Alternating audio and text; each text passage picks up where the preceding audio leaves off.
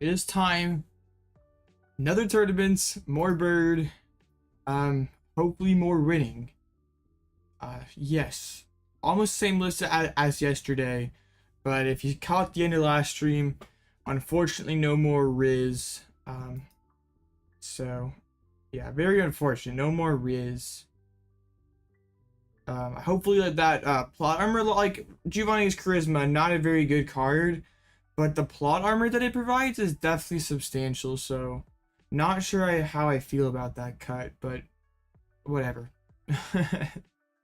We'll have to make do without it. So not gonna be a ultra huge tournament tonight. But yeah, happy Pi Day, all you gamers. Seeing through the 3.14 codes. See the deck on ladder, you hate it? Let's go.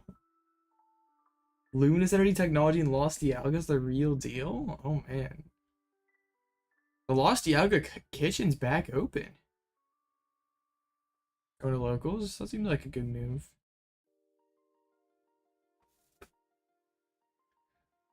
Bullying locals with Lost Dialga. Definitely a solid play. Alright. It's 1 minute past the start time. What is this? I'm kidding.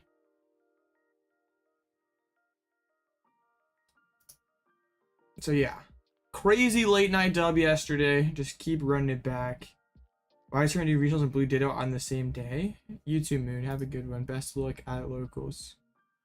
I have really no clue. Cause like, I'm gonna do the Blue Ditto, like, and so many people are registered for Doom, like 54 people versus, oops, that's not the right one, versus like 29 people for Blue Ditto. But I mean, they haven't announced the pricing for Doom yet, but this has like, what, first place $175? Like, even if it's like 100, 200 codes and like a playmat like it was last time, I'm still going for the cash. Like, I'd rather, like, yeah.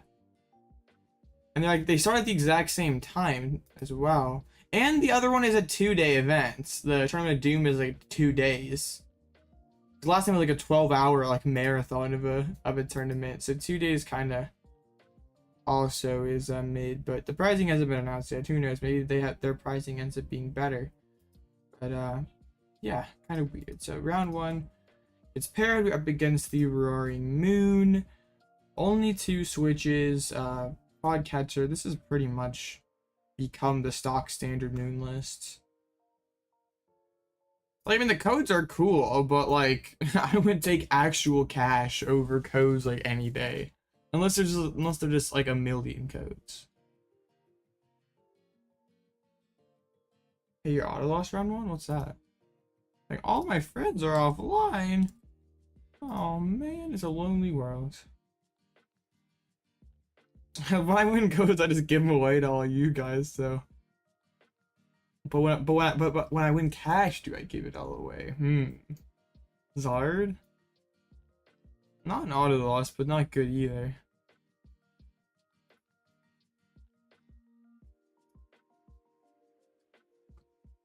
Ice Cube goes hard.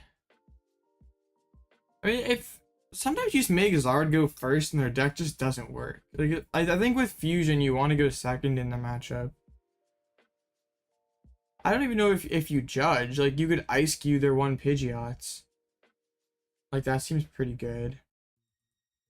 Or 1 Pidgey, then go like box Mew.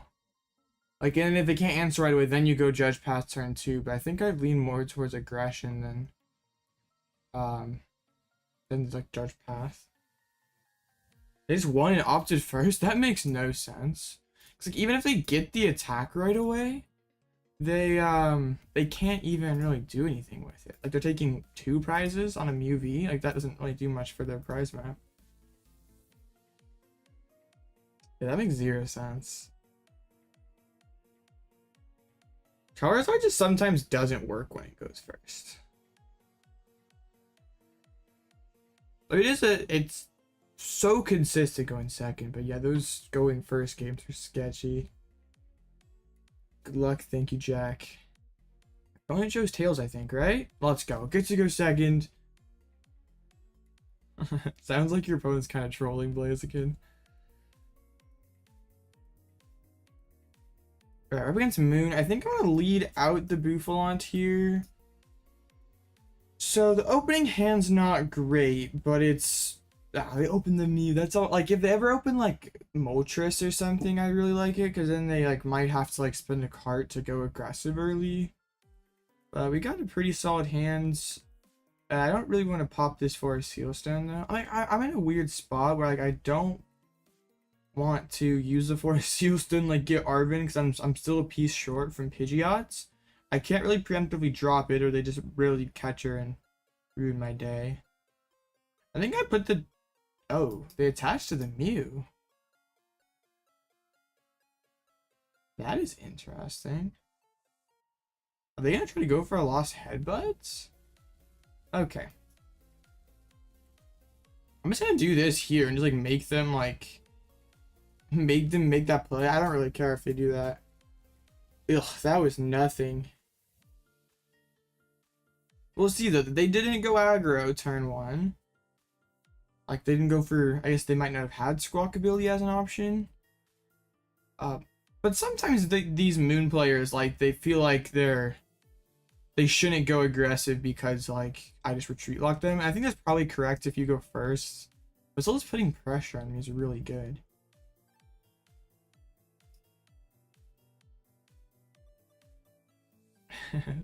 Yeah, like the... I guess they're gonna, like... Okay, there's an Ultra Ball. That... What does that even get them? Another... Oh, yes, Moltres probably, right? Actually, get rid of a Pokemon catcher? And putting energy on the Mew makes it harder for friends like Boss Chase something. Okay, they have the Forest Seal's turn. Restart. And what was that last card in hand? Because it was clearly more valuable than a Pokemon catcher? And Pokemon catcher is insta-playable and could get the Pidgey. So that was one of the cards that they drew. And Pokemon catcher's fake. Had to play Iono. Dang. Tracking shoe. They took the top card, okay. Dire Flame. And, like, they probably didn't have an energy switch in hand prior to the restart. They would have gone Dire Flame E-switch. So I don't really know. And what matchup is the Bouffalant better than the Radzard and the Chi-Yu? It's better in Mirror, better against Tina, better... It can be better against the Moon. I think they're pretty similar, actually. It's better against Mew, but, like, it's not neither one it's very good against. Oh, and better against Gardevoir. Like, Radzar's better against C-Pow. Oh, and this is better against Miraidon by a lot. Alright, they're, like, really taking their time here. They're really carefully trying to play out this turn. Like, they could go for a Lost Headbutt. But then I just, like, trap a Moon. And the E-switch back to the Moltres. And research. Okay, so the last card in hand prior to the restart must have been that research. And then they tracked into the E-switch. Yeah, that's, like, the only line that makes any kind of sense. In this situation, though, when they, like, sort of build their board like this, we're getting lucky with the catchers. Is where, like, Radzard would be pretty nice. Like, clear, like, this one thing. I guess if we're not playing Bouffalant, we'd open the Radzard and they'd get knocked out, too. Yeah, we're gonna get Fiery Wrath, or no, Aura Burn. Fiery Wrath is, signature, or the other ones move, right? The baby Moltres. Alright, well, this is sketchy. Because they set up quickly and were able to play the game without benching one of their liabilities. And yeah, my hand's not looking super great. I liked Luxray, but, like, it doesn't even really make sense. I think I promote Rotom in case of the Raihan top deck. We can go attach retreats. Yo, okay, that really, really helps. Okay. That is massive. So we get the Pidgeot. And then what? Pidgeot gets us... Could be an Erika's invitation this turn. Yeah, I don't hate Erika's here. It's either Erika's or Sisters. Honestly, Erika or Sisters might be better. You can you can keep that one. We know Squawk is in deck, so I guess there's that. All right, go into the Lax, pull up a Roaring Moon, and we instant charge. If you want, I already playing the Giacomo. If you wanted to play Tomb, cut 4th counter catcher.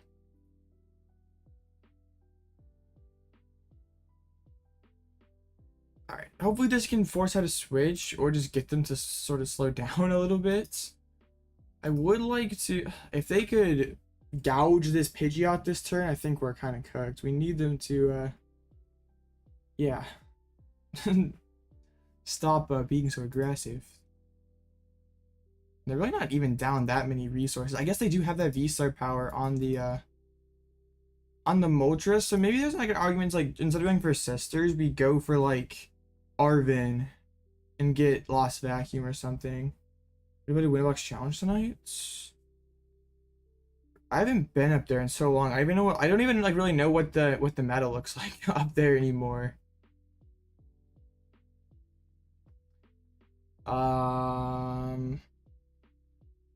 Feels like a mid Rhydon kind of day.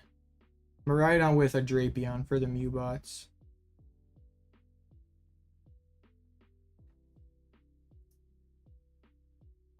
Alright, they're gonna restart. Okay. They go Moltres KO. I think they probably go for a Seal Stone boss, knock out Rotom. I assume. Unless the boss is prized, that'd be the only reason not to. So 1 card left. But they play 9 energies, so they can have 3 on everybody. There's the research. That's no boss. But they discard the Morpeko. It's safe from Echoing Horn. Another Forest Seal Stone. If they don't pop the Forest this turn, I probably try to seek out Lost Vacuum.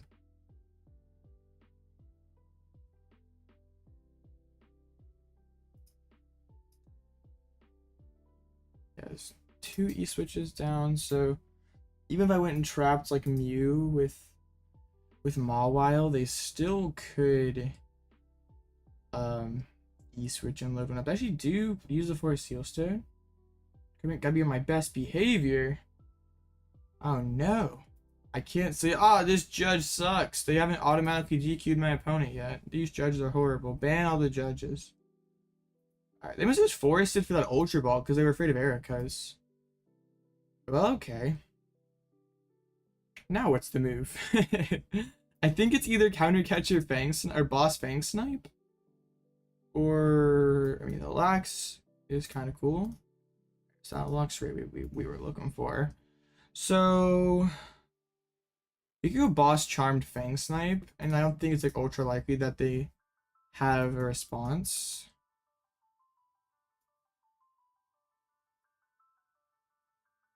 And then yeah, this forces them to gouge maybe. Relax. To be honest, we can cape the Snorlax. Alright. Hopefully we can hit that other switch card. Does give us information on the hand as well. No, we can't play Judge anymore. Oh man, that is... Okay, that's boss's orders. They do like Sada plus attach. No, I guess they don't. Alright, definitely the boss's orders. They only play the 1 boss, right? 1 boss, 1 Pal Pads. So, okay, that's great.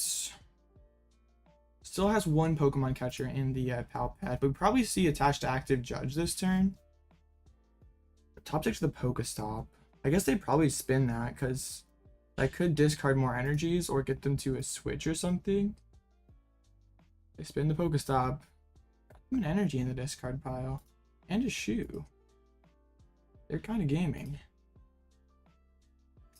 That always scares me when they take the top card. You know it's good. Oof.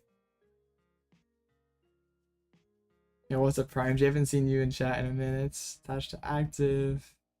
At least there's no boss. Visada. I mean, with an E-switch, they could go gouge. That'd be really, really scary.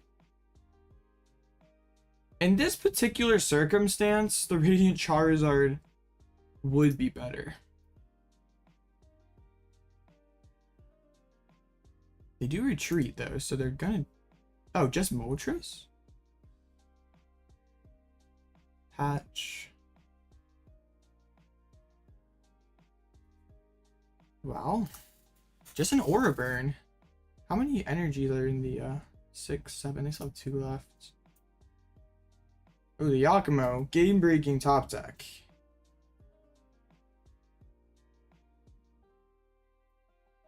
Wow. I think I like Penny plus Counter Catcher here. Does let me instant charge too. Okay, let's... And the cape on the Lax is kind of awkward for them as well. Let's drag up the Mew. Force them to find their gusts. I don't think we bench the Luxray all over again. Let's press instant charge. Find all the pieces off Judge Path. It just be that way sometimes. Okay, 1 switch left. 1 potential gust left. And still 4 prizes left. That was a pretty nutty Pokestop. That is pretty good.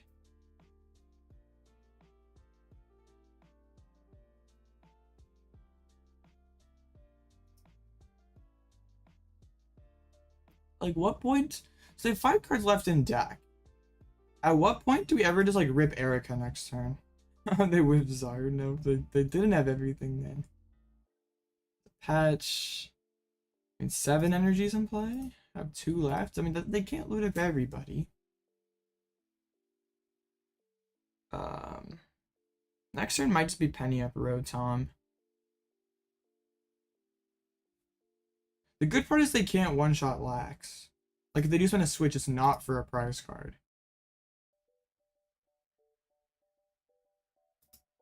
They haven't Pal Padded yet either. They play a Judge. They didn't want to play the Pal Pad. That seems like a pretty big misplay because now Sisters can get them. Yeah, I'm not sure I like that. Ah, they drew the Squawk and were able to discard it. Okay. Pal Pad back in the boss and the switch probably. Boss and Sada, right? Yep, Mew for 2. I think I go Mawile here. I leave them the Pokestop.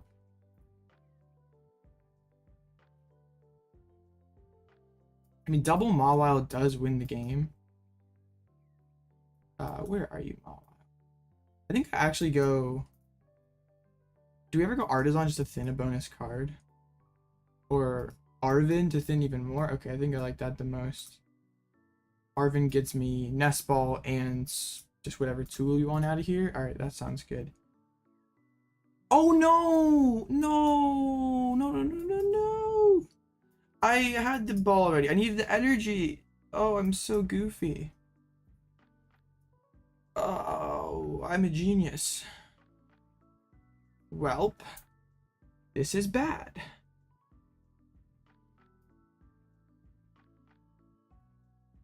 Oh man, I did not do that right. Dang it. Okay. Well, this is fine. You won. Great job, Blaziken. Oh man, I've got tilted over that. I quick search for the wrong card. Classic noob mistake. Alright.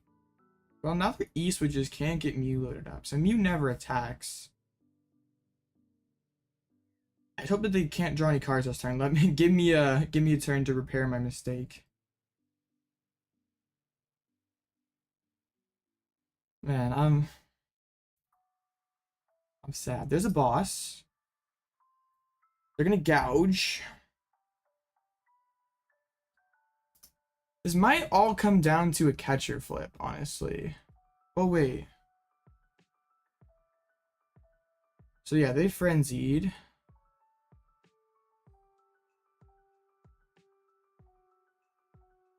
If I could like Penny up active, I'm pretty sure I win. Or Penny up's Rotom, I'd win for sure. Dang. I need them to Giacomo, I don't need you, buddy.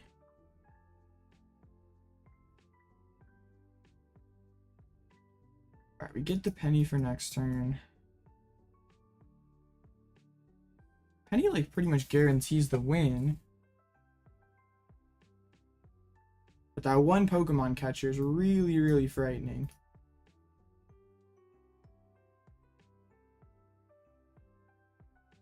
Will I ever bench Pidgey again? Honestly? No, probably not. Alright, let's do that. Let's do this to maybe get closer to... Alright, that didn't really do anything. Well, I guess it thinned, right? Don't instant charge. Tempting trap. So now they have to switch cart. Oh, I didn't bounce the stadium. I'm totally playing like garbage right now. Man. What am I even doing? Hello, XR, Joss. Lost Vacuum the Cape? No, Cape is good. Yes, they flip tails! So now Rotom's safe. No, the Cape is good. Because if they gouge it, they only take one prize. So I don't really care.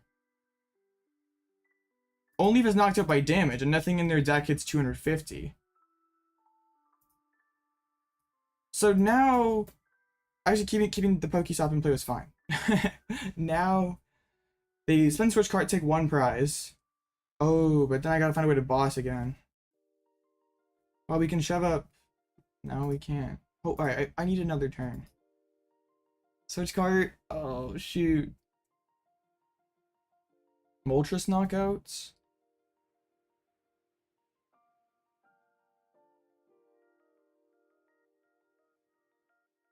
No, they're gonna get rid of my... Get rid of the Pokestop. We the top deck and out to Gust then. I literally have like no outs. I have like one. I think I kind of trolled this game.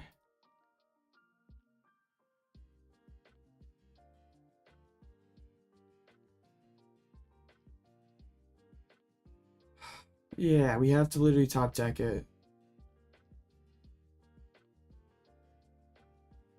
I think Raihan grabbing Penny doesn't make any sense anyway, because like I lose the game to Gust that turn no matter what. Like even if I penny it up, I still don't win. I still have to find Gust again. Wait, they left the stadium in play. That is so bad. Now Cyllene hits one heads, and we win. Yeah, that Arven turn was horrible. Come on, Cyllene. Come on. Yes. That was a hard throw by me, and then a harder throw by them. There's only 2 switches in this list, right? 2 switch card. Okay, we can just get like sisters or something. Well, no, it gets milled, so that doesn't make any sense. Yeah, leaving the Pokestop in play was a Oh! Alright. Wow. Just wow.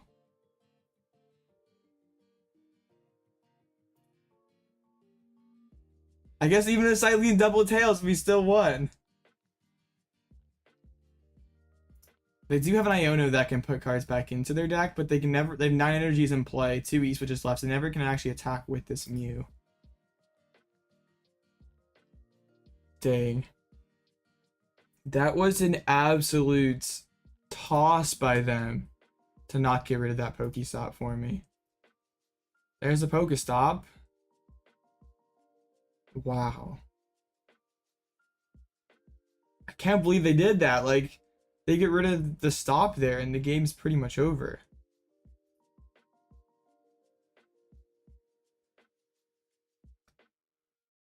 Double E switch. Oh no, they can use collapse, chat. Except they can't. Okay, they give us a thumbs down. I think that's a good sign. Let's go. I definitely didn't play well enough to win that game, but it's fine. Gotta make it interesting, right? The Blue Ditto paid actor allegations will never cease, but it's fine.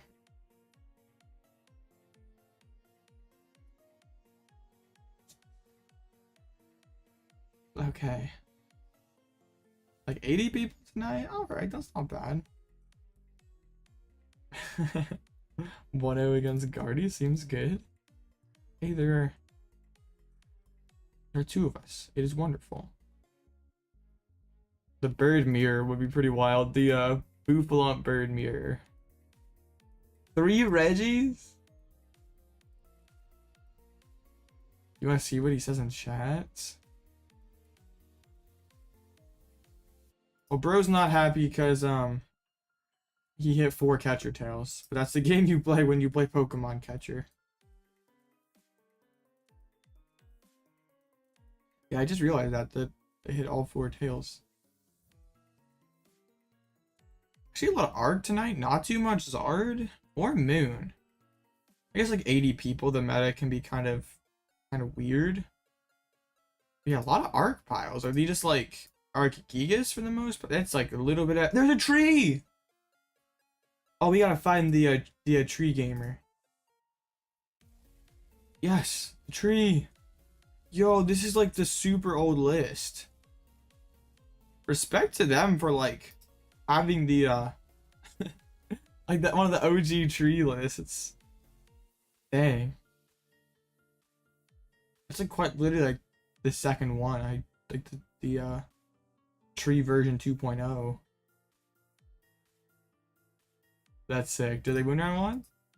Okay, they're against Zard. They're cooking. That's cool. Yeah, it's like literally a ghost. I think it is dead. Okay, I don't like seeing Fusion Mew higher on the play rate, but okay. 2 and 2, I can manage that. And is there only like 1 Miraidon? There's like 2. Miraidon, Alecki. People still play that deck. It's crazy. Alright, cool. Both Dawn's lost. That's wonderful. It'll be interesting to see if Miraidon like actually shows up in Vancouver next weekend. Like if it, or is it just like dead? Because I feel like these last couple like tournaments, it's like on paper seem like a good play, and like it probably gets even better if there's more people playing bird control. But it just still can't get the results. Yo, is that Quad Burnett guy? No shot. Wow.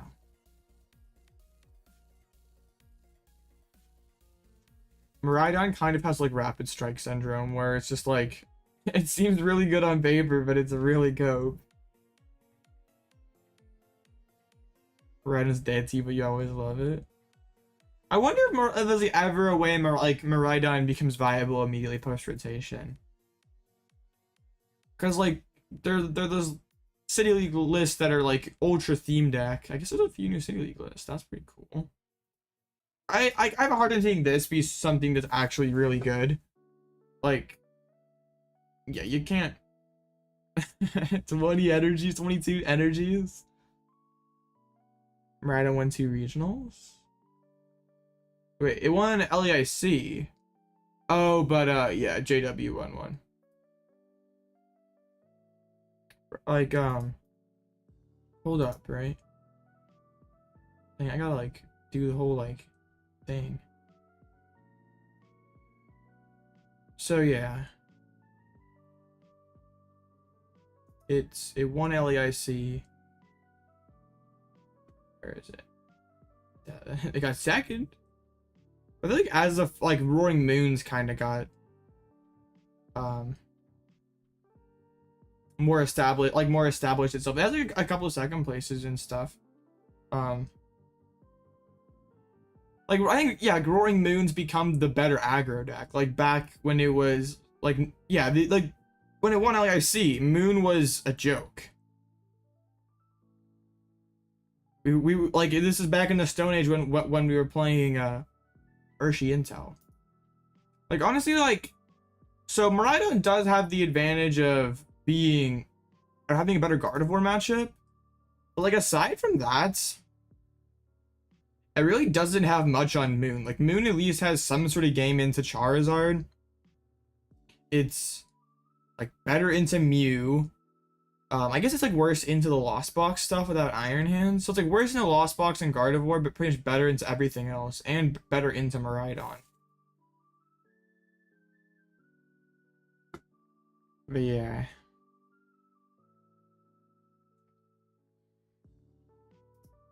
Also like a lot of top players were playing Miraidon early in the format. And like I feel like there's like a lot less. I guess that like Azul in their group played it once, right? It just feels like maybe like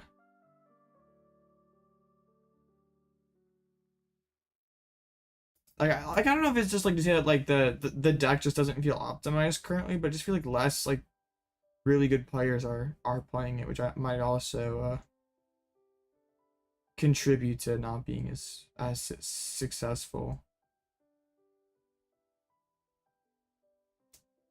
Yeah, but like I think if it like honestly like Vancouver doesn't seem like a bad meta call for, or Miraidon doesn't seem like a bad meta call for Vancouver. The Arven builds? So what are you Arven for? Like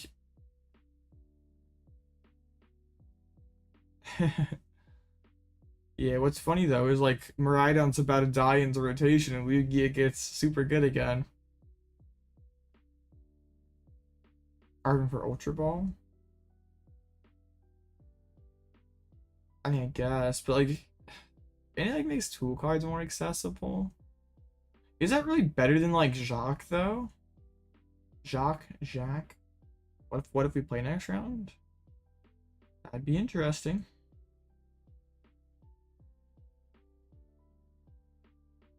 Guardy versus Sablezard, that is a longer one. Man, imagine if you could like Arven for a Forest Sealstone. Yeah, Jack does stuck without Ultra Ball. Who'd be favored? Probably you. I don't know what your list is exactly though. Like if you like Turo and stuff. Oh, you do? Ew. That's kind of bad for me. I think you'd probably be favored as long as you didn't just throw.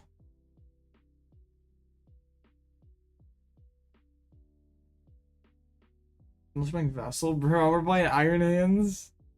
We're one thing I kind of don't like about like just like these Lugia Chinchino builds that are just like, I mean they are doing well, but there feels like very little room for innovation. Yo, this isn't Arven builds. Arven lets you play max belt. That's kind of hot. And Vitabam, I guess, helps versus Moon. Where does the max belt matter though? Like, is there some sort of damage breakpoints? That's interesting. Using Cape though? 250? Yeah, I kind of actually like that. Arven does make one-ofs like Vacuum a lot better too. Like, Vacuum against the future Iron Hands deck. I guess, yeah, this will let you hit an Iron Hands for 230 or a Moon for a KO. Alright, next round's up. Up against a Sablezard Moon with the Crisis Punch. No Diva though. That's good. Only one boss. They got the Mawile. Bro, Mawile without Pidgeot is so cope. Like, I don't understand why people do that. Because, like, you're a Lost Box deck. You draw through your deck.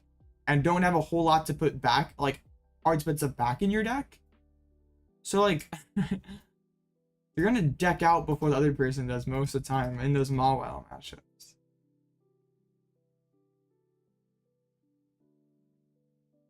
We're not playing Master Ball then. Rip. To be honest, Master Ball is like... Make me stay at table 1. That's like something you actually can do in Limitless. That'd be funny. Your ones use Squovit instead. Arven for Prime Catcher sounds pretty good too, but Max Belt, Max Belt is, there's like actually probably some stuff there.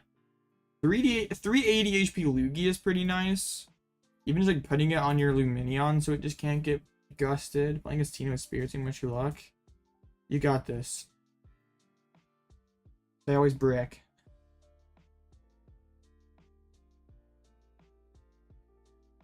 Wow, that'd be funny. Like literally put someone at the bottom table when they are literally like, would they face? They would still face like someone with the same record, right? All right. So yeah, Lost Box Moon. I feel like the Bouffalant should be actually pretty good in this matchup.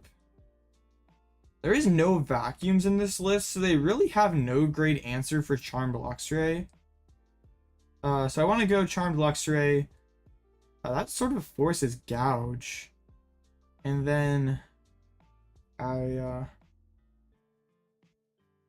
yeah, if they do go Moon using K Bouffalant, it's probably the response. Okay, in those single price matchups, yeah. And like, they make me go first? That I prefer to go first. That's what's so funny to me, is like, people like, I guess like their deck wants to go second, right? Oh, they open the Radzard. That's really bad for them. But I think people like opt second against you and like think that it's like a detriment when it really isn't. So we have all that. The Bouffalant's in hand. Got Penny. We had to price double Arven. Forest is in there. The price like double Turbo as well. Alright, some kind of gross prizes, but it's okay. New hits are killing you. That was an entirely useless instant charge. Luckily, with like no vacuum in the list, it's really hard for them to ever, what's it called? Ever like Sableye turn 2. And like without retreat as well, they have to burn a lot of switches. But killing Pidgey would be really good. They actually lost soon a Dark Energy. That's awesome. They're burning through the switches. Dang, next turn's looking like an invitation instant charge kind of turn. Manaphy. Oh, yeah, they want that one far, far away.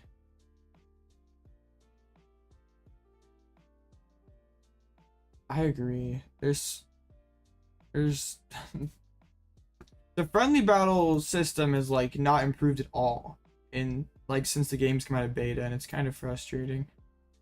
That's good. That really slows them down. Their hand's entirely dead, and they can't move that little guy. I don't really want to vacuum away their Artazon and give them another Lost Sin thing. Still can't find anything off of instant charge. A little frustrating. So they had the top deck, the rope. I guess the Rotom. Yeah, I don't really have a better other choice. Instant charge has been a lot. It's been 6. I mean, the Stormy's okay, but every other card's been bad. Why didn't they Artazon out of Cramorant? Dinning is winning. Pokegear lie. Let's go, Pokegear's fake. So their hand's dead again. Or dead still. Super rough, bro. Let's get done, Luxray. We can get the energy on it. Then out another card. I mean, pricing double Arven doesn't really help. Dude. Instant charge is so fake. I mean, a Penny is cool. We could start Fang Sniping, but then for Fang Sniping, we're not Not instant charging, which sounds kind of bad. Do we penny up this Rotom and go into the other Rotom? I feel like, I mean, this one is not wanting to do its job. Bro's being lazy.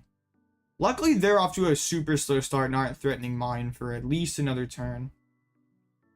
Got back from school. Let's go. Another Pokegear. Roxanne, they can't even find a chorus. They had to prize multiple chorus. Now they're checking. They're like, hold up. This doesn't quite add up. Alright. Come on, instant charge. Ultra Ball.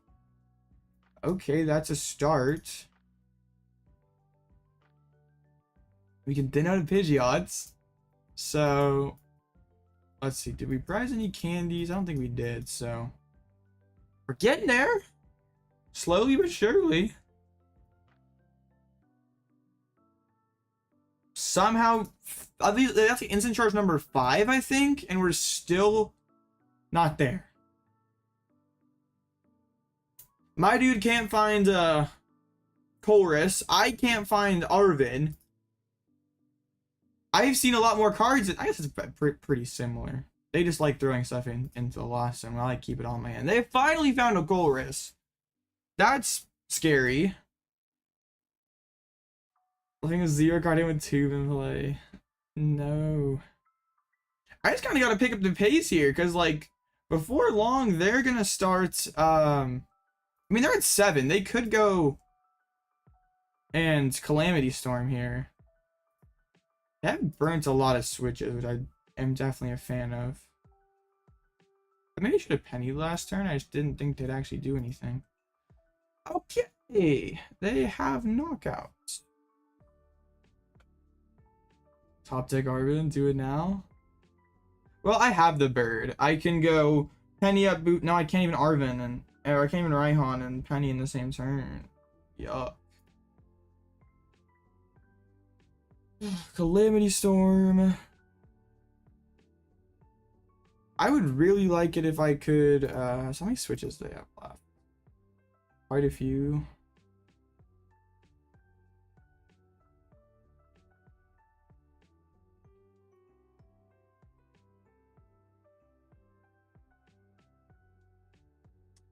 I don't know. This is already kind of spiraling out of control. Bruh. I don't understand.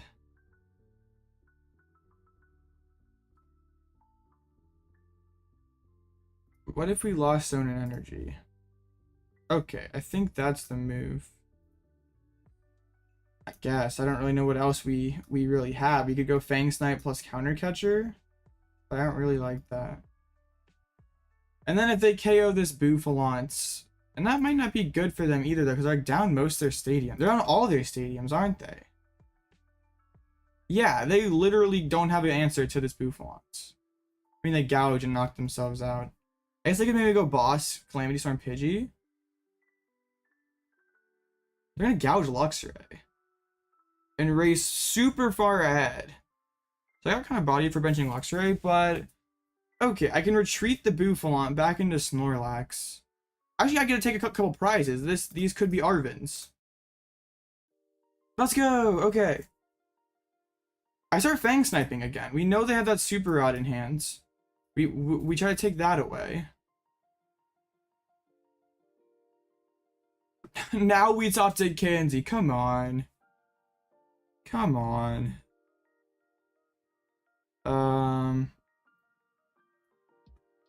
Super Rod back in that thing. Mountain it back down. Iono 2 does sound pretty good. Now we top deck it as soon as we fall super far behind.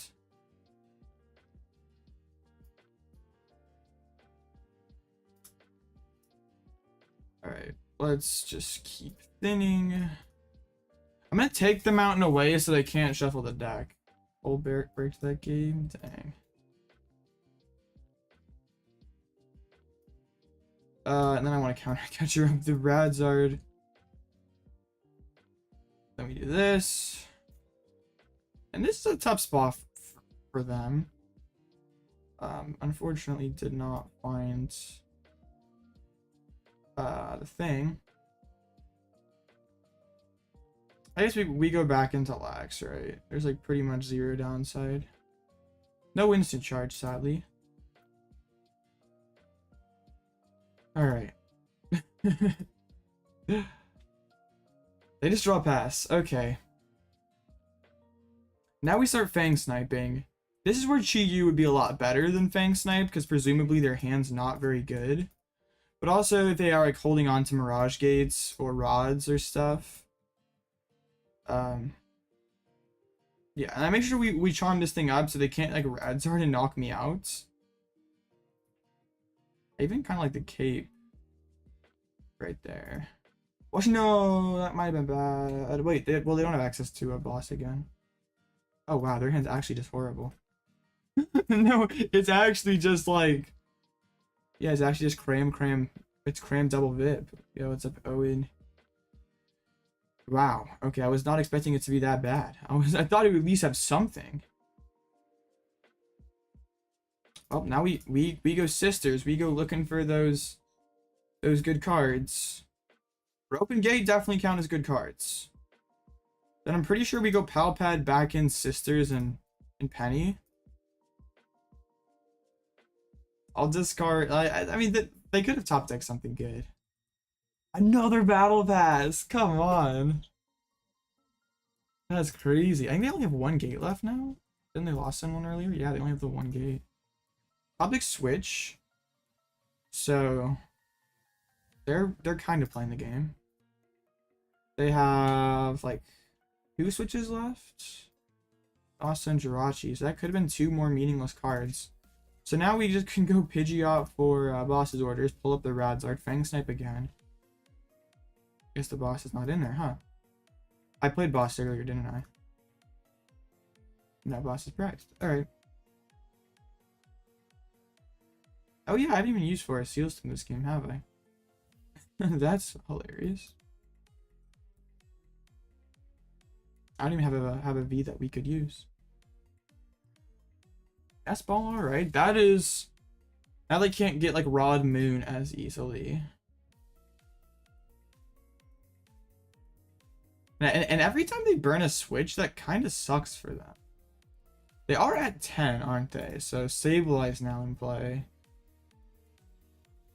Okay. They top like Mirage Gate. And they sort of, yeah, just have to burn it.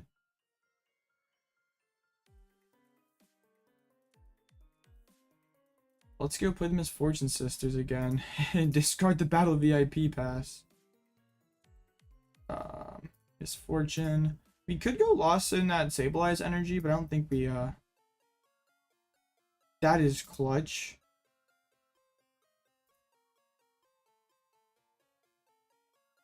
We still have a rod left. It's not over.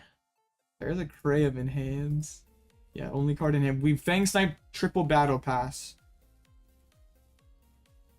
They bench the Cram. And pass. Move the energy away. We're gonna get there.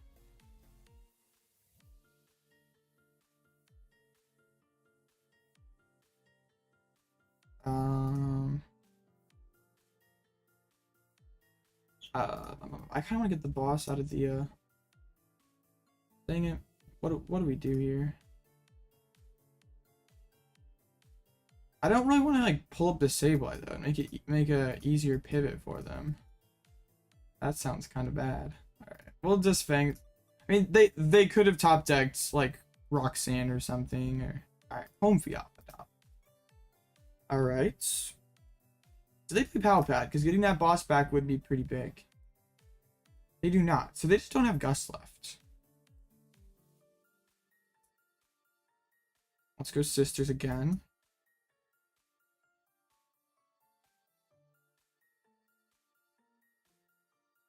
Hisuian. I'm just going to bin it anyway because Jack Out is our win con.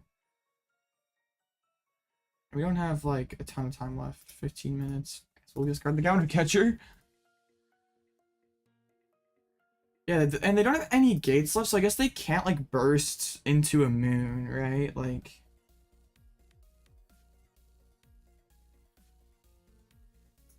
yeah, it takes moon 3 turns to develop, which is just never happening with Bouffalant. I do really, like, want them to spend the switch on the Radiant Charizard, though. I don't like just chilling. Or, like, if we pull up the Sableye, they could go attach retreat, I guess. Alright, that's awesome. Don't need candy. Don't even need Nest Balls. Yeah, they definitely don't have too many items left. But if there is that Super Rod remaining, that'd be a really good hit. Or did they lost them their other rod? No, they still have it. Wait, do they even have any energies left? Attach the Crisis Punch. They don't want me to have it. Well, they should never do that, because... Alright, now... Alright. Let's take out the Sableye. Well, the Sableye's energy, at least. So even if they have a switch that's not an attack...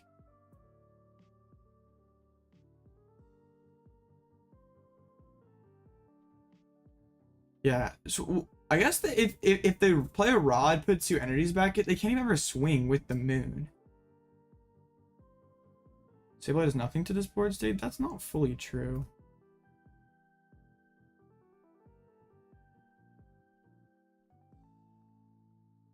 Alright, I'm just gonna put the Pal Pad back in. I can just kind of chill. Even, I don't really want to knock out Sableye, though, and give them Counter Catcher. So...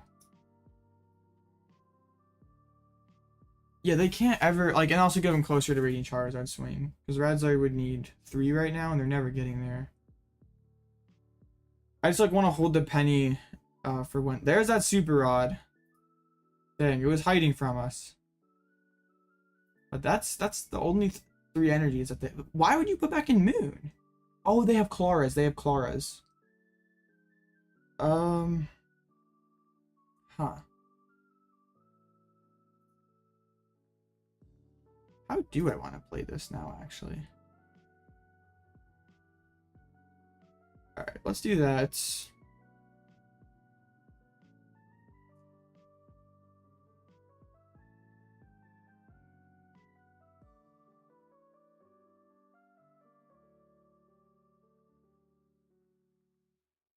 Okay.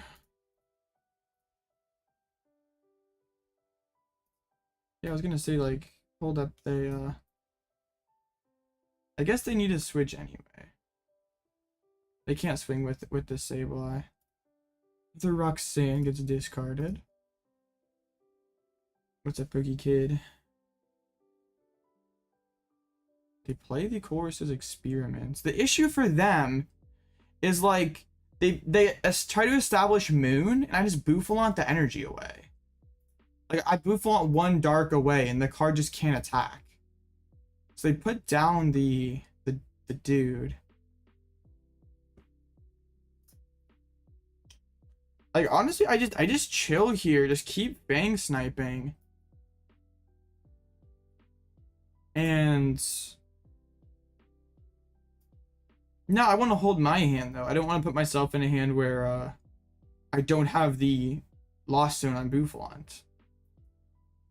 Alright, we'll just put Pal Pad right back. Let's all win. I'm gonna try to. And, like, really, Clara doesn't even really do that much for them. I don't know where all their Claras are. They're not here. I can't knock out this Sableye. There's an escape rope. We go back into the Snorlax.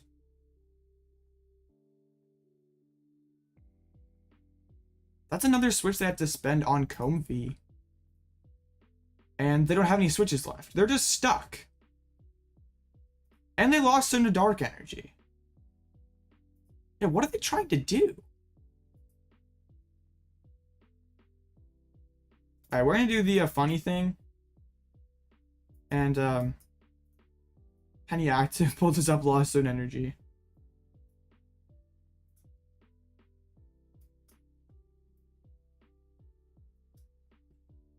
All 4 darks are in the lost zone, right? Bouffalant's so broken. Yeah, all 4 darks. And they have to pay 2 to retreats, which they can never do as long as Bouffalant's in the active spot, so pretty sure we can just draw pass until they deck out.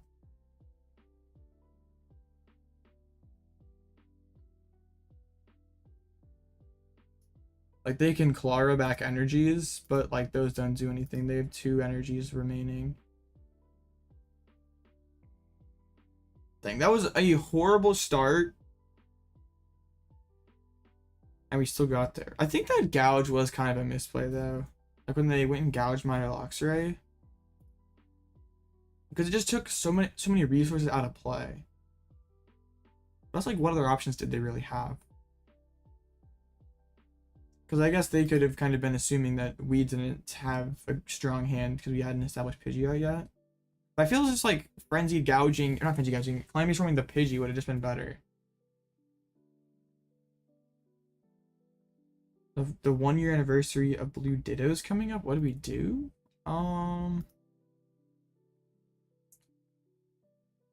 That's a good question. What is the move? Have a birthday party. That's what most people do on their birthday.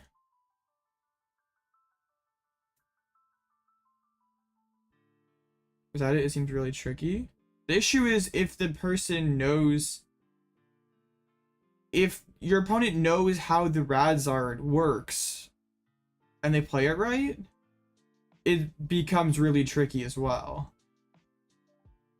I mean, either way, the matchup's not like something I want to be sitting across. Like, it, not a great matchup.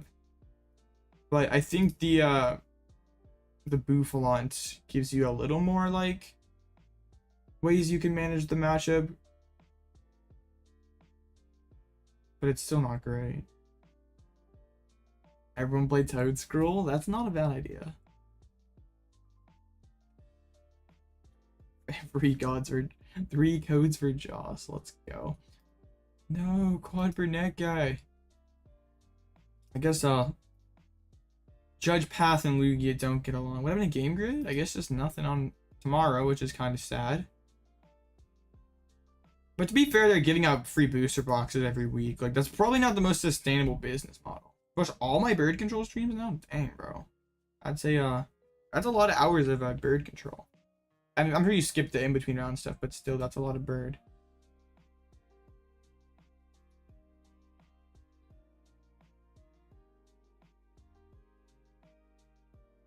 Took 3 days? Okay. Yeah. You want a booster box? Me too. I got 9 packs of Temporal Forces banked up on Game Grid. I feel like, once we get them, I gotta open them on stream.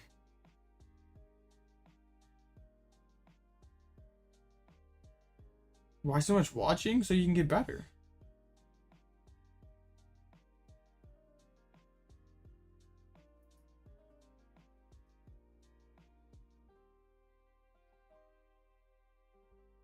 Okay. What, let's see what other, well, I don't know, well, they're not really, isn't too much to see. Like, Dark Pile's one, Tsarena's one, Espathra one, some goofy stuff getting round 1 dubs. Reggie's versus Espathra. Yo, the bird control mirror, but XR would have the Bouffalants? Oh, man. Cooked Blaziken. You can put down your Lost City all you want, but it ain't gonna work. Dang, wild Espathra. Okay, let's see. There was some other silly stuff with that round 1. I mean, Palkia, that's a little less silly. Both the Tsarena's one. Tsarena is 4-0. Oh, you shouldn't have leaked that, XR. Dang, man, it's the Tsarena sauce. Sounds like you gotta play Buffalo too, Blaziken.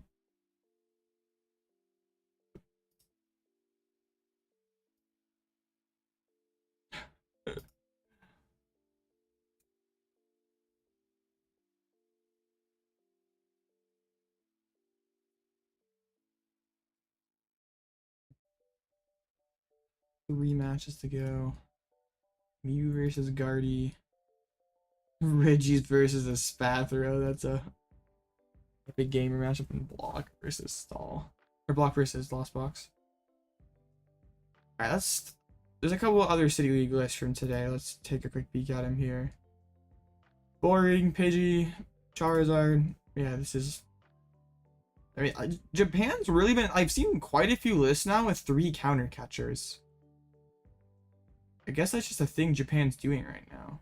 Because usually, like, last format, it'd be, like, 3 boss 2 catchers, but they, like, flipped it. Kind of interesting. All the bad Charmanders? The one that discards stadium sucks now. There's no good stadiums to discard.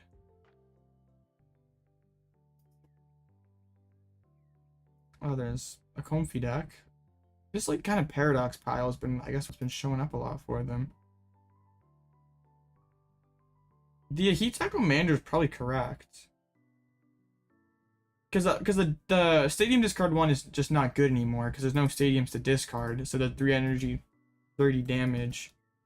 And like, Guardy's worse, so do you really ever need Ember anymore? So I think it probably is correct to play 4 Heat Tackle Commanders. Yeah, I think if they're more committed to being behind, then that could be it. 60 HP? Bruh, if Lost Mine is wiping your board, then you're having a really bad game.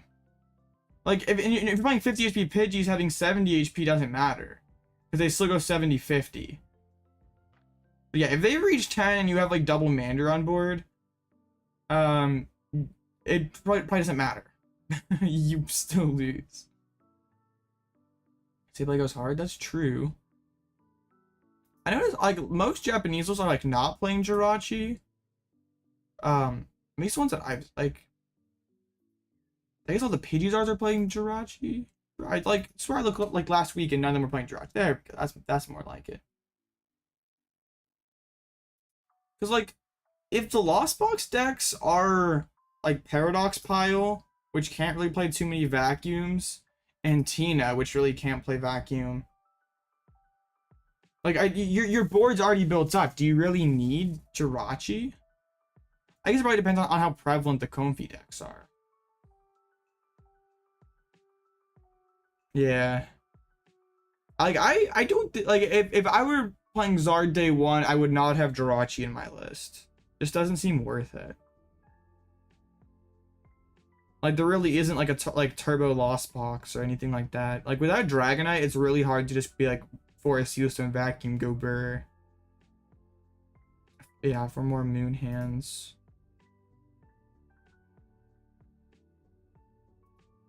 We'll see, though. We'll see. So yeah, only 3 that we didn't see, that we hadn't looked at yet. I don't remember seeing this one near the top. Wait, what? Why are we still playing Spiritomb? Bro missed the memo that Mew rotated. Huh? Bro does not like Rotom. Like, don't you want them to bench Rotom? So you can just amp it for 3? Yeah, I don't know about that one. Something doesn't add up here. We tell the Mew players. Nah, Mew's undefeated next format. You don't understand. Oh, shoot, next round's up. Okay. Broken. We didn't miss. Up against Snorlax Stall. There's a very good chance Mew does not win a single game at the USC. But you know what? It's not going to win a game. It's not going to lose either. Too broken. Against Reggie's? Did they play water? Because, like, I think you can probably just retreat lock the Regice, right? Easy dubs. I hope so.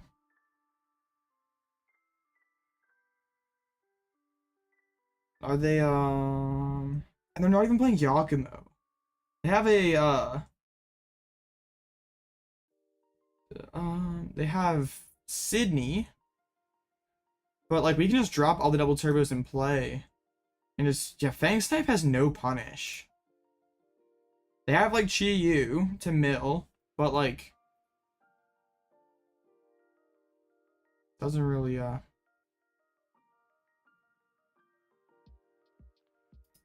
Blaziken, why are you like into the game already decided bro's not drawing anything? Come on.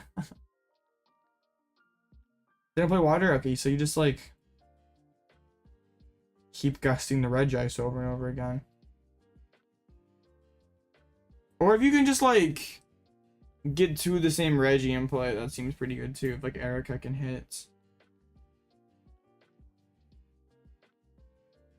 He was bad. You has a plot armor buff in Europe. Alright. Get it. I've been facing a lot of Snorlax stall in these tournaments lately. I'm not complaining. Yo, Sniper, did you put it so I'm always at table 1? Or is it just back-to-back rounds I'm at table 1? Is it a coincidence or is it rigged?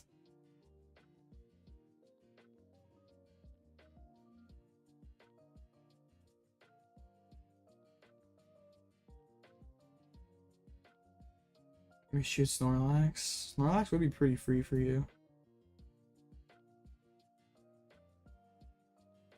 Well, I don't know. It depends if they have Tomb Giacomo or not. Bird control with Tomb Giacomo, counter catch your Luxray is so epic gaming. Streamer plot armor. I know, right? Alright, they get to go first. Or do you just like... No, you're playing Chi-Yu. You can't even like forest on it. Because I think they're like, if you're playing the crab, there's like an argument to like, okay, I'm just gonna go second, I'm gonna hit middle right away, and I'm gonna hope that you draw a hand slow enough that you can't like respond. But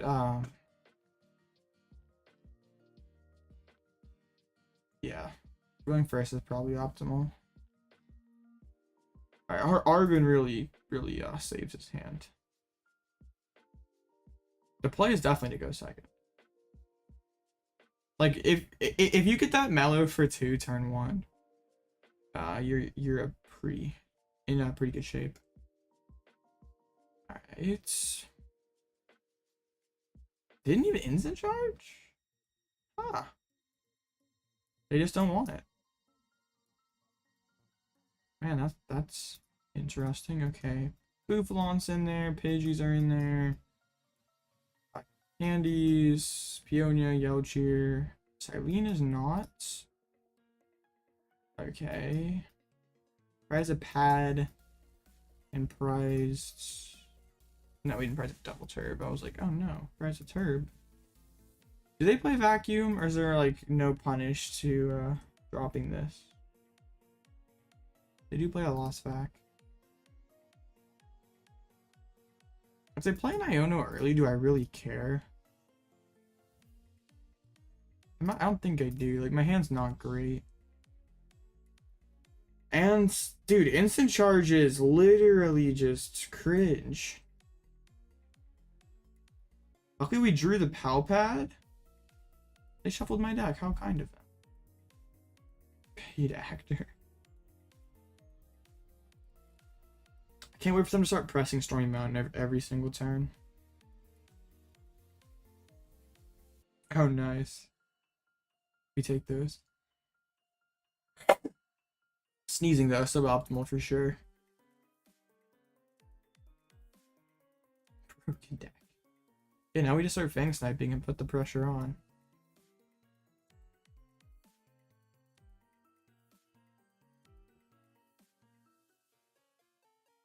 Actually, I don't even use this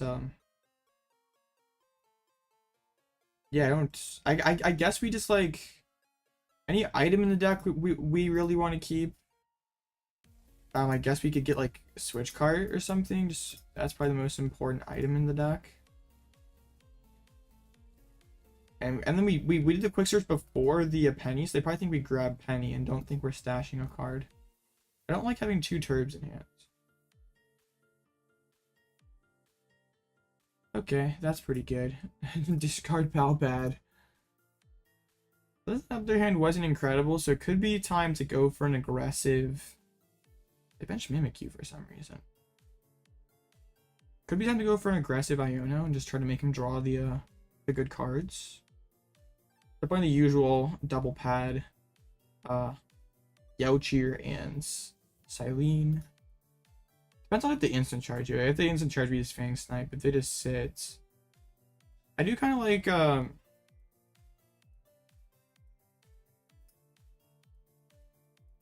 like getting the Buffalo loaded up though.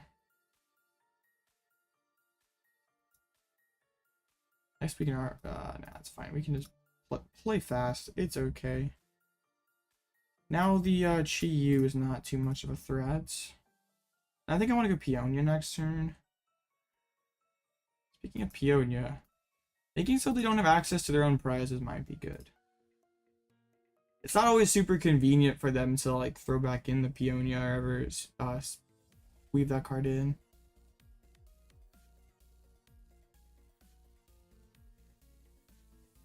They play Iono.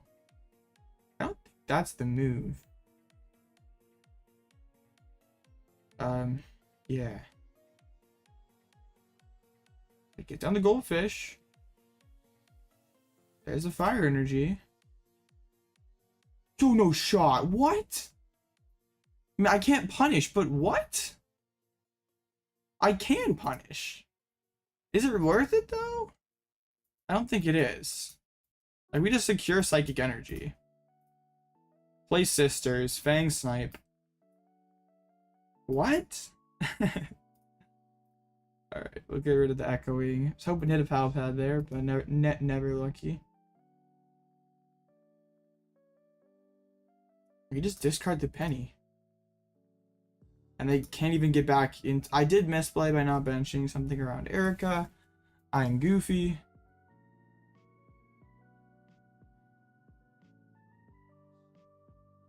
Oh, they gear into the Penny. What an elite gamer. I think they tried to Erika first, though. No, they're just gonna go for it. I don't know why they're benching their guys again. I guess they want to play on Erika. That's right. Alright, well, we do the thing. Lost in the 1 energy.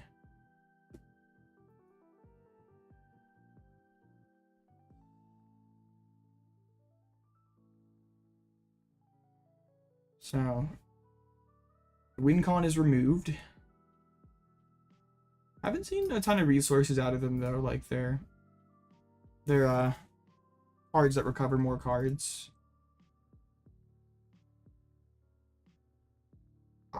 I don't know how like what's correct for the stall player to do in this matchup. Cause like yeah, as soon as they put down the energy, like I'm just gonna get rid of it. Like, I'm never gonna let that Chi-Yu get, like, more than 1 mil if I can avoid it. But I'm just gonna Penny, and... Or I can hard retreat, even. Well, yeah, it doesn't actually matter. We can go Peonia, hard retreats. Since they play no Giacomo, we can just hold the thing. On Cyllene and Pad, we can just put the Pokemon back in the prize cards. Hard retreats. Super powered horns time? I don't think so.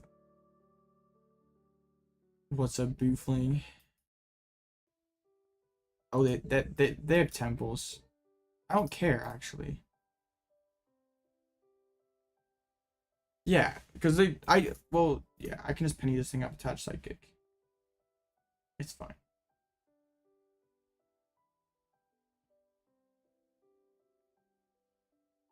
Alright. They think Temple of Sinnoh can yeah.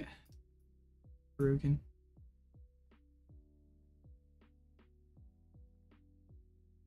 Alright. So anything we want to throw back in? Not really.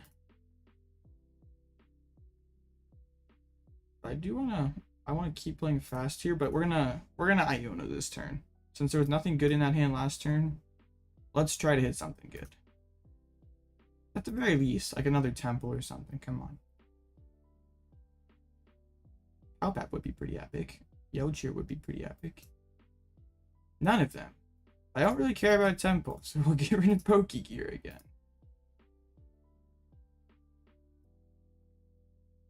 Dang.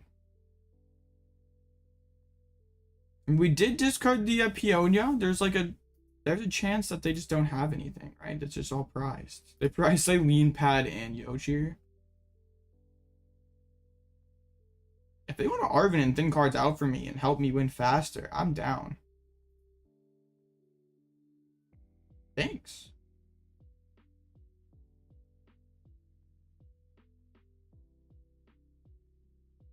Can we just quick search for Stadium?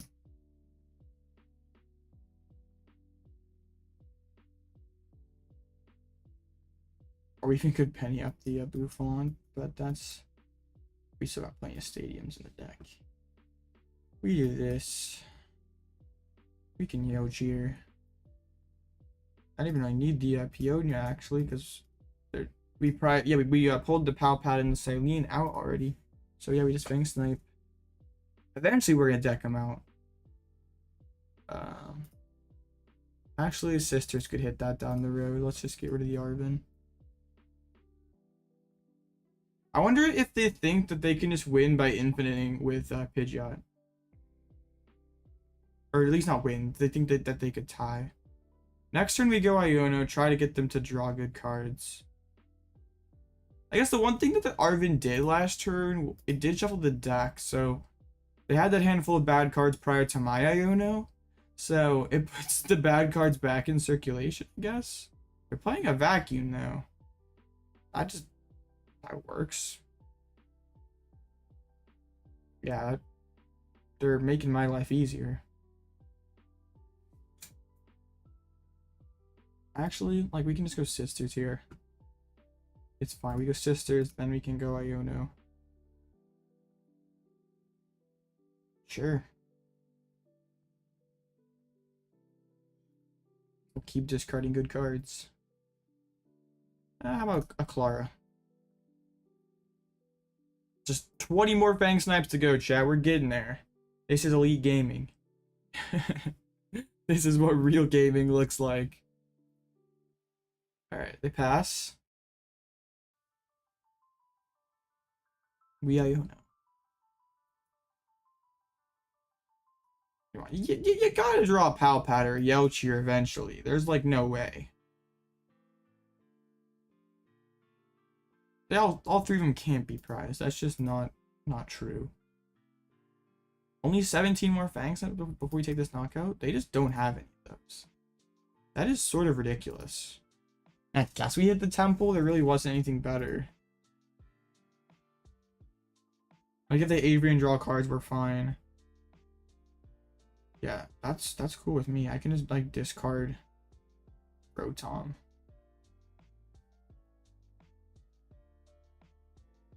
And then they could have drawn into the Yochir or the Cyllene here, and we can get some value there. They put the choice belt on the Pidgeots. It's pretty epic. Don't want to use it though. Alright, Cyllene. Broken card. Cylene's best card in the deck.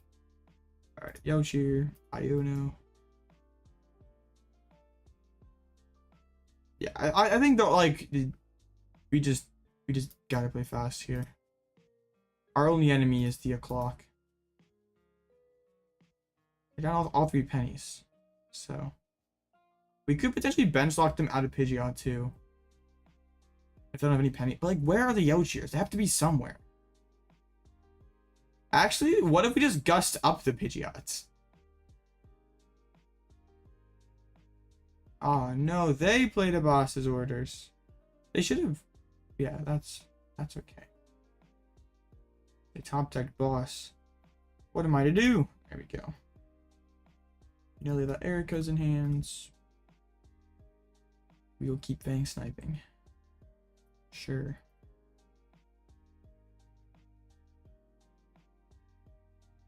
They gotta draw into a Pal Pad or Yelchier eventually.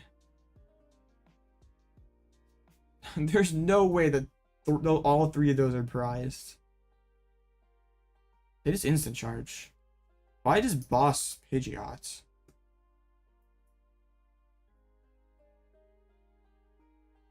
Make them have to find a penny, put back a penny. There's a Pal Pad. Finally. I knew there were good cards.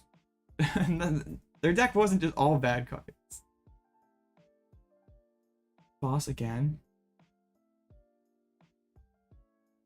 Hey, the more cards you want to play, the quicker this game ends. Fine. Forest Sealstone. Actually using the forest. Could they even be looking for? Like a switch card to get out of Pidgeot? I guess we did leave them a switch card. We didn't quite have them locked out of Vanishing Wings. Dang it, that was such a throw. They just held the card. Okay. I got pennies in there. Lots of them. Okay. Alright. Yes. There. Maybe we actually get the 11 hit KO on this Pidgeot. Why did they do that?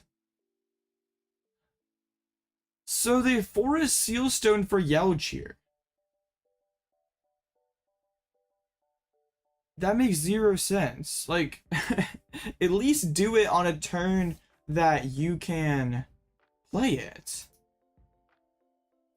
Like, it still probably doesn't save them, but like, crazy. Opponents be trolling today. Well, now we just Iono, and if they have Cyllene left, it gets discarded, and then we can just Fang Snipe over and over again and win.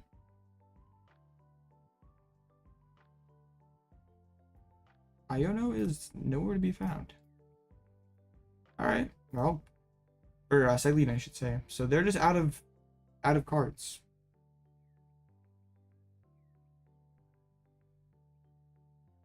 And I just team Yelchier back in the Erikas and Iono, and we can deck them out.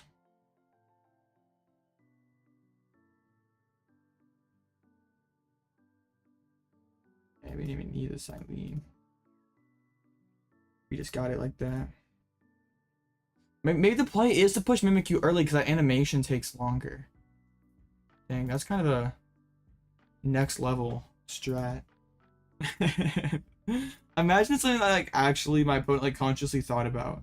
They're like, I'm gonna put a Mimikyu, and then bro just can't. It takes a couple seconds longer, so we tie.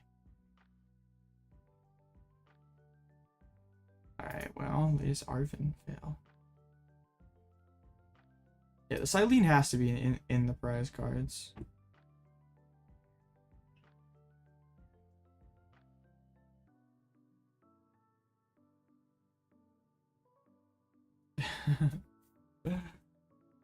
They're thinking about their options here. That or slow playing. Just go for the Misfortune Sisters game win.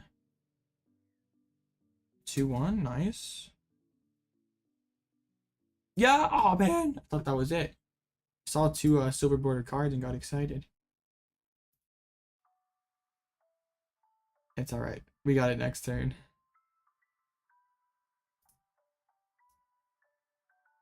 I guess they would have 7 cards total remaining. But we just Erika's down something. And they couldn't Pidgeot loop.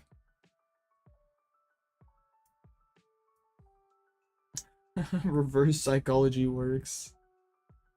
Oh, now we win with Iono. Which was funnier? I think the Erika win is funnier. Nah, it's definitely the deck out with the Iono. Yeah, those two things are definitely go together.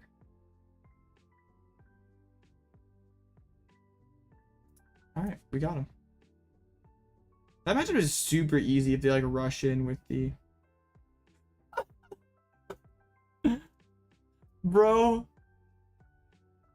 Literally, yo, this is hilarious. Bro literally said in chat, you can't win.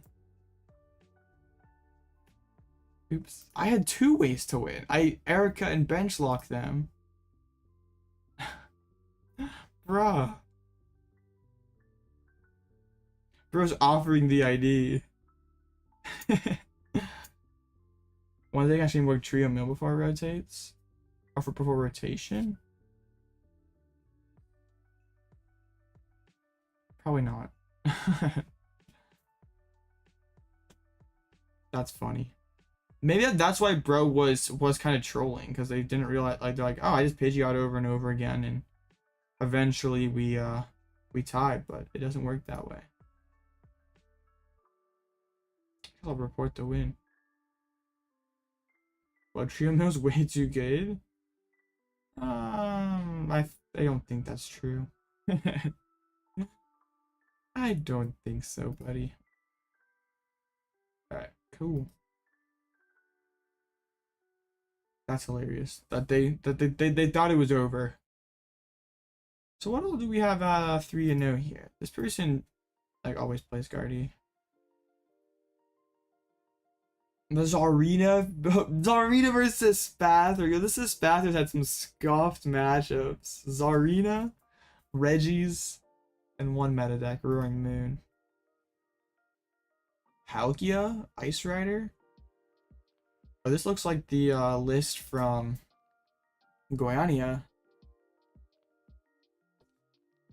A rematch of the Goiania finals would be pretty funny. I don't think I'm actually like really that great into Palk. If they go first in Tomb, it's scary. Both star arenas are 3-0. Do I just auto win this, or is it actually kind of bad for me? So they play a lot of switches, but like also they play a lot of Pokemon that like just get stuck. Like Vanillite gets stuck, Pidgeot gets stuck, Rotom does, even Brave. Like we can spread all their energies out, build the switches. Sorry for Orlando. I am excited for it, but I'm not ready. I'm not prepared, but I'm excited.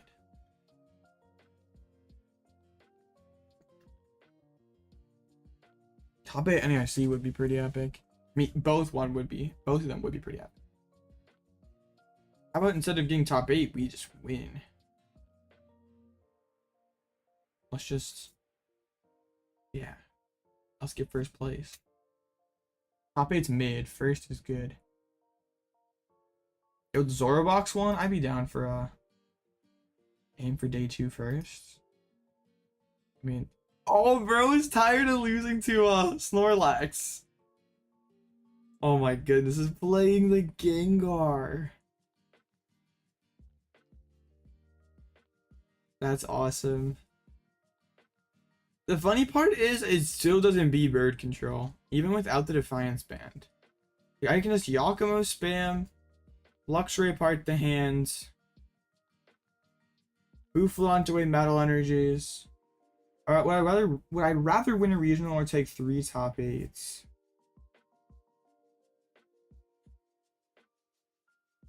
I'd rather win. History remembers winners.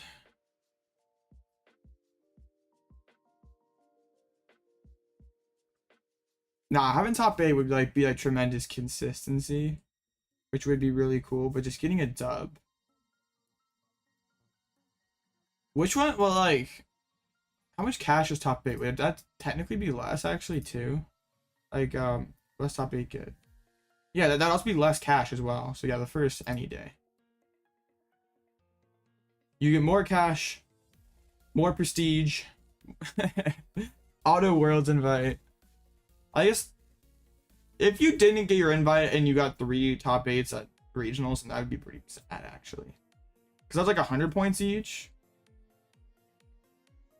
Oh, if you're trying to go farther in the game, like potentially like expand your brand, get into like coaching and other stuff like that, yeah, the dub would definitely be better. But I guess like also the consistency of the top 8s would be pretty nice too. Like you could flex that as well. They both would be nice.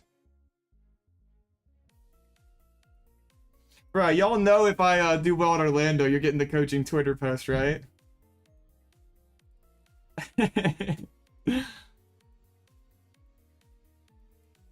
Yeah, the points wouldn't matter. Also, you could like I always have like that goofy pose of you like holding 2 cards. I feel like you should just pick like the 2 most random cards in your deck. And like make like a silly face. I don't know. Just to like troll the graphic. Tina versus Glasses Box. And Tina Mirror. And Quadrant, that guy got cooked by 2 arc files. What?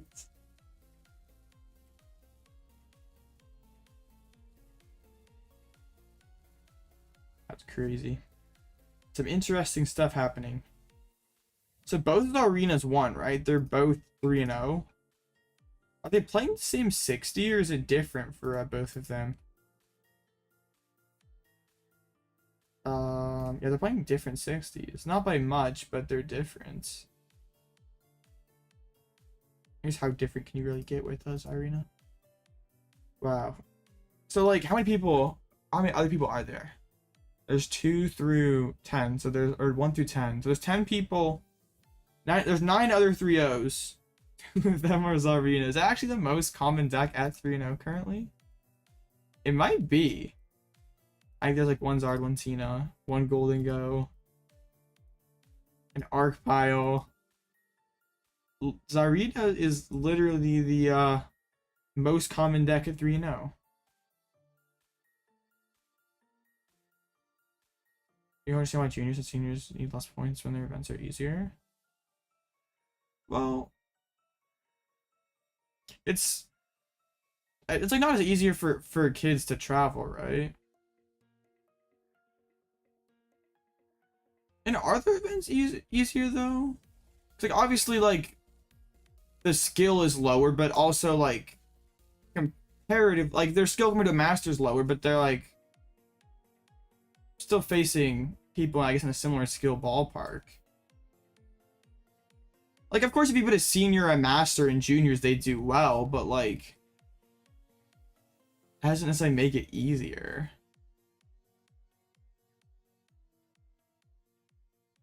Oh, that's talking about big tournaments. I mean, sure.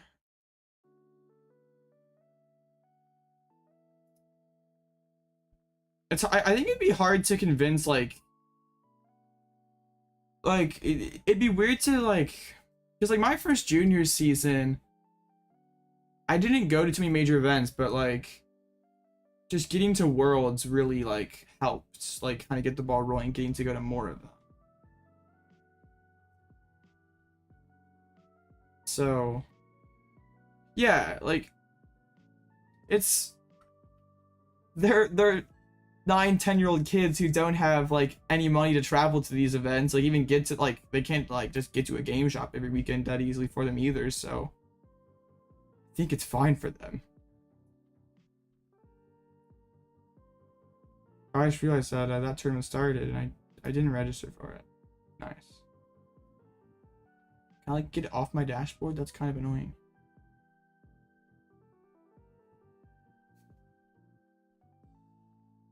But I don't think it would be good for juniors if like you made so they had enough, like if they wanted to get their invite, they would have to go to a regionals. Like that would make it like a lot less kids chasing worlds. Cause I have to imagine like how a lot of kids like get started playing more Pokemon is like kid qualifies off locals, parent takes them to worlds, kid does decently well at worlds, and the parent's like, oh, then like my kid's pretty good at this game, let me take him to more places, and then they do well and it kind of snowballs, right?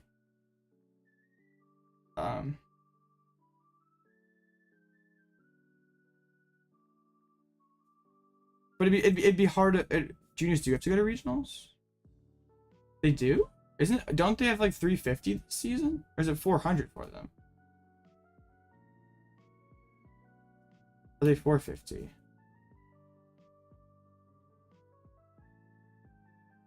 Are they 450? I'm tripping. I thought they were 350. Well, that kind of sucks. 450 is tough. It ain't like it used to be. Dang, I'm not sure that I like that. Oh, this is the Palkia. 350 VGC. It was like my first year of juniors was 200 points. Like, and cities gave out 50, states gave out 100. So it was states had like 15 kids. Oh yeah. Back in my day. Dang.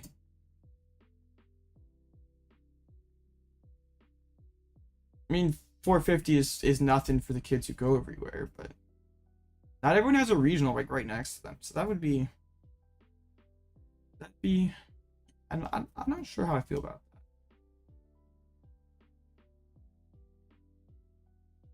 Yeah, they need to get top 3 too. Which isn't like super crazy difficult. I think the harder part for them would be getting to a regional. That's the bigger hurdle.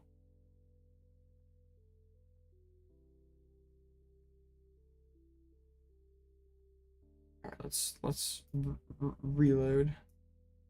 Cries in New England. Yo, so like New England had like Hartford and Baltimore and like stuff in the area last year, but did they just get kind of shafted this year?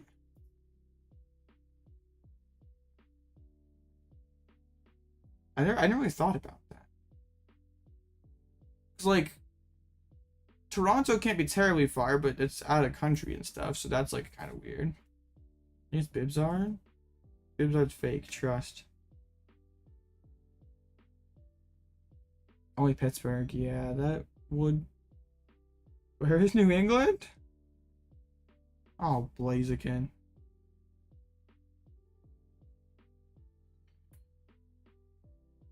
Alright. My game is froze. At 23 out of 42, that's frustrating. Come on, game, please load. EUIC is cheaper than half the regionals? That doesn't make a whole ton of sense. I guess if you were to go to one big tournament, EUIC would be it, right? Yeah, does Arena. I think that's kind of bad for you because they just like don't have to activate your reversals ever, and you can just like do the Braviary play. Come on, please load PTCGO. There we go.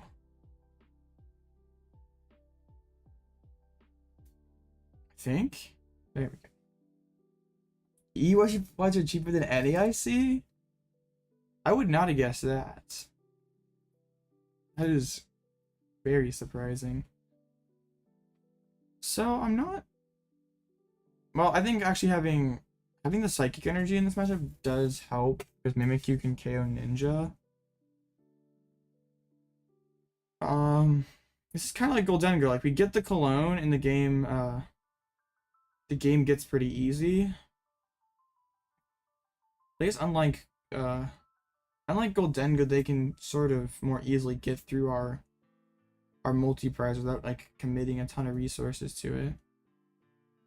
And they have the world's coin. That Pika eating ramen is pretty dope. This isn't. I'm glad we're getting mulligans because that's super sketchy going second. Man, I'm pretty jealous. The Pika eating ramen is sick. If I like top deck Arven, Arven gets me Nest Ball for Pidgey and Bravery Charm for Pidgey. I mean, that's at least Pidgey. They open Mew. Yeah, well, that's bad for them.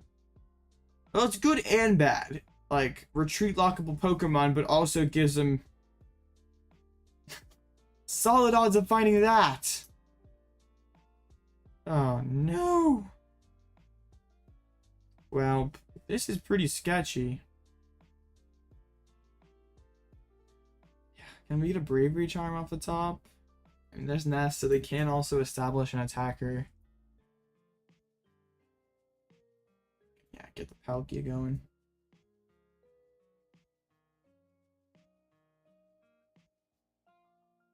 Attached bench. So Pidgey off the top. Do I just like ever go double Pidgey and just like just say you don't have it? They wouldn't need a lot for the ninja play. You know what? That's what we're gonna say.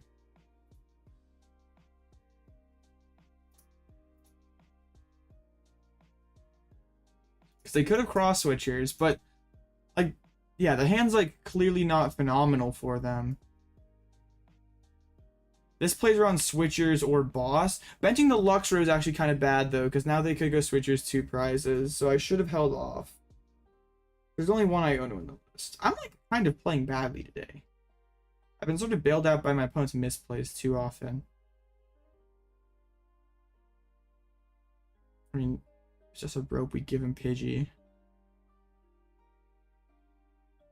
I think they'd rather attach retreat like Melanie. Like, they don't want to have to spend a switch just to take a prize here. There's Erika. That's Vessel plus Ninja. Uh-oh. What's funny is this game is like totally okay if we go first. Like, we have no issues. There's Palkia V-Star plus Vessel. Well, I'm hoping that, I mean, they would have probably benched Ninja had they had it last turn, right? That's what we're hoping.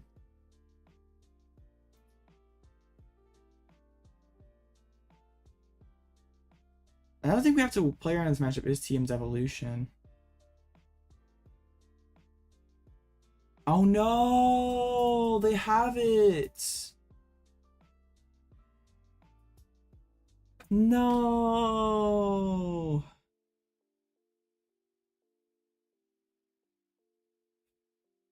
That is so bad.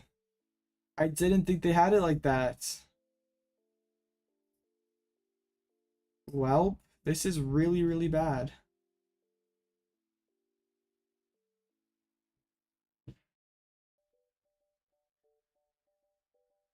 Dang, we'd be big gaming if we were going first. This is easily how the finals in Goiânia could have gone. Well, yikes. I mean, it's not over, but it's not looking so good. Coin diff for sure.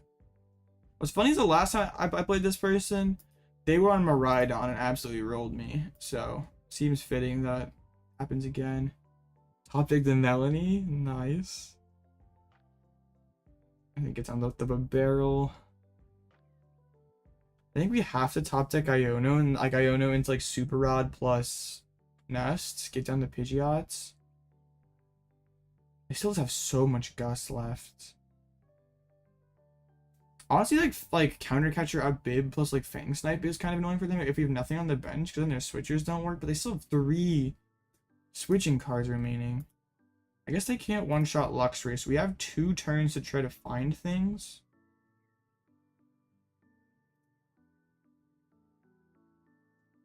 But that does not help.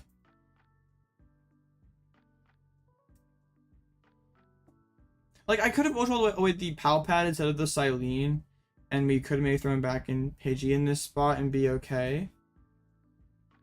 But I'm pretty sure we still lose. Like, I don't know if it even really matters. Like, we would have like benched Pidgey this turn.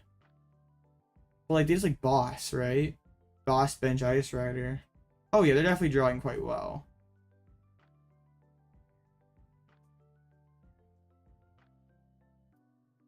I mean, their last 3 prizes could be 3 switches. Is that the win con? Yeah.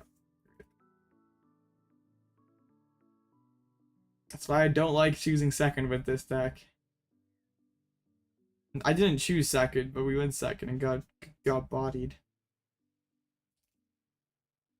And the entire game's different if we get to go first. Like, I was so sure with that opening hand that was just like Mew grab Nest Ball for Pal pass. Like attach pass, so like that was sad. That was not very hilarious.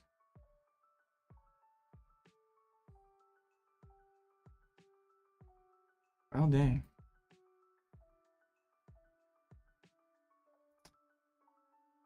That was not very good.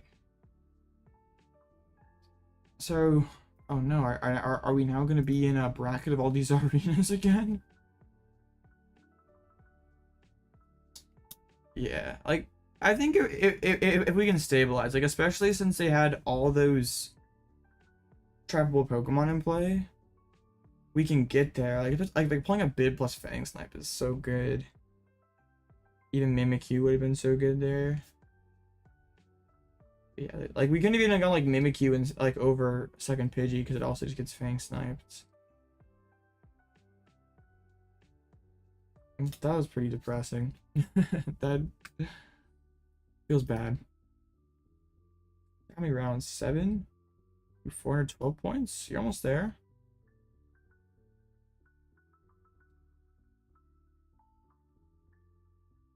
Okay, 60. Let's actually check out the other tournament. Only 41 people. What kind of decks are we seeing? Actually, it's C-PAL, the most popular deck. I guess like nothing like the meta stuff's at the top. There's nothing like super crazy like 5 Lugias being the second most popular deck.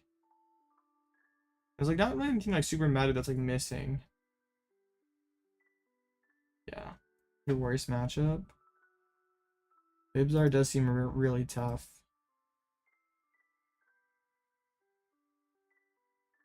Man, the good news is me will never lose to a Bibzard post rotation. So you don't have to worry about that matchup anymore.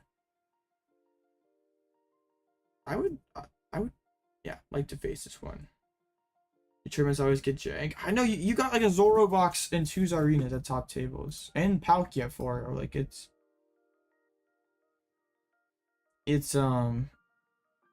yeah. It's an interesting experience. At 4 there's like Zard. Like that's the Bibzard though, like that's jank. Palkia, that's jank. Golden Go, Golden Go Scizor, not even with 4 Rourke and Crystal Cave, definitely jank. Everything is jank. Sniper was not lying. Like, okay, one non-jank deck out of 4-0 there at least, but then another, like, literally 4 out of 5 4-0 decks are going to be jank.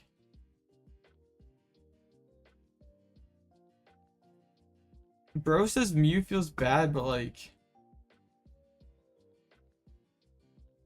you hit some kind of, well, yeah, Bibzard's a super sketchy matchup. Like,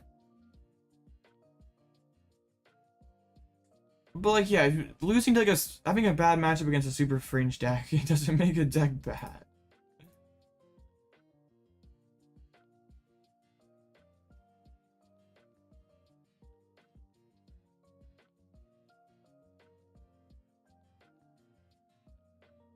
Even if you just say the cost you CP in top 8 in Portland's and round fight in 2 and 1. Well, you can't say that it cost you top 8 because you would have hit different people.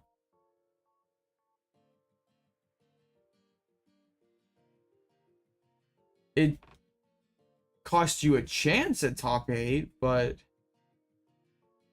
I mean that sucks. So they're only attacker. So like I guess I have to bench abilities into Scizor. And you could like boss the Vanillux and keep attacking. But you don't have that many Gusts, do you? That's 2 boss. I guess like usually they're playing counter catchers. Interesting.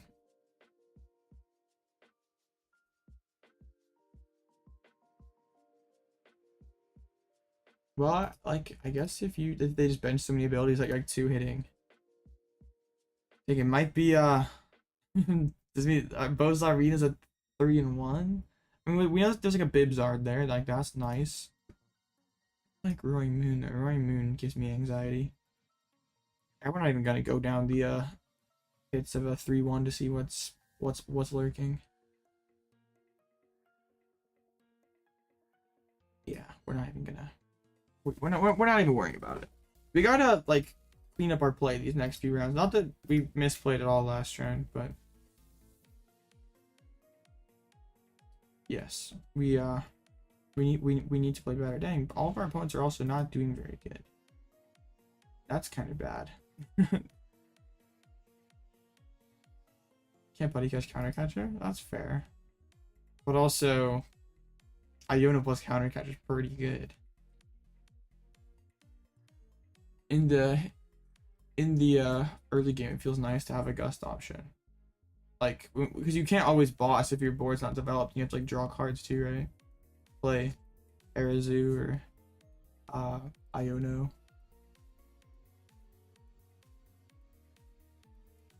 Iono counter catcher slow burst pretty cracked sometimes.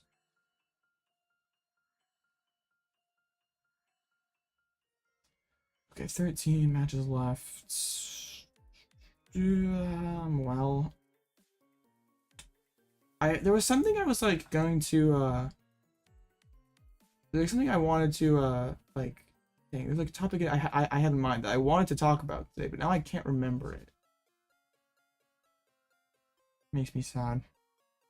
I forgot. What a noob.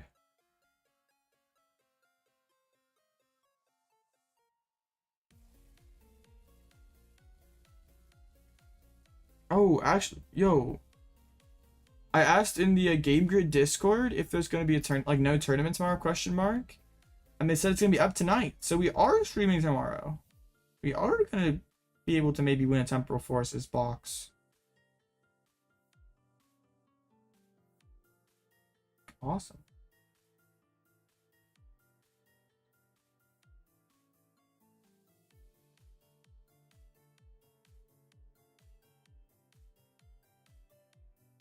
And typing's hard.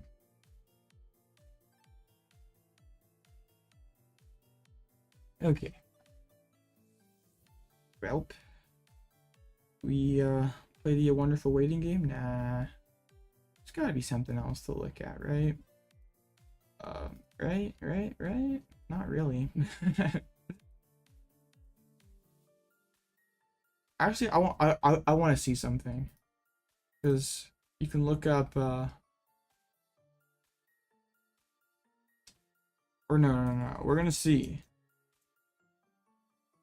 how many Japanese City League lists I played this. Wait, what? It won?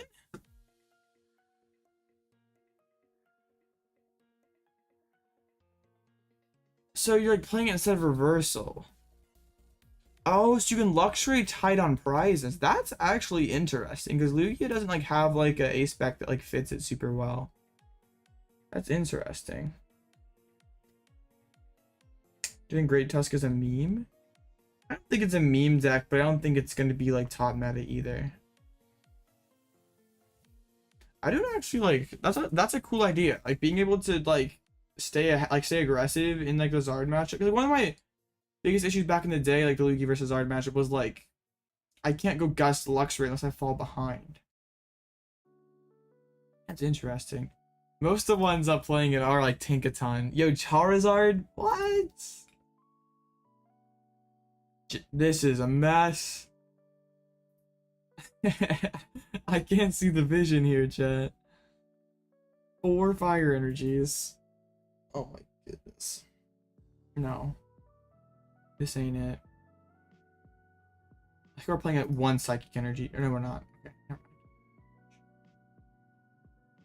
And not too many big finishes with the deck. Oh, Torterra's a card that like seems interesting. Anyone cracked Torterra yet? Man, there's not too many lists.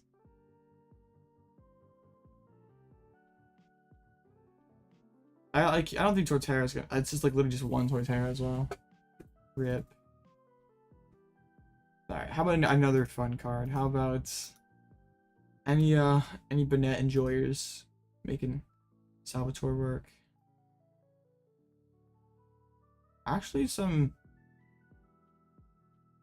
people like wait, what? Why would you be playing it in Lugia? To get a Chinchino out of nowhere? That seems so bad. That seems so silly. But in like an Arc deck? Oh, for the out of nowhere Slowbro play? That's kind of funny.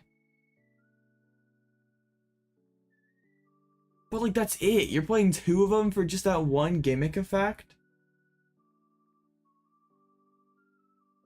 Not sold. Come on. That card is cool, but there has even a Spathra of the nets. This might be sauce.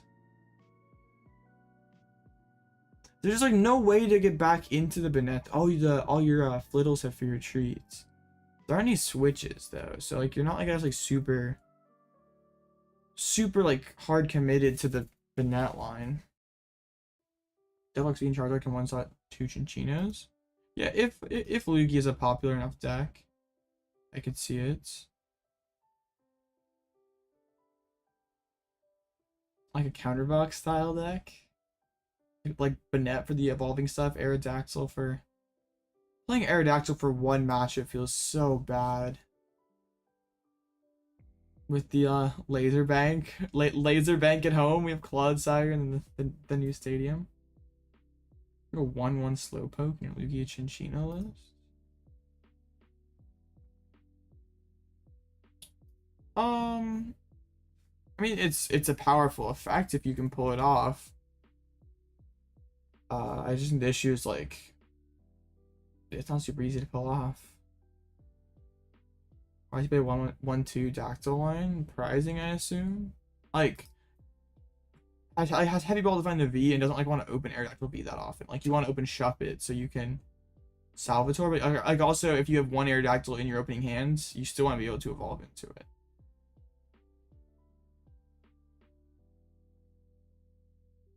That's why there's like the like you want max odds of opening Shup It. It's like that's gonna be your go-to. But yeah. It seems kind of mid. Bennett just doesn't... I wish Bennett did more damage, but if it did more damage, it'd be broken. I do like the whole like Hero Cape plus Bennett though, because like they can't play Vacuum. But like how many decks can just eventually set up, knock out that one Bennett, and then you're screwed. Like a Charizard just like Charmeleon slow evolves up.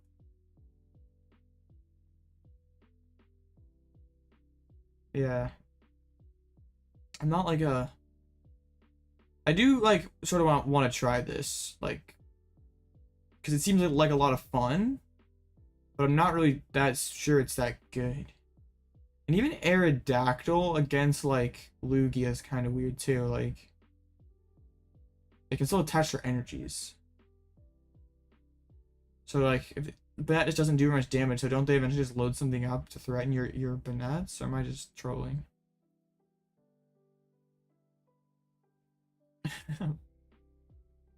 Seriously talking about optimal Bennett lists. Does Japan play a lot of Lost Vacuum? I don't think they do. Cause like they keep letting Hands Iron Crown win. And like we just play Lost Vacuum and we beat this deck. Like one trend it would not surprise me if we eventually see is just decks like cutting like mid stadiums, like something like Charizard example. Like, I mean, Vacuum's not a mid stadium, but like we're like playing like a Lost City or something, like we just like play a Lost Vacuum instead. It's close to burning food. You might be right. There's just so many good tools.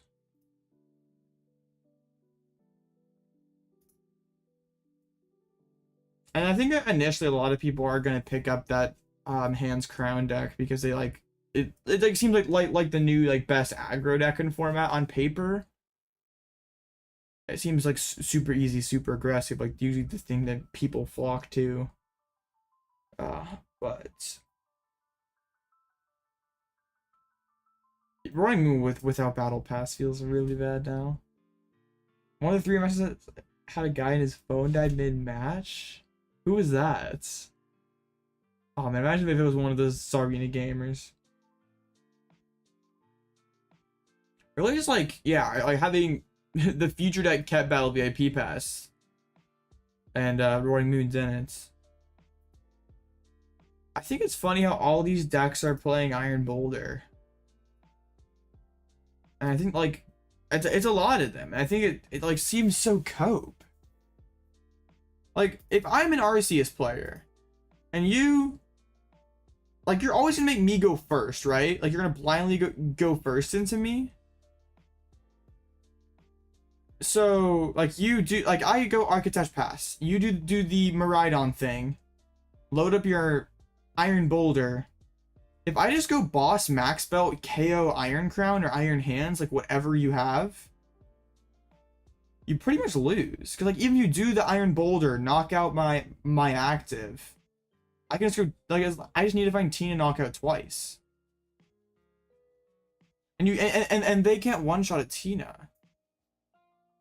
I guess if I hit into Iron Boulder.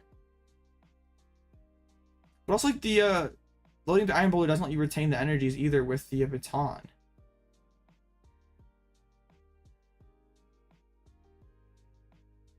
Like even in the we're playing it for the Amir match, I guess. I don't know. It's probably still the Amir's probably still just 2-2-2.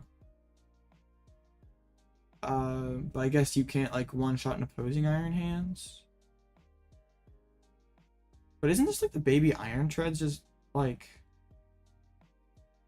isn't that just better? Like against Arc.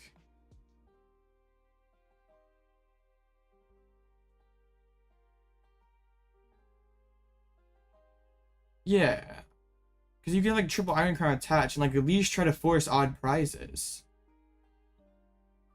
Because I think the issue with the Iron Boulder is like it doesn't force odd prizes. So the Arc just like, as long as they can gust around the Miraidon initially, which shouldn't be that hard with Starbirth, they don't really care about you shoving an Iron Boulder in their face.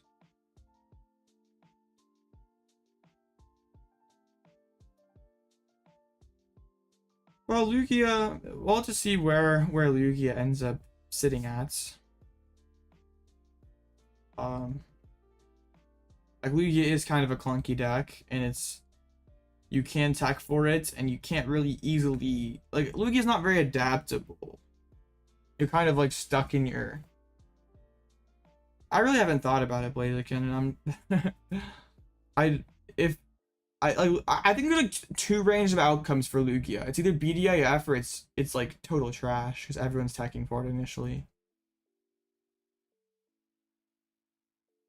Like if the Iron Hands Iron Crown decks everywhere, like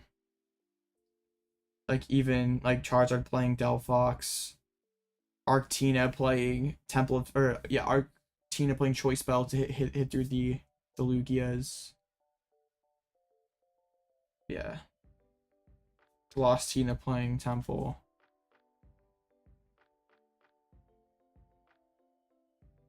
Doesn't seem like it's at least initially it could be a really hostile climate for Lugia. And like if it totally flops out the gates, like because it won in Japan, people are like not gonna let it win again initially, right? So if it like flops out the gate, that's probably at EUIC, it's probably not gonna be on a lot of people. Like I guess they're only a week apart. Like that's I guess sort of the issue is that like how many people, like if you're set on Lugia like going into like the week before EUIC, like you lock in Lugia, How lucky are you to jump ship if it does badly? Lugia, let Lugia refill. I told you there's two range of outcomes. It's literally BDIF or it's garbage.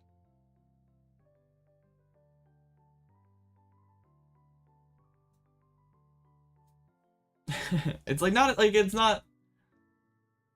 I think the Arc Vulpix Hopium is like worse than the.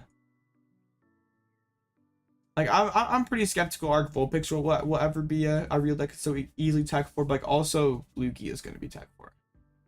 But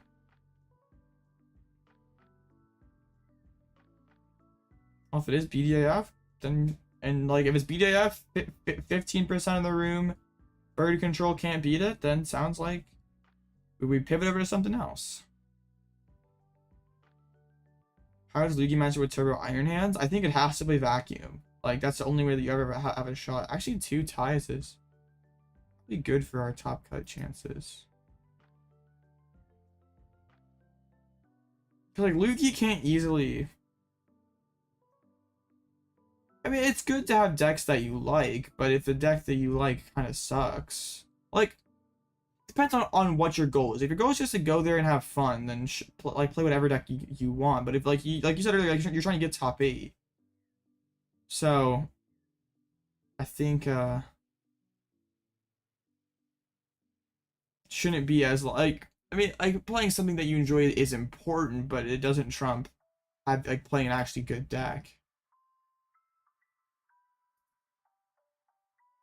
Bro, can we, like, get this off? Like, I'm not late checking in.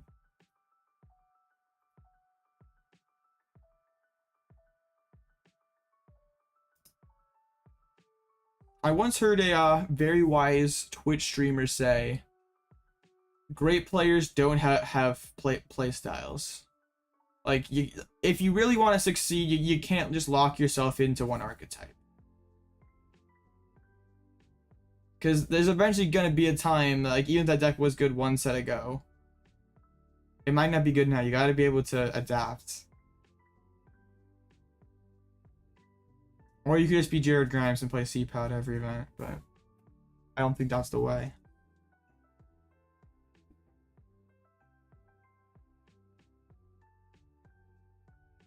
I did see that, like, argument online, like, someone was like, Mew is a prime example of how you should just pick a deck and master it and stick to it until it rotates. And, like, showed all the, like, limitless screenshots of people who, like, only played Mew and had a really, really nice limitless page. But imagine if you, like, had that philosophy and you picked Shadow Rider. Like, you, like, peak Shadow Rider. You like, okay, I'm just gonna main Shadow Rider. Like, I'm gonna play Shadow Rider until it rotates. You've been in for a bad time.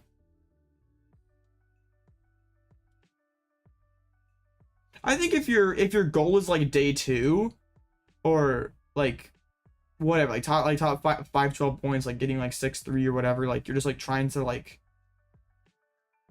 do, like, decently, like you're not super concerned about winning, then, like, just playing a deck that you're ultra comfortable with and no in and outs, like, a great call, like, that seems fine. But, like, trying to take the whole thing down and you're like, the deck that you like is just not well positioned, then it's, yeah.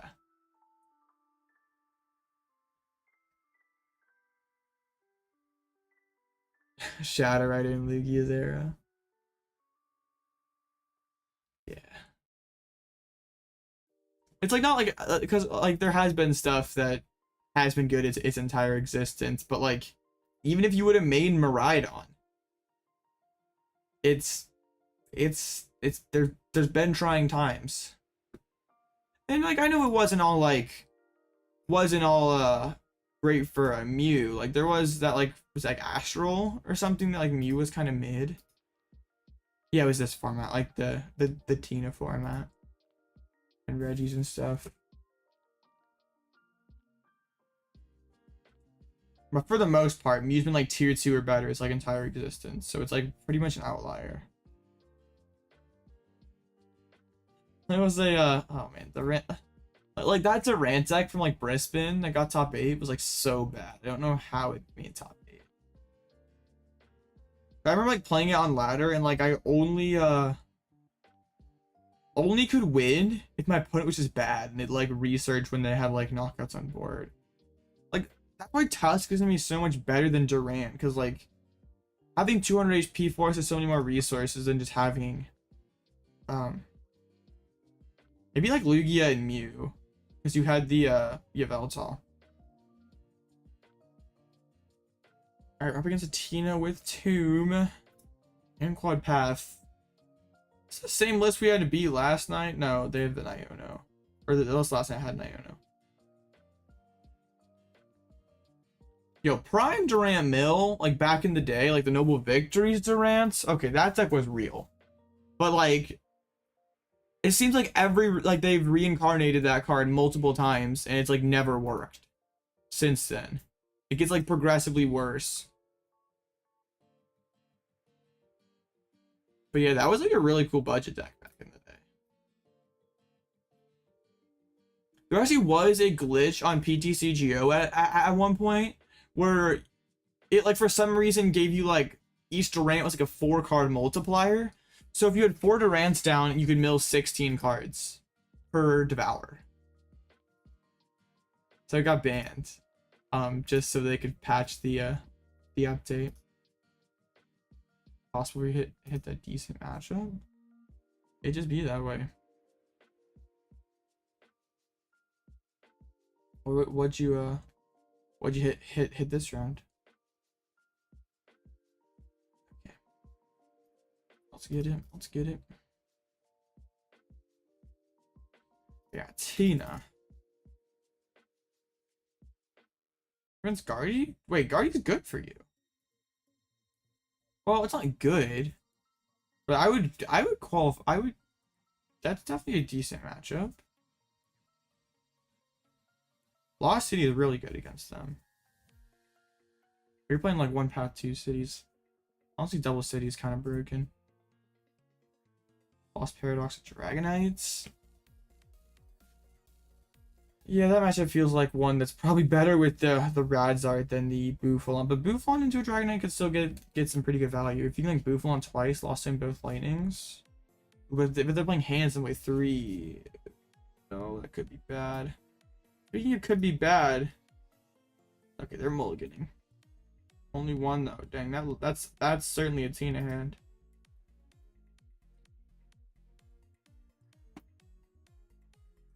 Artazon, I don't just lose.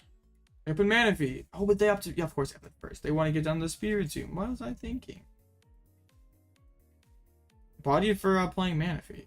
No way. Okay, they're not just totally cooked. Maybe. Thinking this long off Pidgeot is that's probably bad, right? Like if it's core, it's a no-brainer. It's Roxanne or Boss. I think if you draw Boss this early, you just say no to it.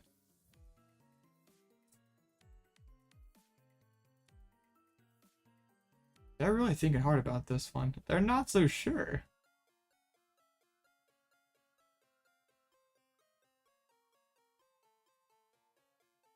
Okay. Did they like DC? Slow play already, chat? Is my computer just broke? No, they failed the Pokegear.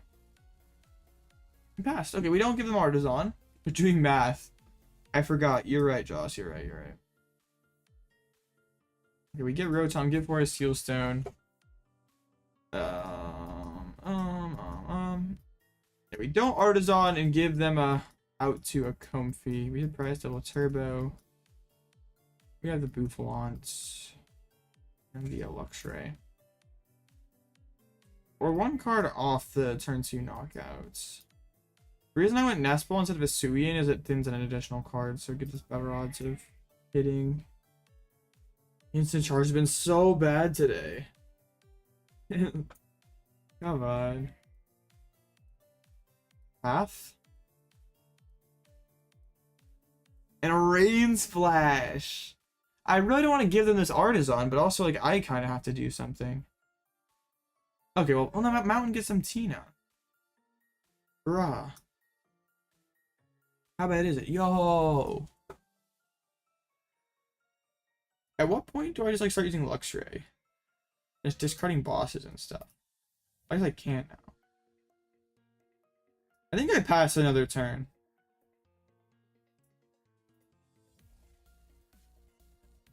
We'll get one more top deck. I mean, they could top deck Chorus and get into the game. They actually get a Tina. So kind of bodied a little bit for not playing faster.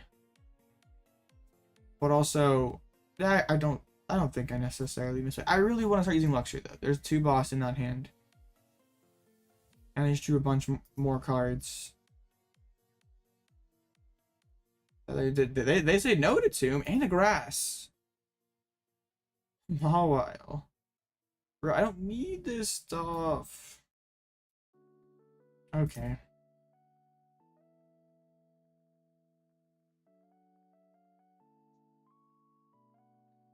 Let's get back into the Snorlax. An instant charge, I guess. Jirachi off VIP? That doesn't make any sense. Dude, these instant charges have been... Okay, Rotom. We need to have a talk, dude. I don't need much. I literally, like, just need... I need, like, Arven. I need Ultra Ball. I need Pidgeot. I need Rare Candy. There's so many good cards you could find me. So just do it, dude.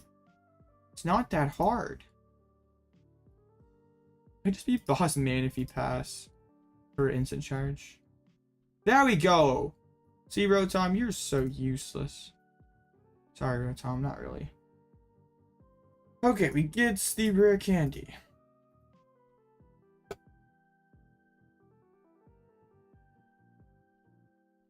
So we're using Penny this turn. We're not using the other thing.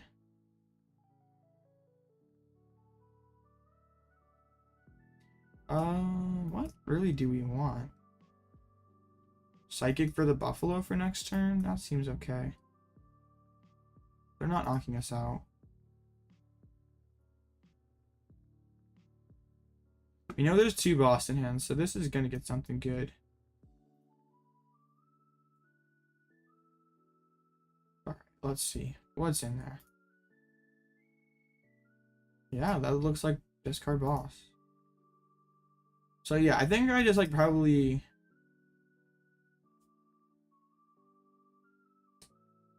we'll see, we'll see.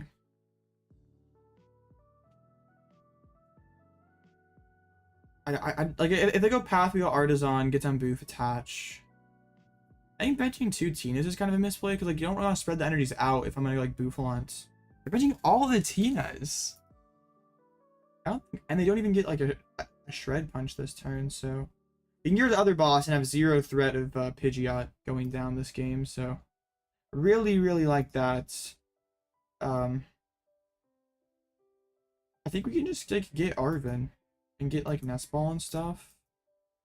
We don't really have a better supporter in hand to play. So Arven, the Nest Ball, Bravery Charm. And then if they want to keep shredding still, like we do have like Charm Bouffalant to make them go Requiem. And with without boss, this is gonna be an uphill battle for them. Because they have to go through my Bouffalants or whatever single prizer I put up. They do have that one rope, but still, if they rope, I just put up lax. Like we could have gotten rid of the chorus and just been like, okay, you're gonna brick, but like I don't really care if they lost impact this Luxray.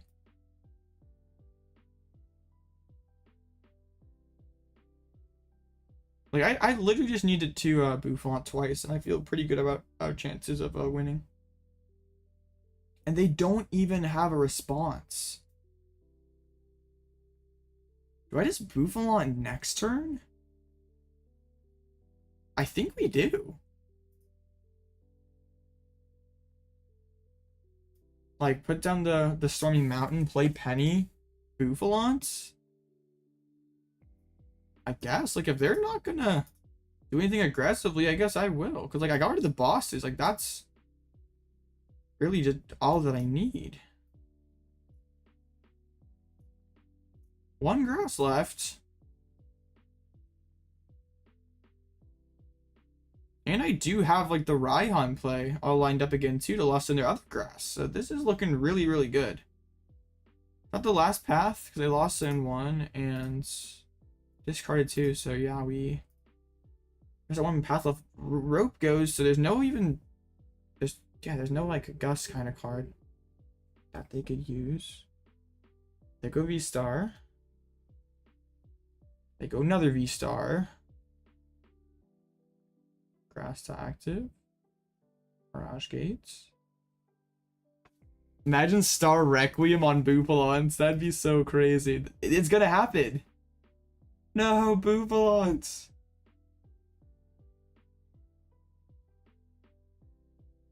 Man, I'm gonna need a F in chat for a Bouffalant. Dang, bro got Requiemed. Brutal.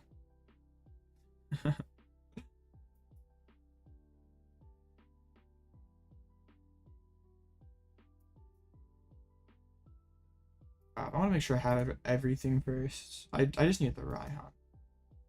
Yeah, we have it.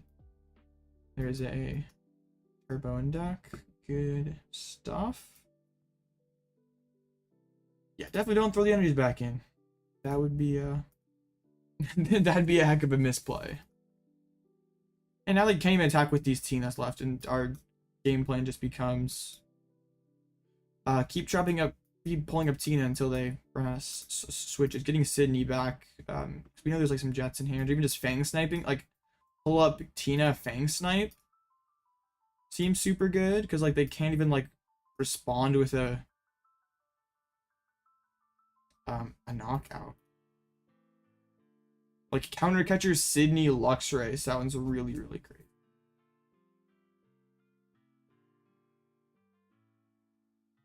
Yeah, triple grass loss. They did help us out. They did lost in a grass for us, which is very kind of them. And yeah, they only have one switch card left for the team. I guess they have lots of Jets. I don't like that I don't have any pennies though. That makes me kind of sad.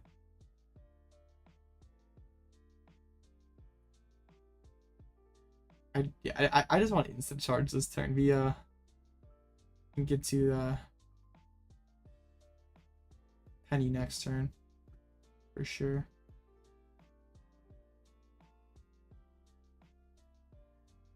All right. Pal Pad? Rip. I just keep doing this though, and eventually they run out of switches, or they run out of deck. There's a switch. There's a spit. Rob, what if I told you I'm gonna do it again? Oh, perfect. Yeah, so we just quick search Sydney. I'm pretty sure there's some more Jet energies in there. Let me pull back up Tina. Alright, there was a single Jet. Alright, we do this. We can do that as well. This is elite gaming. I like the team matchup with the Bouffalant's really cool. They just concede, yeah. Bouffalant like punishes slow starts a lot better than the Radiant Charizard version does. So 4-1. So next round should be the win it into top 8. And my opponent last round got the dub, so that's good. That was way too fast though. That's kind of the bad news about the teeny games, is they are grindy, but like they don't have any ways to like sustain themselves. They're just like they just like, yeah, can't rock sand, can't really rod. They're just like, and they have to draw cards to do their thing. So big sad. What were we talking about before? We're talking about like Future and Iron Treads over like Iron Boulder. And I'm totally not just saying Iron Tread is more optimal because I made the video saying Iron Boulder was the worst card from the new set. I kind of stand by it. Like, I don't think there's ever a reason that iron, that what's it called, should be in the deck. Iron Boulder.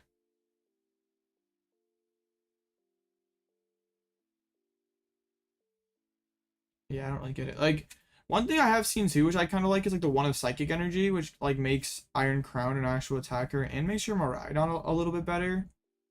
It's like one weakness the deck has is like gusting around the Miraidon. Like being, if you're unable to force odd prizes and they take the first two, it feels really bad. But like if you could have that Miraidon to like hit something, set up for a 3-prize amp play, and force them onto odd prize, that seems really good. I'm really happy we're not playing the Japanese list with 4 counter catchers anymore. We've gotten past that. But now we're on Iron Boulder. There's like so many with the Iron.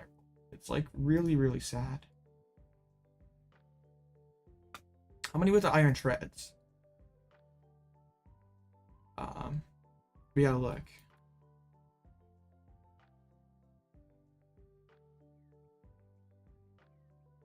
Come on, there has to be. Well, most of them are super old, like future bot, like the future toolbox one. Not actually too many that are the Iron Hands builds. Yeah, this is not it either. Like the future like weakness box deck seems way too clonk. We're playing Pokemon catchers though. That could go hard. It's like no one's actually played it in like the Turbo Hands deck. Come on, please. No one has. Because like these ones are just, yeah. That makes no sense to me. There's all these Iron Boulders, but no Iron Treads. Yeah. Also, like having 2 single prizers on the board is like good against like Iron Bundle and yeah, because like one thing Lost Box could do against you is like just play an Iron Bundle to avoid going on odd prizes. Or not even just Lost Box, like any deck play Iron Bundle. What I lose to, I faced Palkia and they went first, put down Spiritomb, and then I got down double Pidgey after their like kind of seemingly lackluster turn 1. I was like, okay, we get down to double Pidgey. They never have Ninja, and then they Iridad for Vessel plus Palk V-Star, Ultra Ball for Ninja, and double sniped our dudes.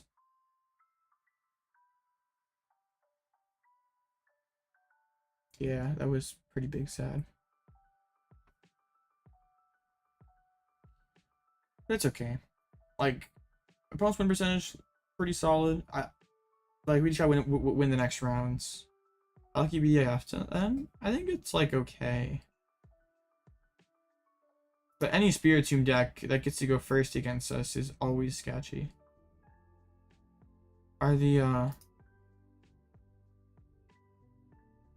Zyrita gamers are falling apart here a little bit. Come on, Zyrita. I have no, like, when was the last time like Zarina got like a leaderboard caliber finish? I guess like a leaderboard finish for it would not be as high as something else, but I guess there was one fairly recently, but and that's like 12 days ago. And the Zarina leaderboard's not exactly jam-packed with super high placements. At least everyone is like has a winning record. But what's the winner overall? Like 37%.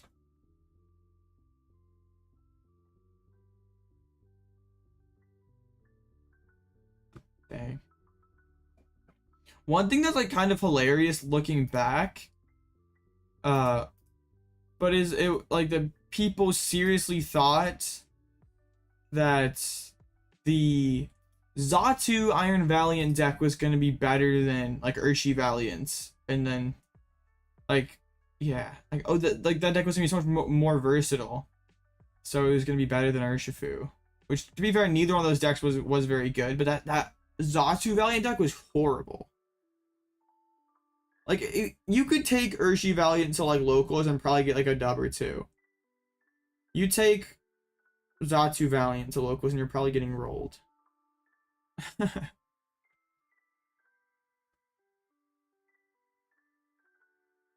I feel like the flaws for Xatu Valiant were like kind of obvious too, like looking back. But we all missed it. I remember like watching people play that day one and just being like, wow, this deck looks horrible. Like I was like lurking in like the day one like Omnipoke stream and like bro was trying to make it work. It was not happening. Like people playing like Iron Jugulus and Shadow Rider and Xatu and MeWX, and they have no bench space for anything. It was quite the experience.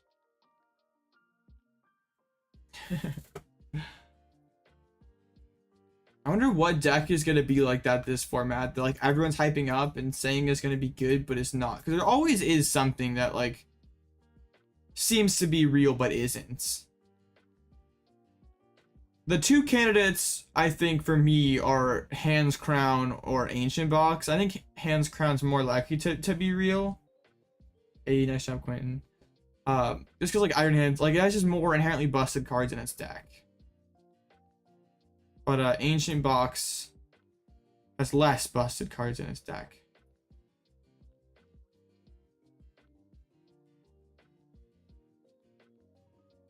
I think like, I mean, Crown Hands should be as real as probably Great Tusk. Like, they're definitely both real decks, but I mean, Iron Hands is a good card. Iron Hands can just win games.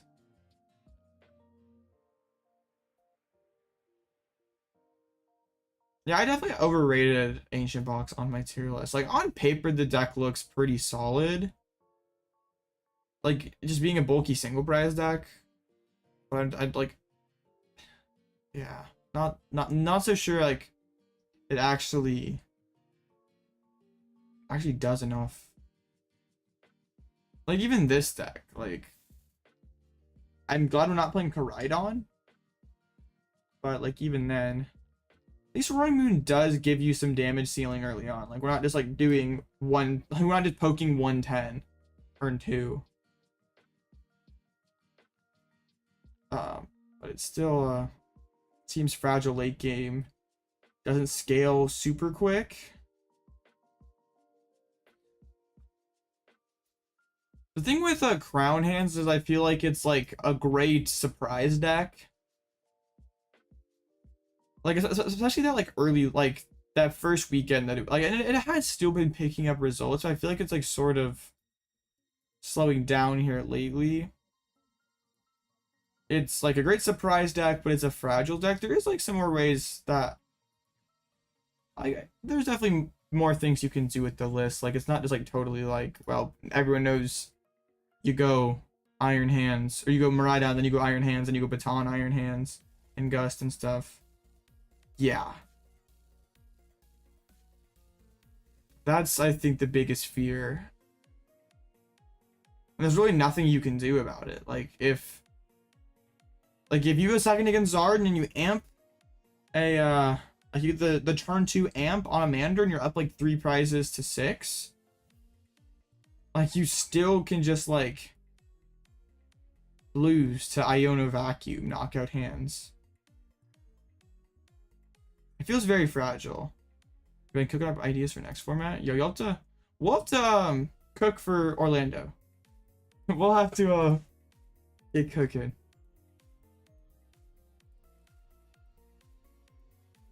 Involve the crown. You want to see it? Okay. There it is.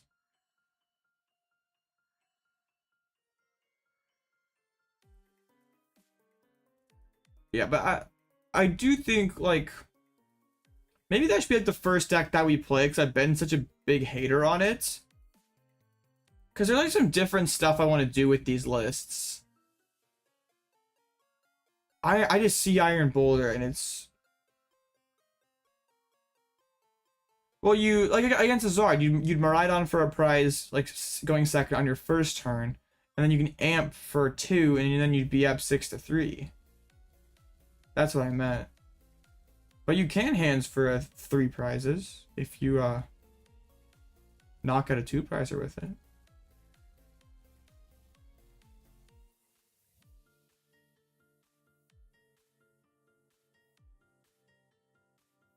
Don't want to do what? I see what you mean. Like, you don't want to take a single prize and give him counter catcher. Seems like can't bench your crowns versus Zard. I guess they are weak to dark. But I feel like getting on, like, if you're up against Pidgeot, going on odd prizes is fine. Because if like you split your Iron Hand stuff, right? Like you can get like, I guess even then it'd be like, because like then you can like amp Pidgeot for 3 and still be able to like close the game, right? So going on odd prizes isn't the worst thing in the world. Probably depends on what their board is.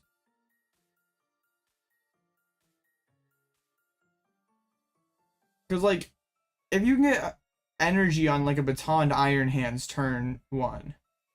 They would need like Candy Zard, Vacuum, Counter Catcher. Yeah.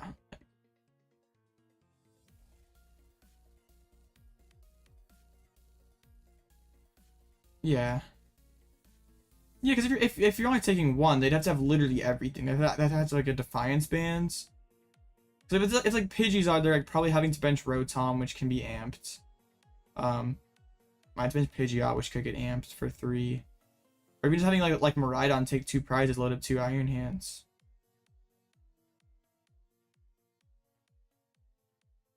I do like the Iron Bundle in here.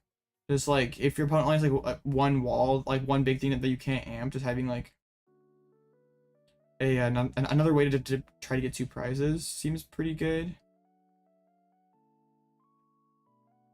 Like, to be honest, like, the Pidgeot matchup, that doesn't seem that bad. Like, unless they, like, max belt turn to, like, a vacuum KO on your Iron Hands. Or they go second. But like, Pidgey's not playing max belt, is it? Like, it's playing, the catcher, prime catcher.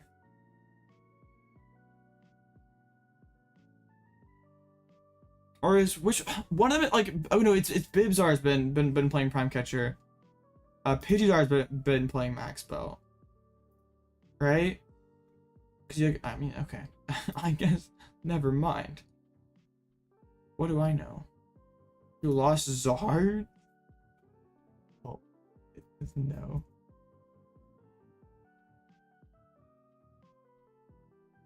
I think like catcher makes more sense in Bib as like an additional switching card. And they've already, I guess both of them play a ton of Arvens. But yeah, just being able to like, this seems kind of sketch. The more I think about it, the worse future sounds in my head.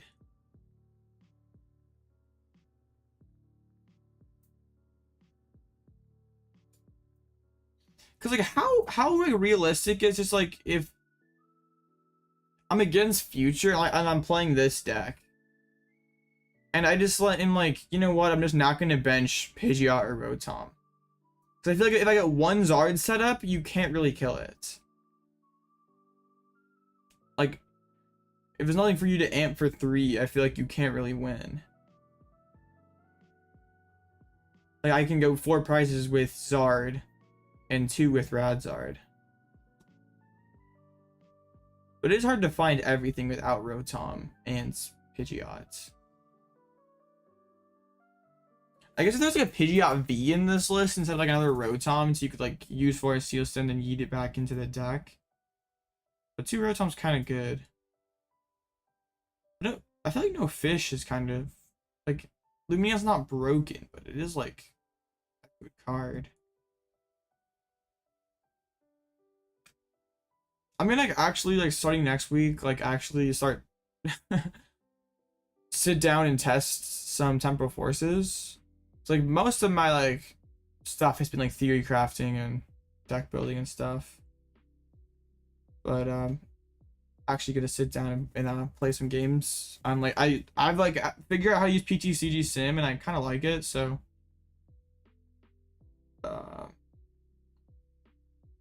honestly I'm down Blaziken. Luigi train frustration. His art seems good. I'm not testing against control though. I'm not testing control either.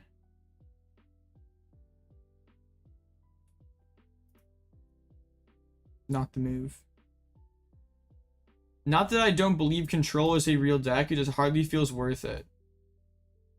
Well, I guess you can like kind of you could still flip the list depending on how the meta shapes up, but like I at least kind of want an idea of what the meta is gonna look like. Lost team has been kind of cooking in Japan, but I'm still a doubter. Like you like just losing battle pass is so big. Like you're telling me a deck that had consistency issues last format loses battle pass and like all of a sudden is like and then loses its comeback option, like that deck's gonna remain fine. What's PTCG Sim? It's a website that is like it's like 2-player limitless tabletop. Like you can play and you can just like basically play whatever you want again someone else.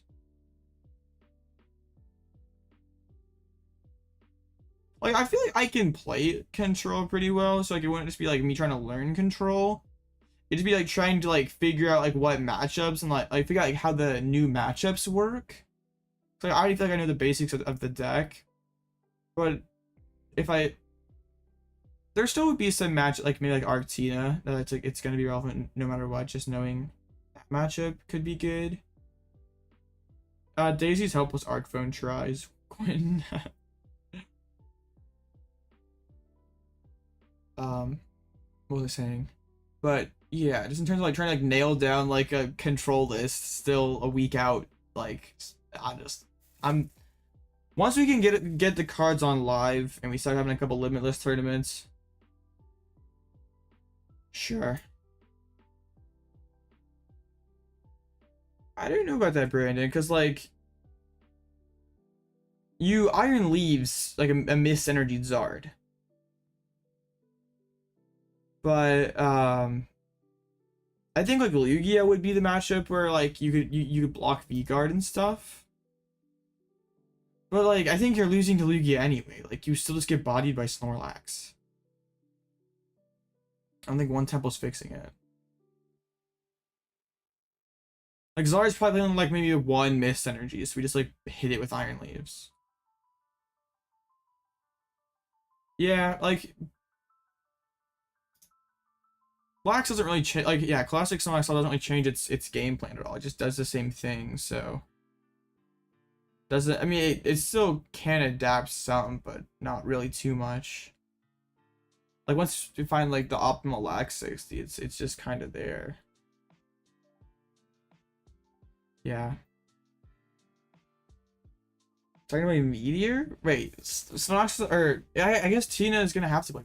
They like classic Snorlax is good. Minior might be the move. I'm not sure that's true, Timmy, because I'm not playing Echoing Horn right now and we're doing just fine, so I think losing Echoing Horn is a bigger deal for regular Snorlax stall because you have no win condition like outside of running them out of switches. So if they like just discard all their tropical dudes, it seems really bad. Like I think that deck almost has to play Mantine. It doesn't even utilize Mantine that well because like without Pidgeot, it's hard to find the combo pieces. Dang, both 5-0s, Zoroblox, Palkia.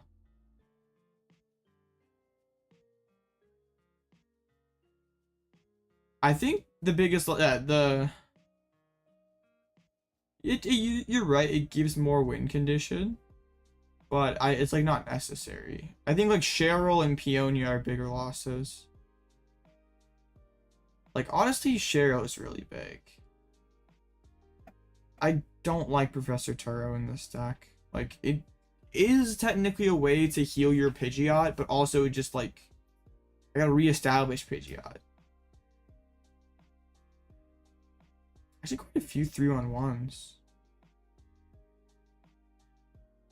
Interesting.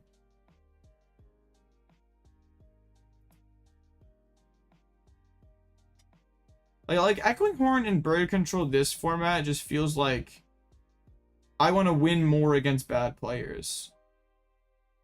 But I think now that the cat's out, like, it won without Echoing Horn, people are just gonna assume you don't have Horn. And the matches like Horn like matters the most, like Guardian Zard. You should beat them without it, so. Yeah, probably someone slow playing. Or someone accusing someone else of slow playing. It isn't always real, but okay, no, next round's up. Right, what are they on? They're on Charizard. Charizard with a switch, two rod, 7 energies. It's like the list I faced yesterday. In top 8, I think. I mean, if I'm gonna be in the kitchen cooking stuff up, so I don't really know XYZ. Like, I'm an arc pile enjoyer, I'm a control enjoyer, I'm a Comfy enjoyer, like but I got options though. Really just like if I can find my next Lost Box Lycanroc.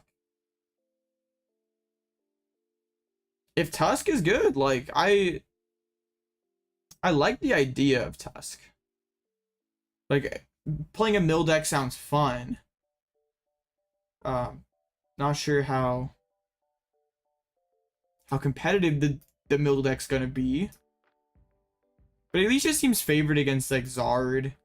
Something like Lugia would be a lot more challenging though, because like they just like set up the Archeops and they just don't need cards for the rest of the game. They can just draw attack. Right. Why is my computer lacking? This is bad.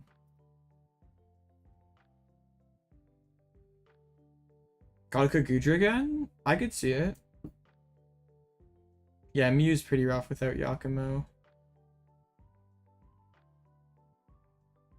Yeah, that's why I added Giacomo to the list.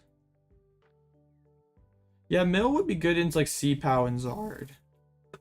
And probably Lost Box too.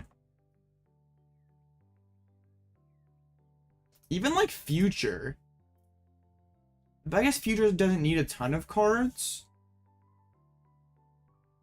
But you could like one-shot the Iron Hands with your Ancient Dawn fan, with your Great Tusk.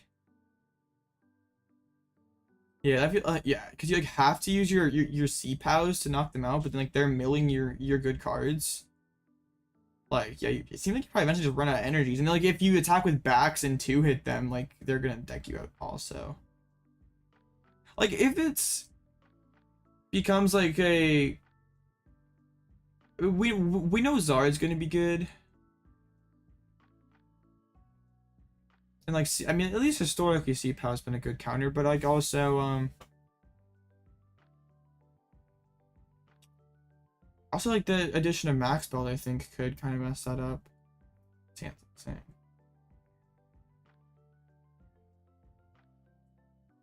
But I guess like really the Zard, yeah, because like now the Zard can take the first 2 prizes a lot easier. Like the C-Papa kind of has to hands first. Oh, they opened fish. That's awkward.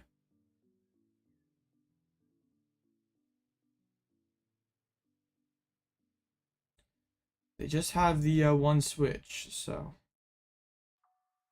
they've switched and collapsed. It's not over, but that that hurts. Man, they're an Ultra Ball.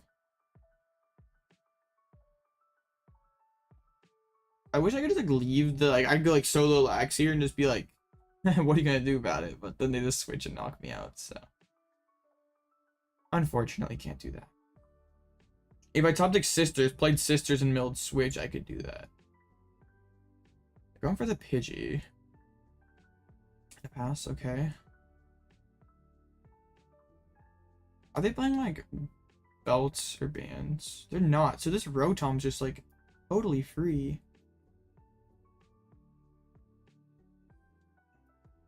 Okay.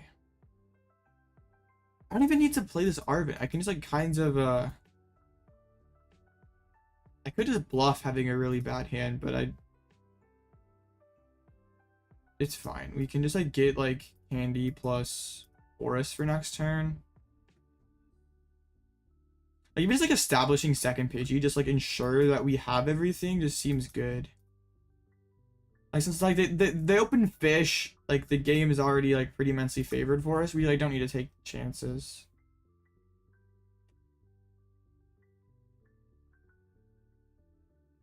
Well, yeah, you're right, Tom. You don't need to go fast in, but can't let Luxray cook too much either. That's the Arven. Not good at all. Oh no. So they're not bossing. I guess boss doesn't really. All your switches in your hands. Well, don't leak it in chat. Literally, bro's in chat. Bro's now definitely gonna Luxray you. Well, since they don't have Giacomo, remember that your DTEs are retreats, and also your fusion strike energies help you retreat too. Oh, they put a city. Okay, I wasn't sure if you were. Alright, they got the forest on the fish. What's funny is like if they play Switch next turn, I can just like checkmate with I just checkmate with Mawile.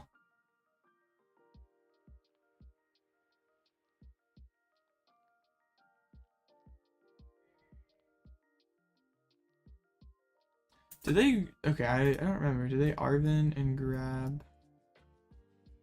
No. Okay. So let's go get ourselves a Pidgeot.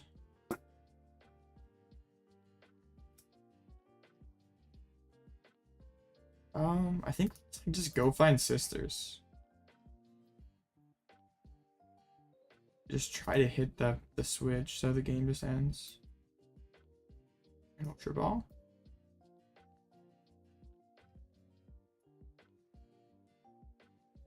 Alright, this is fine. We got the Pidgeot going. That was what is important.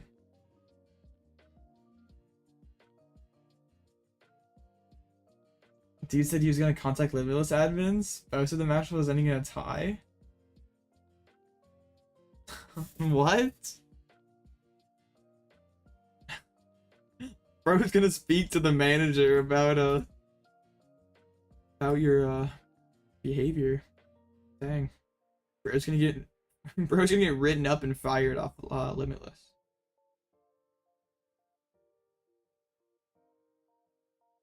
Oh shoot.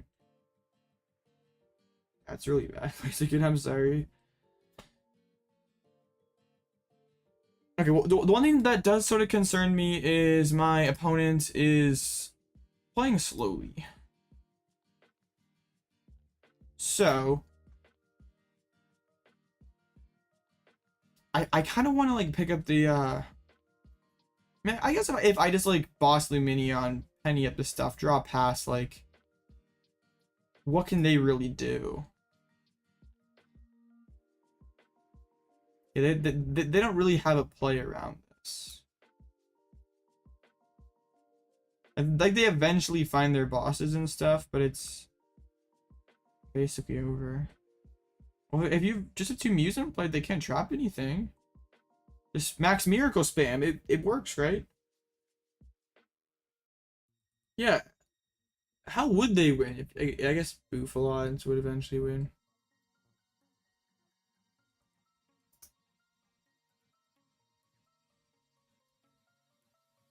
I like that boss is not a prize card for them. Like if they want a boss hit Pidgeot, we Cheryl.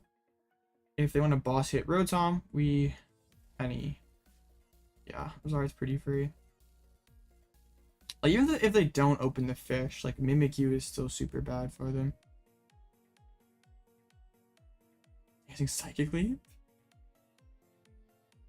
You're gaming.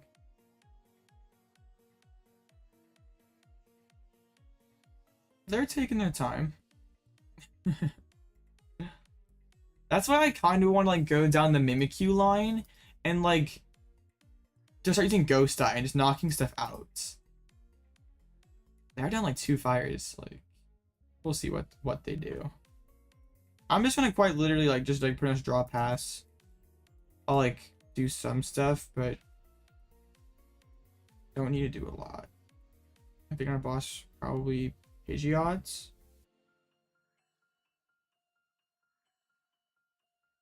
Oh, that's not good for them.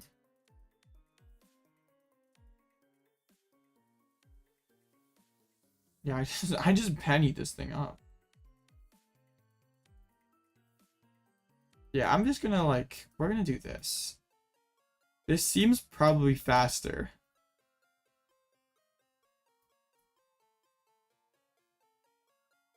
What do you do about this, buddy? Gonna play boss again? Alright, that's fine. 2 DTEs and lost on. Oh, Bouffalant's cooking? Oh no. Now they go find their last boss and hit, but it doesn't even matter because they can't even take a prize. They are playing the Charmeleon that does smack more damage, like the 70 damage Charmeleon. Right? Or am I trolling? Oh no, they're playing that one. I'm trolling. I can't read.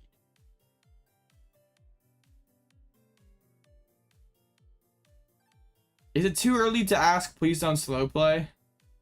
I'm getting those vibes. And yeah, the funny part is boss doesn't really even do anything.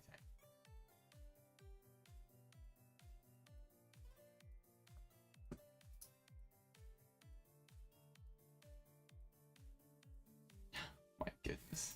Boss kill Amander? I don't think I do. I don't want to get tied on prizes. If they commit a fire, I probably do. Alright, they just boss. Like, this does not matter at all.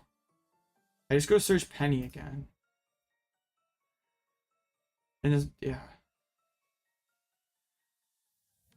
I didn't need Penny. Like, Switch Cart works just fine too.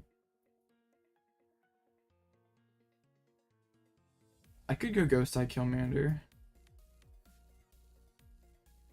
That could be cool. Want that, and that. But also just like pressuring.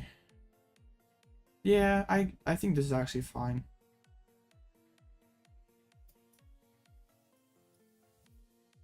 Like, what are they? Well, eventually they could Radiant Charizard us, right? Like, we don't want to make that too easy. But also, we have to like play. We have to play to win this game. Like, they have like 30 cards left. Like now I think I boss up the Charizard and just like start hitting it for 70. But I can't just like also Pidgeot and not go Charmeleon too. Or I can start using this Ghost Eye on the Pidgeots. Search out Misfortune Sisters, go hunting for the Super Rods. Yeah, they can use their own Charmeleons. But yeah. Charmeleon and Radiant Zard. Bro, sure taking his time with these quick searches. Another Mander. That feels like a misplay, isn't it? What if I told you, boss's orders? Nah, I don't think this is actually correct. It's just kind of troll. Yeah, they don't have anything cooking.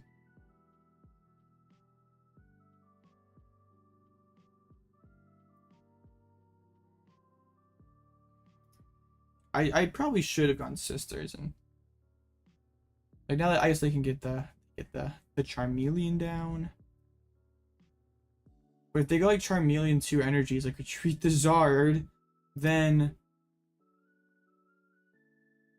I go just knock this thing out with that Pidgeot. Because, yeah, they can never one-shot Mimikyu. I'm taking a single prize card. Oh my goodness, Blaziken, that sounds really bad. Guess Bro doesn't quite have to Rod yet. Can just like attach double, like 2 fires. He Garden Zard? What for?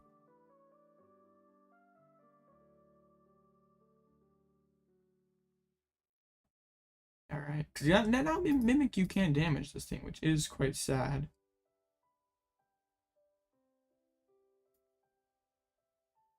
But it's okay. It's okay. That was massive. I wonder if they think I'm gonna eventually knock this thing out, because I'd never do.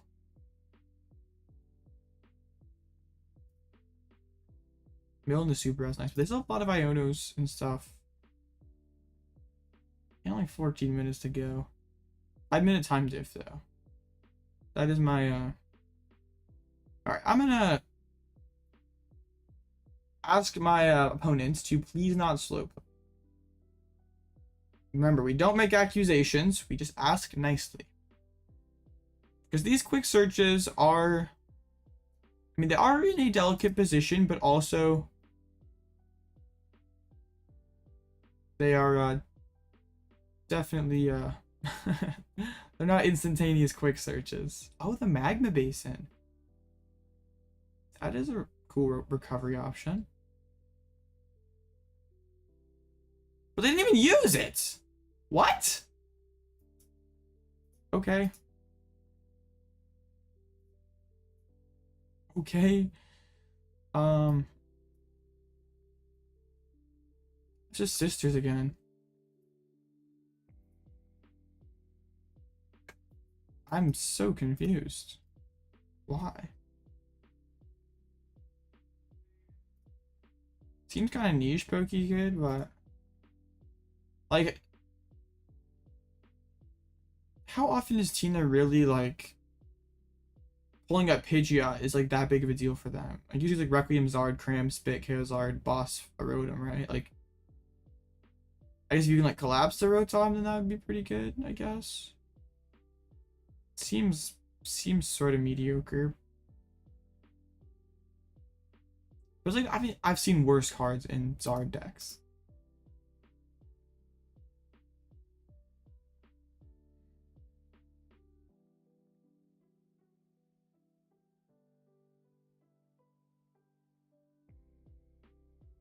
And Blaziken, tough luck.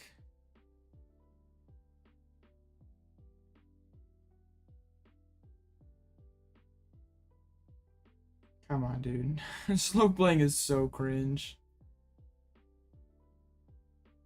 You don't really have that many plays you can make. I'm sorry. Definitely mathing. Oh, decided to Burning Darkness. Game changing.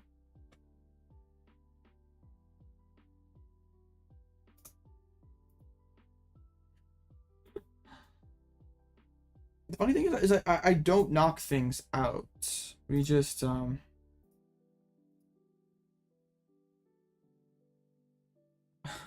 Bro is slow playing? Yeah, probably. Played the Switch. Into the Pidgeots.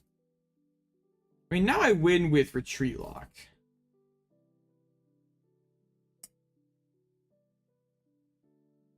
You don't think he's slow playing? Alright, no problem, Sniper.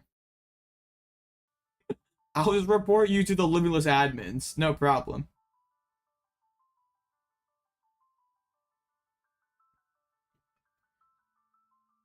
You see nothing? Understandable. I can point over here to the clock, and how I have 6 minutes more than my opponent. Report for math.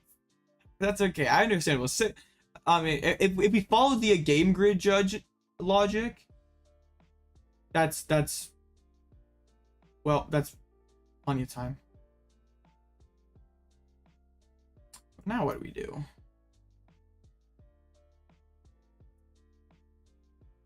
Okay. Well, this Charizard. Yeah, I'm playing into Radiant Charizard a little bit. But I still eventually win with Retreat Lock, so I'd rather just be proactive.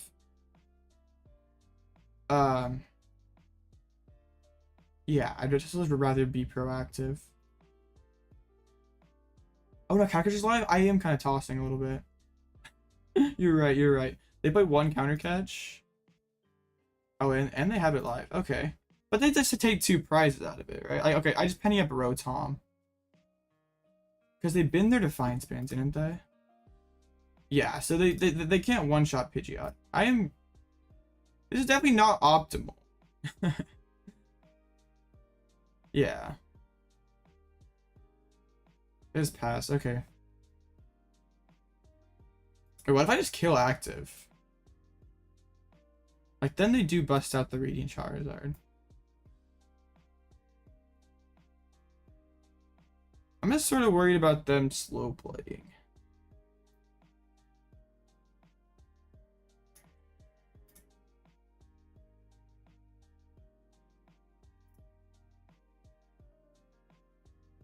Oh yeah, I definitely should have. Like I should, but the worry is I don't want to tie. And my opponent has not played a single Iono, so if I'm just going draw Tempting Trap, it's harder to finish out the game.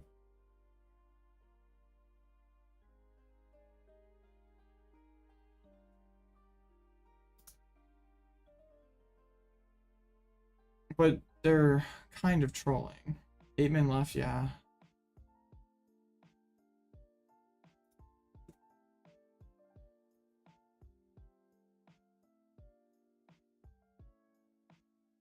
Okay, I'm debating if we just go like broken. Okay.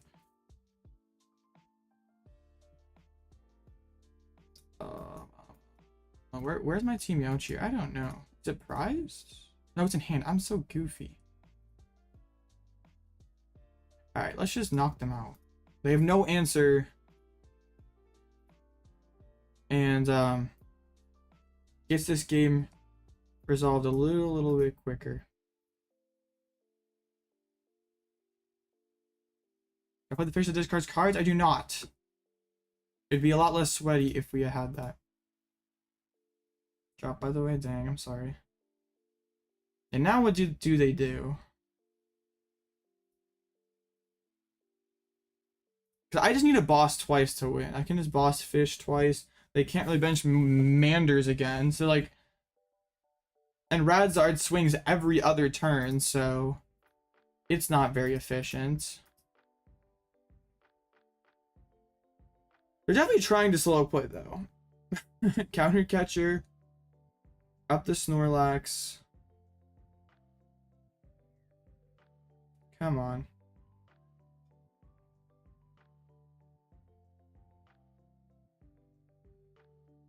I think now we just boss the Lumineon and just say, you know what, we have game. Call judge for the 7-minute time diff, and we yeah.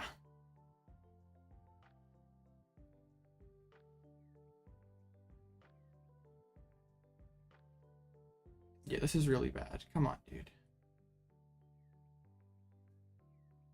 They didn't even bench Mander. Okay.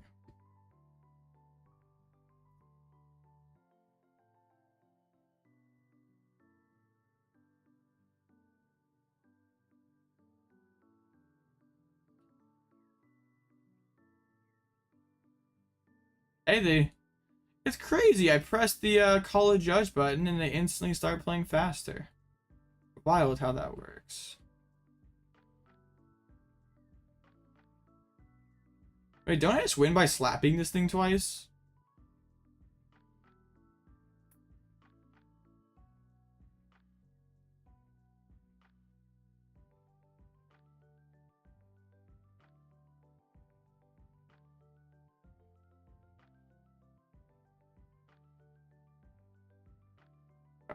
Yeah.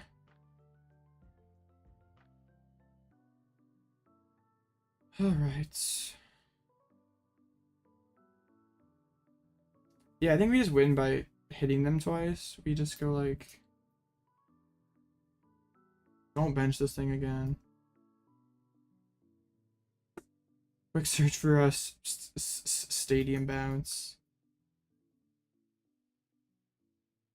All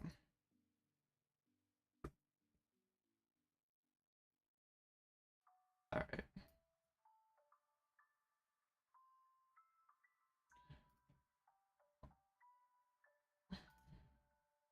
I guess I could just bounce the stadium, whatever.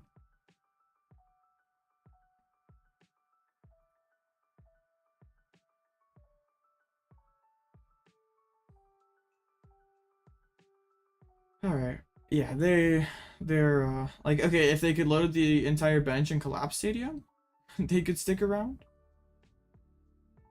Did I lose to? I faced Palkia, win second. Got tombs, got ninja'd. It was bad. Alright, cool.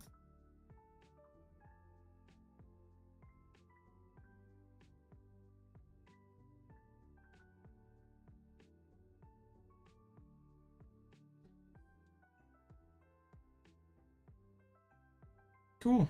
Oh, we didn't even need the judge to intervene.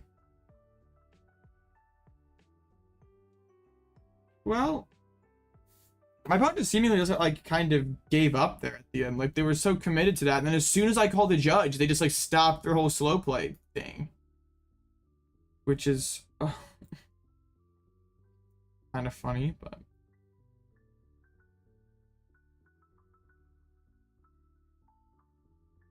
nice. I figured it was coming.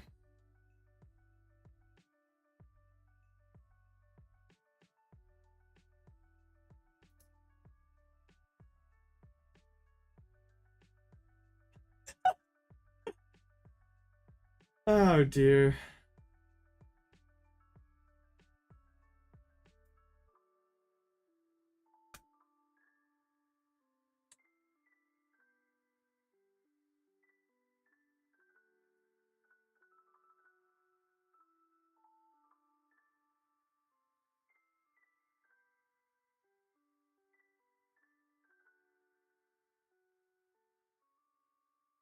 Oh, Arven's for V-Guard? I don't like cutting consistency, but surely there's a better cut than Arven. I think you could probably like I think Radzard's switch is kind of a cut right now. Like there's not too much like it kind of is a win more card against Miraidon.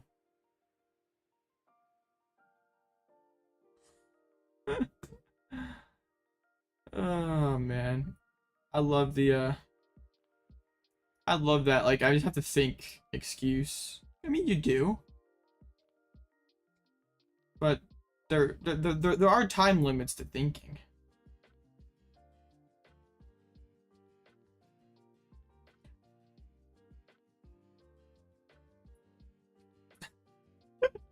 Bro won't stop. No skill deck, easy win. We hit him with the thanks. All right.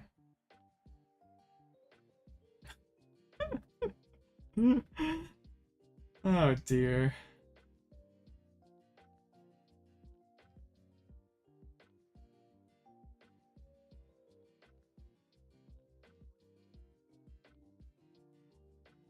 Something in a cup a few weeks back, now I get recommended? Yo, that's sick.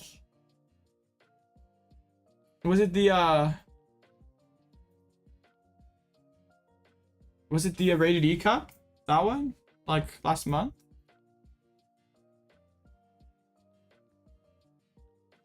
Okay, can we offer the ID here?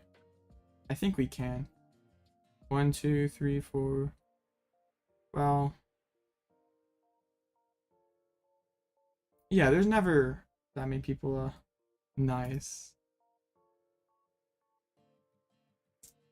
I'm pretty sure I'm safe. Let me check my phone's win percentage. Yeah.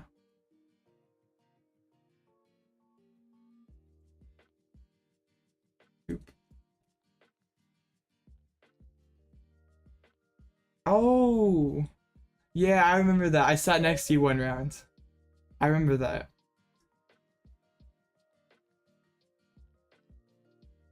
Yeah, that was that's pretty bad. I was debating. I played Tech IRL. I have before for cups, yes. I'm pretty sure my opponent's safe unless their resistance is just absolute trash. Which it isn't. It's better than mine.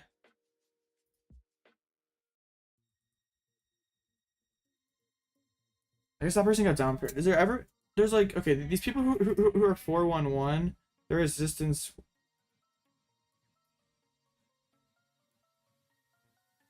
All right.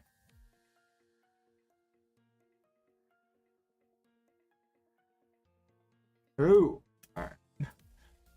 I had like it was gonna explode best of one. Yeah, that one round I stood next to you, I had that sweaty game against Zard that was almost went to a time.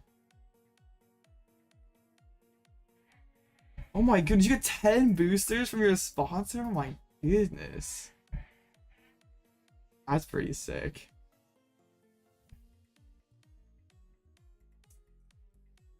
Alright.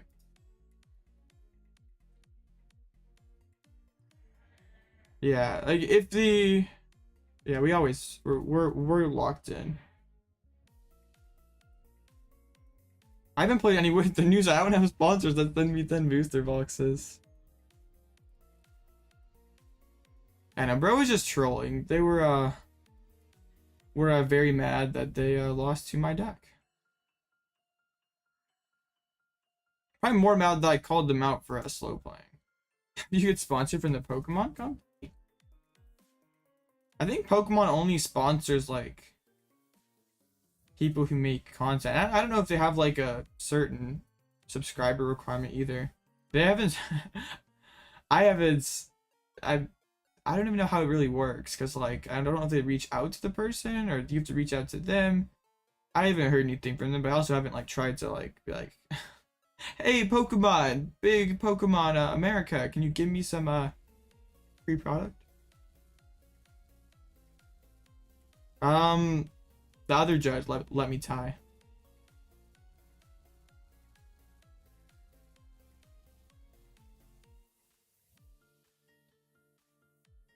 So do like, dang, that's pretty awesome though. That like,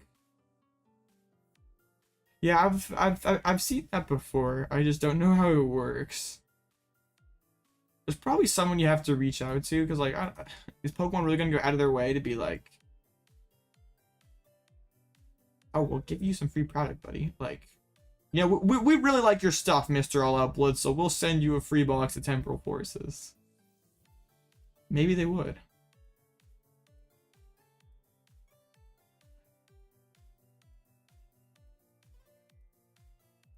Okay. Man, it's like I gotta get like a PO box and then just hope that they notice me. That's the plan, Aaron. We'll get there.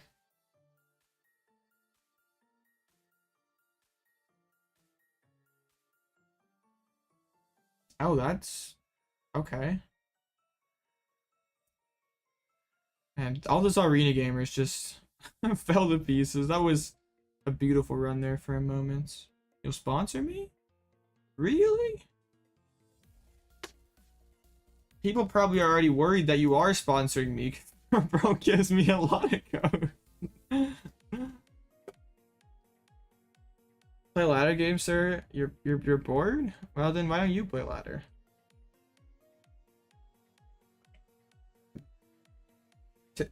Telling me to play ladder is an instant 10-second ban. Sorry. Unacceptable.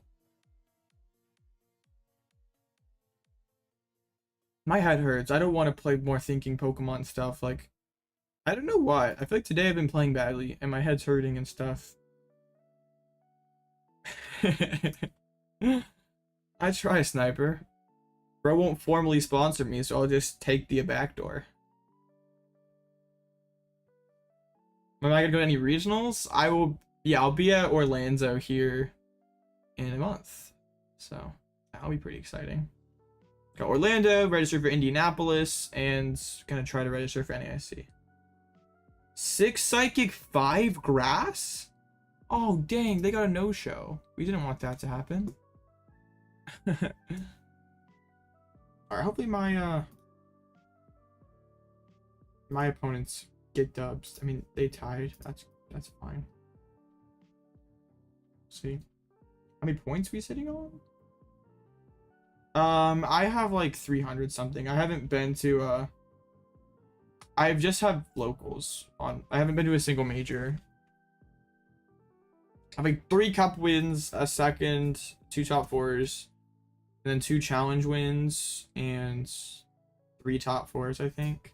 So whatever that adds up to, it's 300 something. I have more points than you. Got like second at a regional and I have more? How? Have you just not grind locals at all?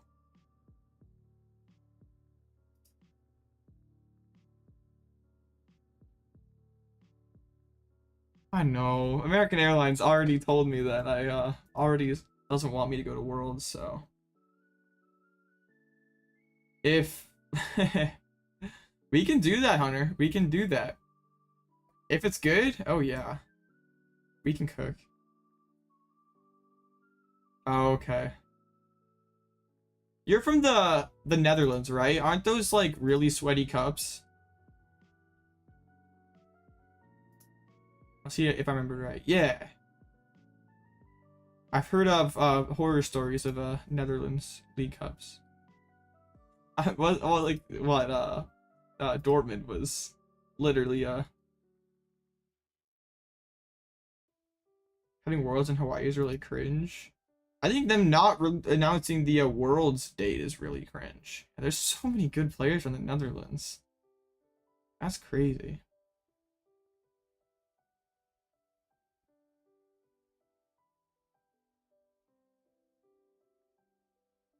Cups and Irelands are only. No, I don't have more CP than you. I have like 320 something, I think. What's an Australia win? That'd be cool, but they took OCIC away, so I'm not sure we're ever going to go back to Australia. Yeah. It's so strange that they haven't announced the World's date yet. Like, it doesn't make any sense. Like, is there ever a way that they're like, psych, we're not having Worlds in Hawaii, it's too expensive, or this, that, or the other, we're gonna put it, like, emergency put it here? Like, move it somewhere else? Like, is that ever... Because, like, how do we know the World's, like, date and location for 2027 or whatever in San Francisco, but we don't know Hawaii? Like, what reason do they like, I know Pokemon like has the reputation of being disconnected from the players, but how do you, like, what reason do they have to be holding it back this long? Like, the Pokemon presents like the perfect window to do it, and they've done that. They're done it every time since COVID, and they didn't do it. It's just really frustrating. Like I'm frustrated about it, and I'm not even going as of now. That's crazy, Aaron. That's like literally... Yeah, you gotta like fight through people who are regional top 8 caliber players.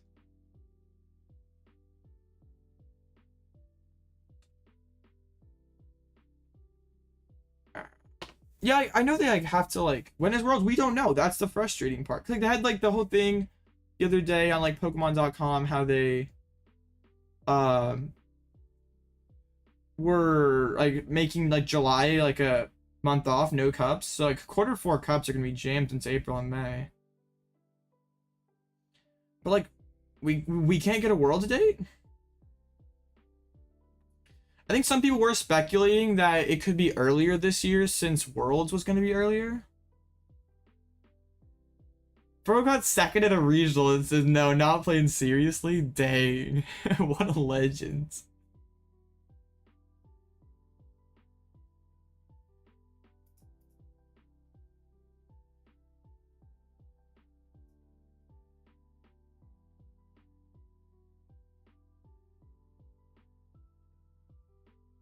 Oh yeah, I make it regardless. What am I like even sweating about? Because yeah, they're both 511, and I guess there's a way a 5-2 could have made it if bro didn't no show. World at your card shop is the best of the best, considering you could only hold 50 people. Yeah, that would be have to really tear down the field. Actually, day 1 would be played in the parking lot, and if you do good enough in the parking lot, you can actually play day 2 inside the actual card shop itself.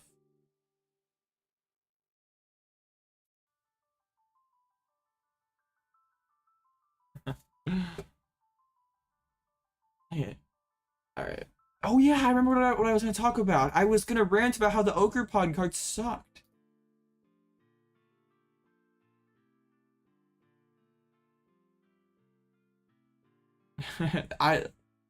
You're legendary.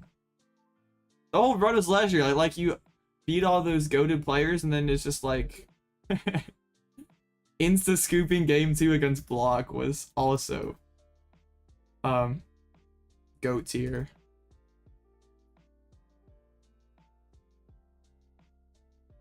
Okay.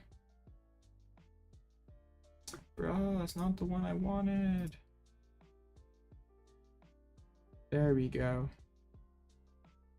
Okay. Here the things are. So yeah. All the Ogerpon stuff got revealed in like... That's like mascot of the next set. It was like big thing in the DLC, really good in VGC. That doesn't always translate over, but sometimes. Bro, that was epic finals. I watched that live and I like laughing when you insta scoop game 2. I'd never seen that before. But like, okay, attaching energy is cool, but just the attack is so underpowered. Nah, I just like I just play Pokemon. That's what I do. I just remember Super Jang tournament details. But also that was like a legendary move. Like no one does that. It's not just like I couldn't tell you how.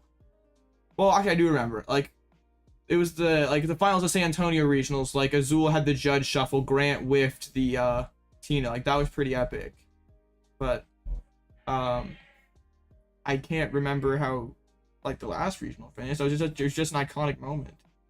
So yeah, back to Ogerpon. Like it just doesn't, the damage just doesn't scale very well. Like attacks like there's just not great grass energy acceleration. So yeah, mid. I mean the other Ogerpon, the fire one, has like outrage style attack, can do 280 into an evolution. But this kind of energy kind of sucks. So there's that. We have Retreat Lock and Sniping with the water one. It's alright. I think it's one of the, it's okay, but there's like other sniping option. And then this one like is low on Vulpix on a fighting basic. Then there's this thing. Yeah, whatever. And like the whole gimmick is the Ogre's Mask card, which lets you like switch the Ogerpon from the active spot with another one from the discard pile, which would be really, really cool if the energy, like you have to play a ton of different basic energies if like first swapping between them to ever make sense. And you're probably tanking, right? But you're not tanking, you're 210 HP, so your energy is just getting knocked out of play and the whole switch effect doesn't really work. So yeah, I was hoping that I was hoping there would be a mechanic like this. Like I didn't know it would be like a tool card or what. Like a tool card that would let it change its type. And like this is cooler than that. But it just, yeah, it just doesn't sound good. Oh yeah, Aaron, it was an epic moment. Like it wasn't just like I mean it was a one-sided regional finals, which yeah, I guess you don't usually remember, right? But like the way that it ended.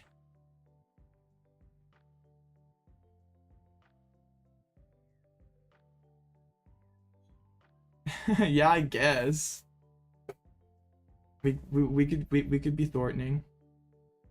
Honestly, I might be 8 seed. We'll see. I'm like 8 or 7 seed. If I'm 8 seeded and hit Zorobox, we're gaming.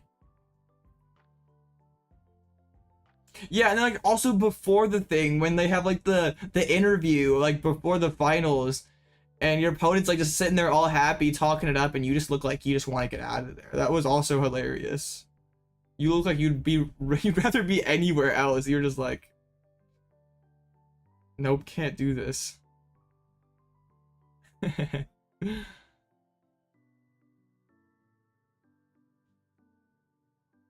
Didn't you face the Palkia player in top 4? I remember watching that game and you kind of rolled him. Right? Yeah, that was you, because it was Zard versus Palkia. Palkia got top 4. Basically a meme? Kind of, I guess?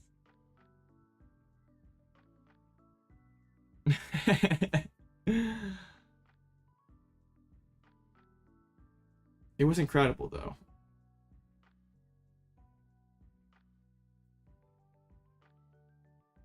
Yeah, so that's that was Ogerpon stuff. That was my quick 5-minute opinion on Ogerpon. We need more sauce for it to be any good.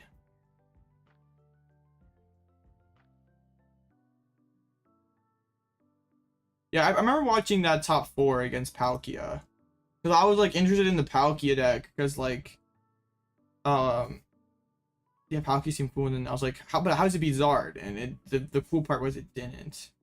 If you put in top 8 again, you'll cry. You got the Gengar this time, though, Timmy. Which Ogermon's the best? It's either the water or the fighting one, but neither one of them are incredible. The whole like winner interview thing works great if it's like an even matchup and like both like, I don't know. It's like kind of weird though. Like the cast are like trying to like hype you up, but the players like aren't just like there to like try to. the players aren't gonna be like, okay, I'm up against Mew, so I'm gonna do this, and this to beat them. I play this tech card so I can beat me. Like, no. Is that like, yeah, it's kind of awkward.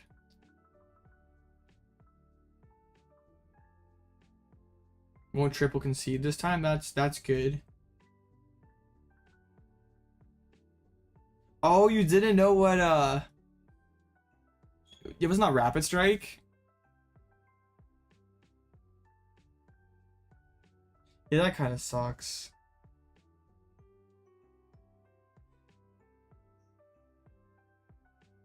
Yeah, I'm not. Oh, because I didn't want to stream Robin versus Block. Yeah, that was Zard versus Block. So yeah, they didn't want to stream that side of the bracket. Bro hit 3 Zards, and that was goated run. That's funny. Because they don't really do the interviews in America, dude. I don't remember ever seeing one of those. Like,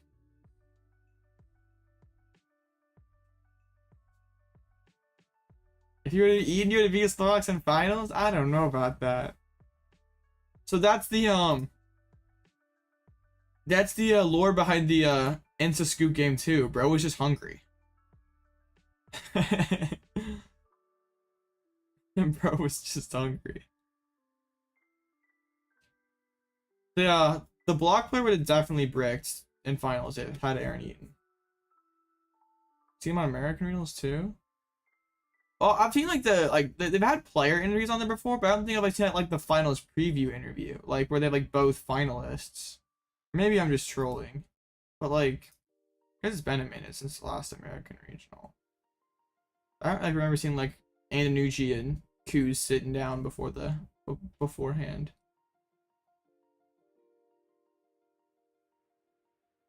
Or maybe I can't remember.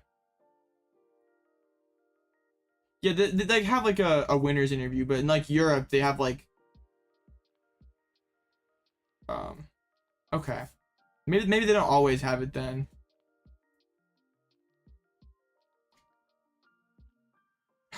That's funny. 7 grand's pretty good. I thought Snorlax was the one that was always hungry. Turns out it was Aaron, right? What if this table ties? I guess it doesn't really matter. Come Come on, please win so I get bumped down lower so we can base Zorobox, please.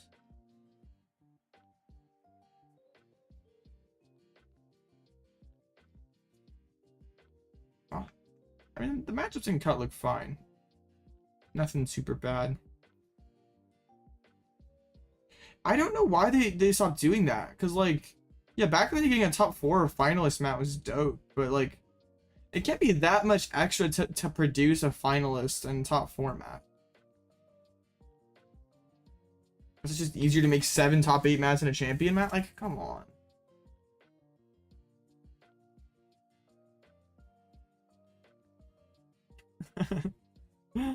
Hunter's definitely slow, bro. Bro wasted the epic tournament run on an SPE. That's such a misplay.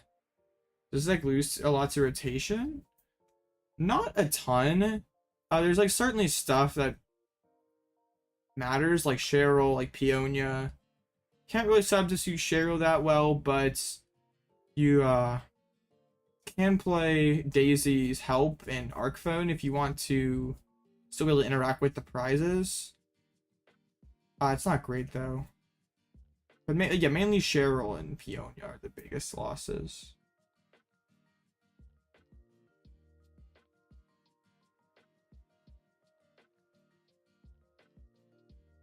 This is great money for Worlds. Bro's like coming to America twice, but oh man. Big sad. Yeah, and then like also with Pidgeot, you can customize it so like if there's another like you can play pretty much whatever attackers you want. So if there's something better than like Bouffalant or Radzard into like the current threats in the meta, you can kind of accommodate it pretty easily. So right, like what? Because didn't Stockholm not have a very big cap? Is it like hard to get to Stockholm, or are people like burn out in the season and just don't want to not playing Pokemon anymore? Or I mean I didn't really pay too much attention to it since you're from New York and you refused since you got off to a good start. That's fair. Don't always get those opportunities where you have like a really deep tournament run.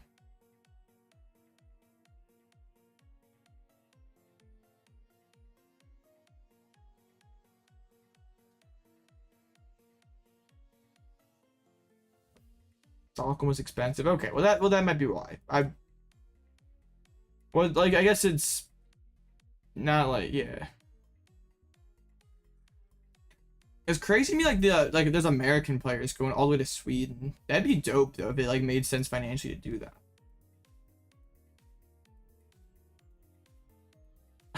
What? What? That's crazy, Timmy. What the heck? Bro is, oh my goodness. I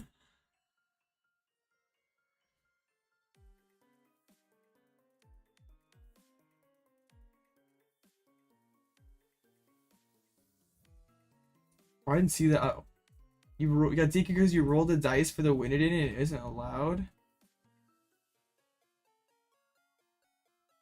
That kind of sucks. I mean, I know it's not allowed. Like, you can't put a game up to a chance like that.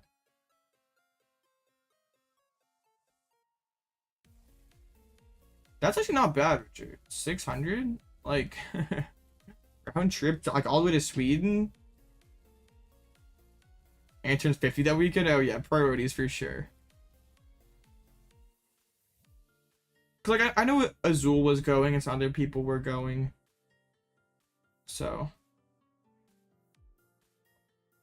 Wonder what 1v1ing the top PTG players in basketball be like?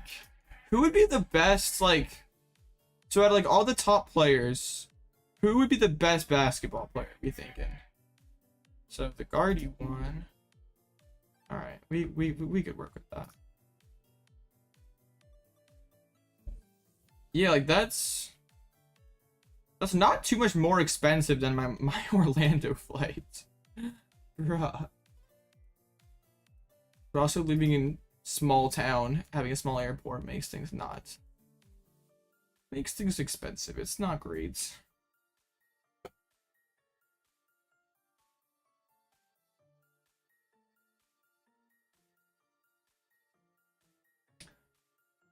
The thing is, people in Pokemon don't know how to make money besides their job. Like,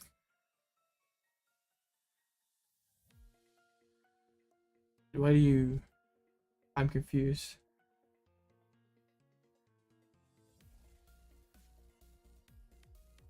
Invested in crypto in 2x? Bro, it does not pay to not have a major airport near you. It makes, like, traveling a lot worse.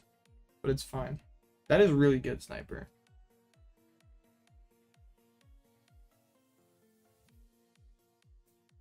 I gotta capture that same Aaron magic and get to finals of Orlando, then invest in crypto so I can get in more regionals. I'm gonna need Aaron's crypto picks so I can get some more events. Are you a certified financial advisor? Can I take your can I ask what you invest in? Yeah. That's nice. Crypto tier? No, I'm not going there. I know nothing about that stuff, so like I heard like Bitcoin and things, but like not the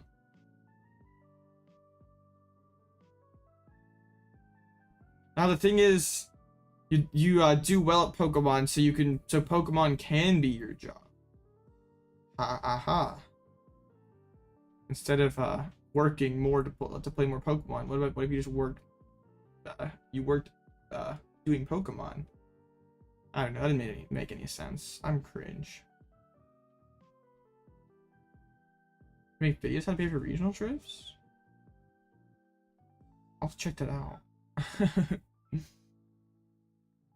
Yeah, because like I'm sure if I lived like at a bigger city, had a closer airport, it'd be easy to make it to events, but it's fine. Well, Orlando's worth everything's got to get started for sure. I honestly wonder how much sponsors actually like foot the bills for some of these players, like because some of the like the people who say go literally everywhere, it's like go to Australia and go somewhere else. It's like, dang, like how how does that make financial sense? But maybe sponsors foot enough of the bill. How many regionals do I do a year? I've done none since COVID. I did. Am I flying American again? No, I'm not. I forget which airline it is, but I know it's not American. And I'm leaving at like noon, so like it doesn't really, like it shouldn't matter. Hopefully there's not some bad snow in Denver again.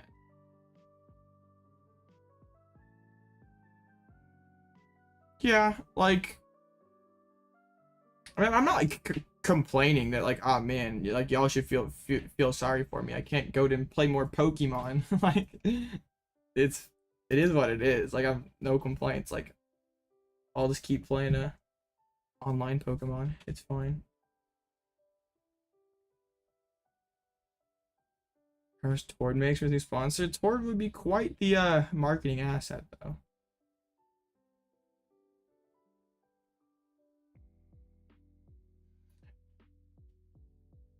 But like the thing is, like the people who like travel everywhere and like don't hit cash that often is like kind of the crazy part to me. Like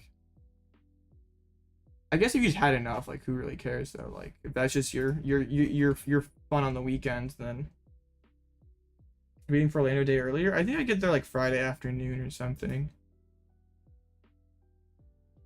Yeah, that's what I'm thinking, Timmy. Like unless you're just like the player is like on stream and like your logo's on stream, 1,000 people are seeing it, like that would be good.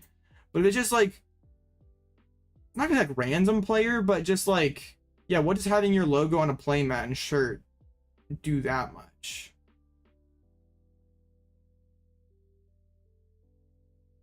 Why do people shuffle your deck when you offer cut or tap? Just like sometimes people feel that like you're not sufficiently randomizing your deck. Like, yeah, if like you're probably like 3 mashes and then pass it over to you, like,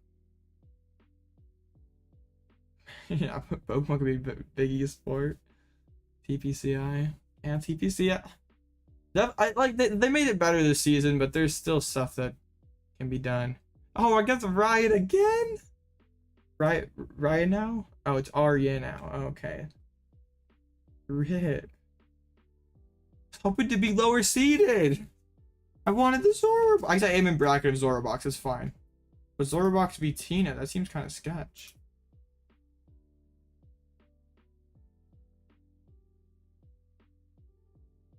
Yeah, there are some things that TPCI could do that would make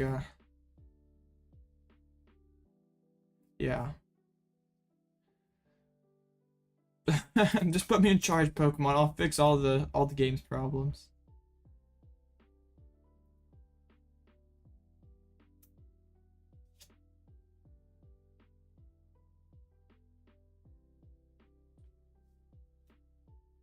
Yeah, it's gonna be for real this time. Didn't I face you like a couple tournaments ago? Was it like it might have been last game grid, I think.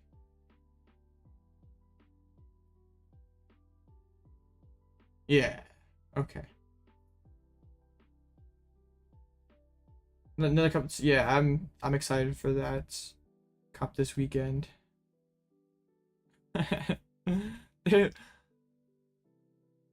Yeah, I'm excited. Now all y'all know that I'm on control, so we'll see how that goes. Any Gengar's making it into lists, so people don't want to lose to a control. Oh, interesting. Okay.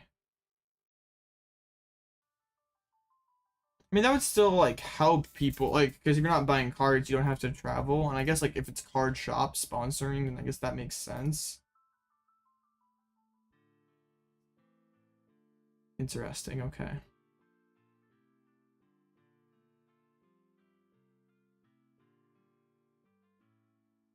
Not gonna stream snipe? Alright, I appreciate you.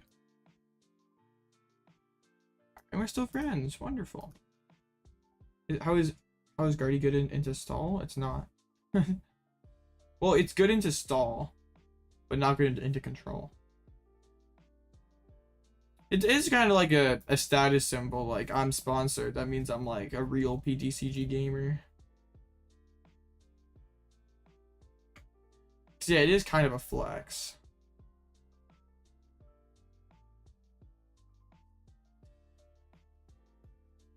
Yo, anyone would reach out and sponsor me and send me a $50 Prime catcher, because I'm not about to I'm joking, of course. Sniper's sponsored by himself. That's kind of powerful.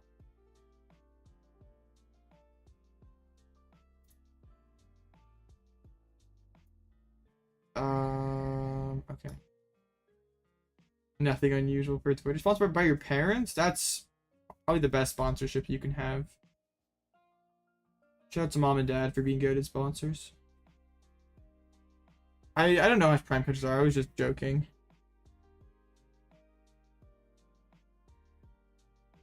But if you're a sponsored player, especially if it's like one of like the more notable teams, like it gives you kind of like more credibility, right?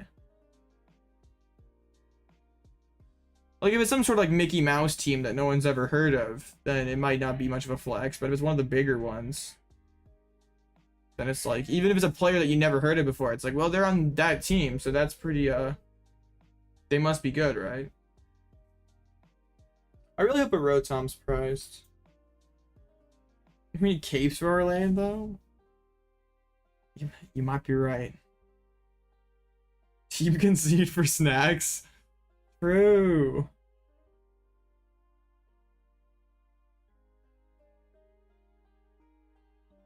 Yeah, but it's like some like random card shop no one's heard of. Like, I mean, it's neat, but like, it's not too much of a flex. It's like weird flex, but okay, dude. Alright. Come on. Rotom, please be prized. Gross. No. Ew. That's disgusting.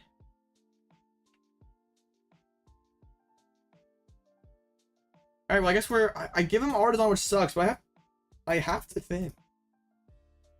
I need to hit one of these Arvens.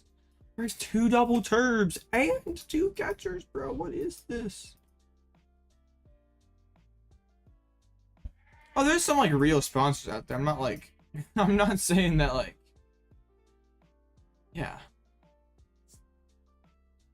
You have your jersey for Orlando? Yo, that's sick. What do y'all think of jerseys in card games? Cringe or cool? I feel like I'm kind of, I don't know, some like random jerseys are pretty cringe. I feel like if you wear a jersey, you kind of have the reputation of being like a sweaty tryhard. Not really the vibe I kind of want to give off. I don't know, Aaron. Okay. Everybody seems to think that they're cringe. I tend to agree. Like there's some cool ones out there. For the amount of players they sponsor, Aaron, it seems kind of crazy. Like if they're really financially supporting that many players, it seems expensive. I don't know, like.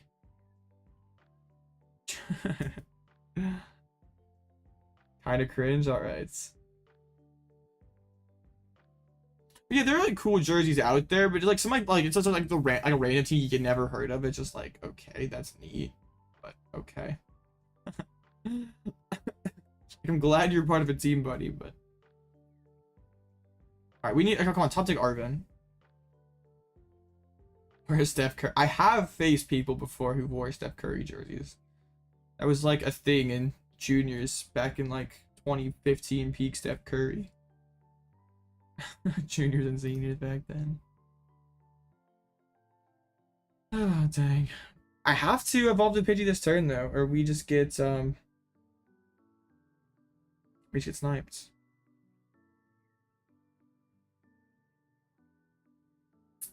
Want some Alloutblitzle crew shirts? Yo, do we ever go for Alloutblitzle merch?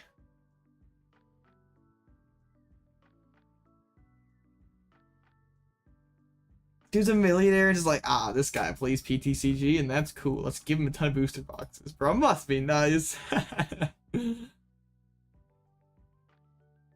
Oh, they took my Artazon away. I should probably grab second Pidgey over Relax, but it's fine. Alright, well, this is like, are these rounds timed? Because if they're timed, I think I scoop. If, yeah, they are timed. Okay. They failed a step.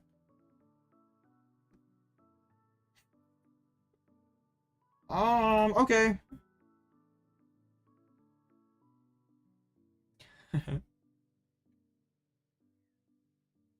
This is sketchy.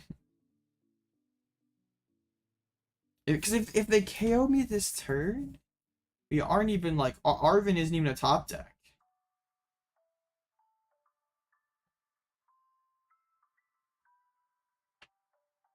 Oh yeah, I wouldn't just like make, if I were to make merge, I would really want it to be good. I wouldn't just like make it cringe and charge a lot just to like try to make a few bucks off it all. Like, I'm not like out here streaming PTCG every day to make myself rich.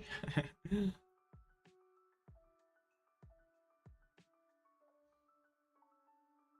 you please like not knock me out this turn? Just take another turn off, please.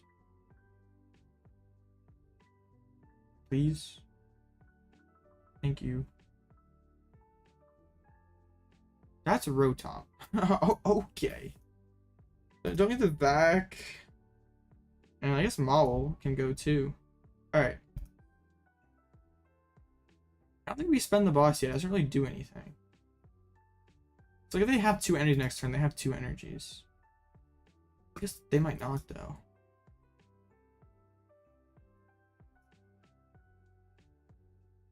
There we go. Now we're cooking. There we go. Let's get it. Can you please not knock out my Luxray so I can get a Fang Snipe? Like I've been kind of asking for a lot. Like you've not attacked me here for a couple turns, and I'm very thankful that you've not done that. But if you please just give me one more turn to get my act together, I'd really appreciate it, opponent.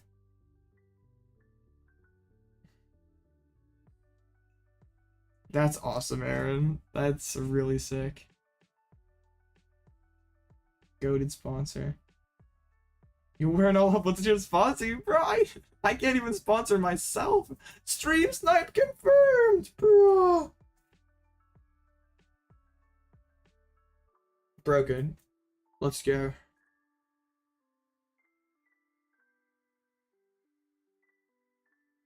On Whiff Guard EX. Give me one more turn. Yes, okay. Slow start and everything. And we're still gaming. I love this deck. This is wonderful.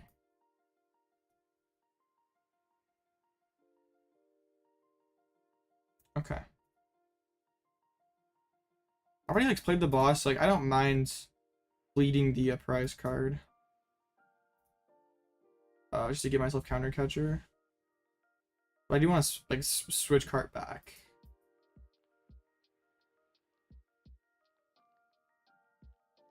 You can get down another flax as well. Do you need to pick up this Pidgey eventually or evolve it?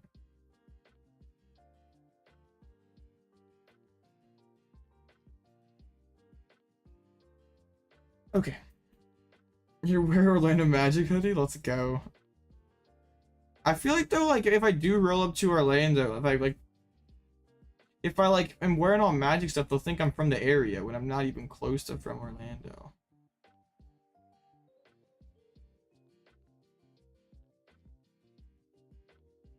Hey, in 10 boxes, you should get pretty much everything you should need, right? Like, should put all the A specs. That should get you like 4 Iron Crowns. Like all your Chinchinos and Great Tusks and Baby Roaring Moons. Yeah, that should get you everything. Like, unless you get like really unlucky and like don't pull an A spec, I think that'd be like the only thing. This win it in? No, this is top 8. Sorry, I didn't flip the thing. It's my bad.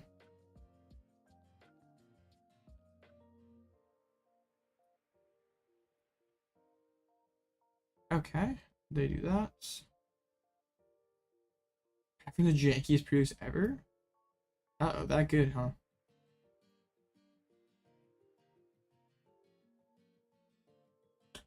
I want to eventually find a window to Fang Snipe, but I'm not sure that's going to happen.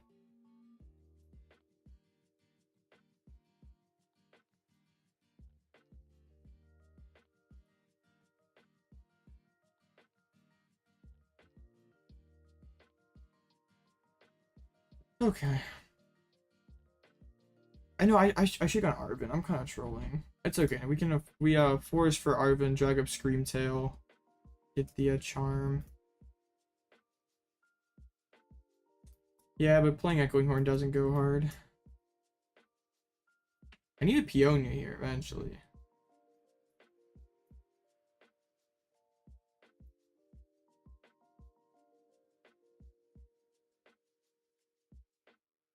The thing is that they evolved all their Curlias, so they can't like refine something out of their hands.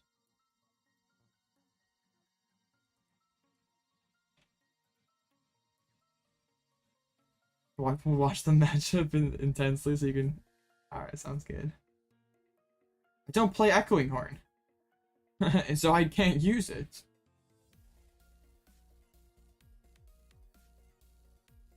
Yeah, it'd be insane if I played it.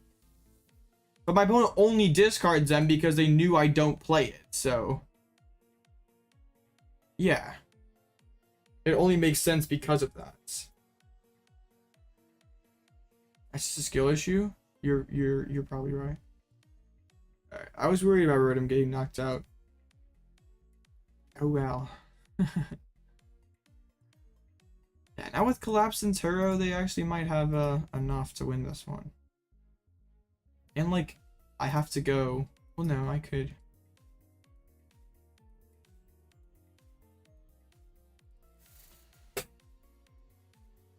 I'm just like trying to think like how I work my way back here. I like the idea of like Bouffalant. Just see what this Peonia gets us, because we might want to go Gust depending on if. Alright, I don't need another Rotom. I don't need Mimikyu. Don't need Heavy Ball.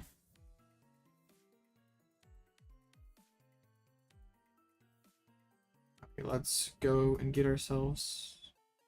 We have Counter Catch in hand. Let's go get ourselves Nest Ball for the Bouffalant. Maybe try to make a play out of this.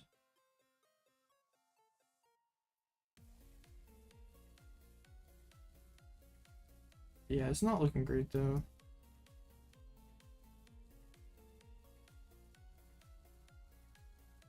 I guess I could have benched the Rotom anyway. They don't have any gusts left. Them basically starting ahead 3 prizes though kind of sucks. Like they're just their board got developed so much faster than mine. Like even though they weren't taking KOs. Cause now I think I try to hit an Erika's.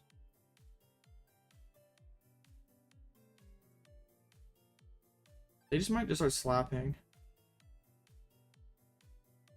Yeah, unfortunately, like we couldn't go like early Luxray and take away resources. This game's probably still winnable though. It's just gonna take a lot to go right. Slap. Okay.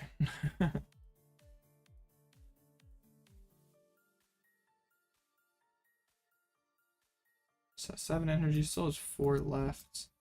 Let's toss out an invitation here. Nothing. Nor would Fang Snipe really do too much.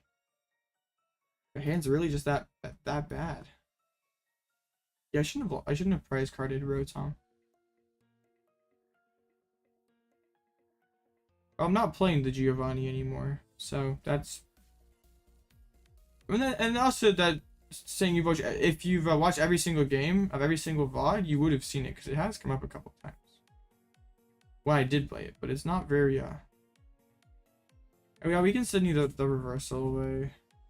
There's stuff we can do.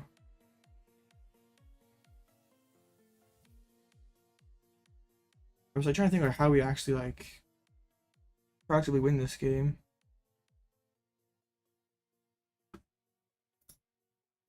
Just like yes, Sydney the Rev away isn't awful, I guess.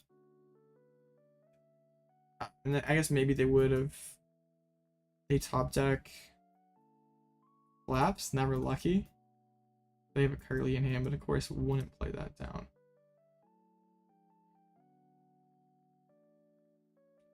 Yeah, this is not great though.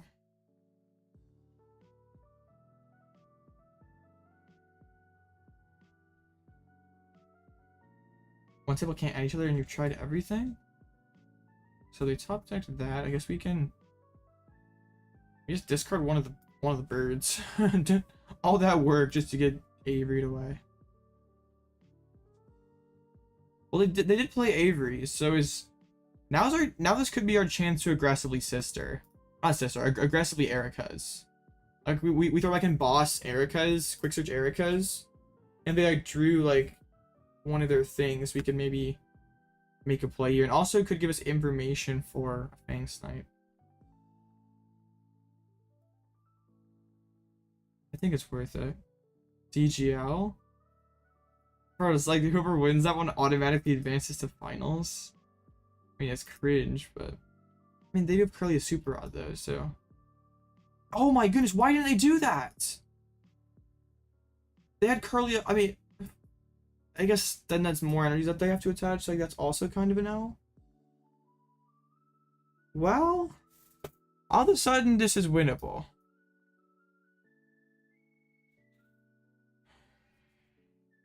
That eats up 2 energies for 30 damage. Forces the Turo.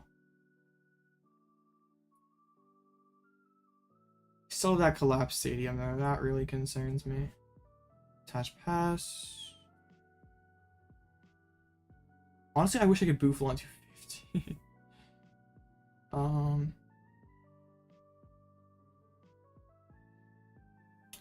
Let's see. What do we want to do with this? Quick search.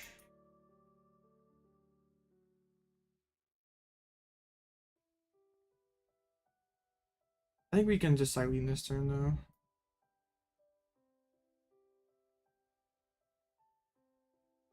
That's Pal Pad, I guess. Yeah, there it is. I'm like, where's Pal Pad? I know it's down there.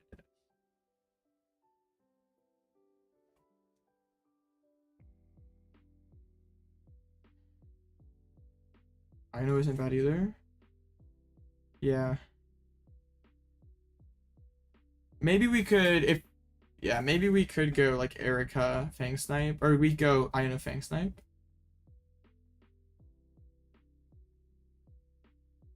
Because how many grass or how many energies do they have left? There's an Ultra Ball. Probably they discard a Psychic. Get the Arcana Guardy. So they're actually gonna go in and take a prize here? Well, I guess they could have done that anyway. They just want to start drawing cards. Yeah, why haven't they done that earlier? So yeah, finding that collapse. If I could, I kind of want to put Sydney back in.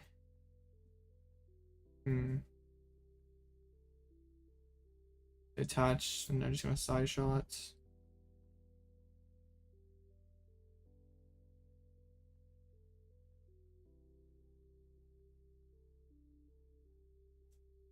Three, 7, 8. They still have 2. One of them is in the discard pile, but they have like Fog plus attached, so it's Yocheer back in. Erika's, Cyllene, and Sydney.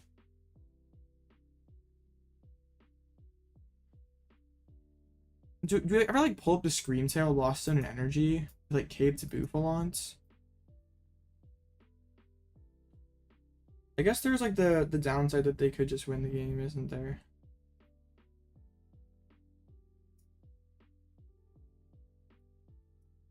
Huh. Because then if we do that, they could just Super Red Fog Crystal Retreats. Scream Tail had 2 retreat. That'd be broken.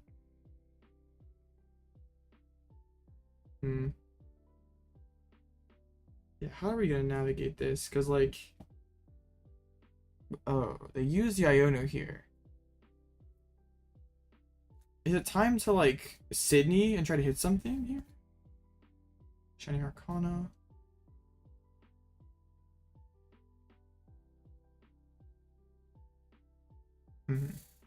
This is a it's like a really interesting board state actually.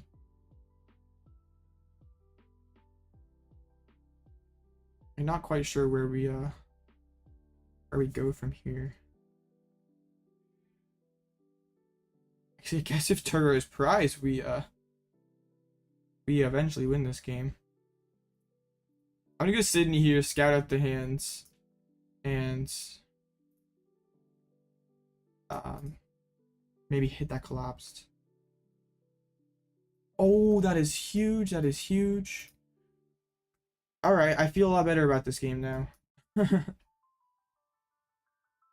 I assumed they would have Ioned it if they would have drawn the collapse. That was the one thing I was concerned about, is they like just stash it away for later, but they did not do that. So, and they just have Turo to recover energies, or to not recover, but discard energies.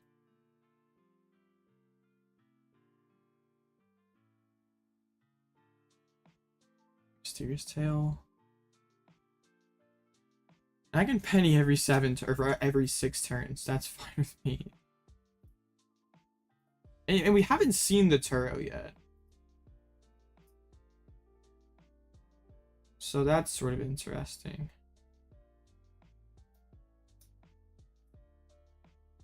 So we could have just put the vet. Let's just show it. Like, let's just make him show it. I guess we can. I think it's more impactful to Giacomo off the. Oh, I can't do that this turn, but next turn. Let's make him show it. Okay, it definitely was a correct play, because like the upside was super big. I was just sort of not expecting too much out of it.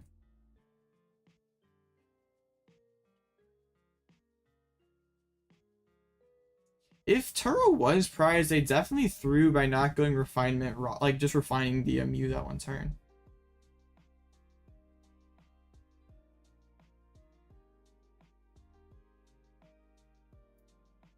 Let's get rid of that. One more energy that they have to have. I guess we can just like go get. I guess we don't really need sisters too badly. We can just get like Counter Catcher or something. All right.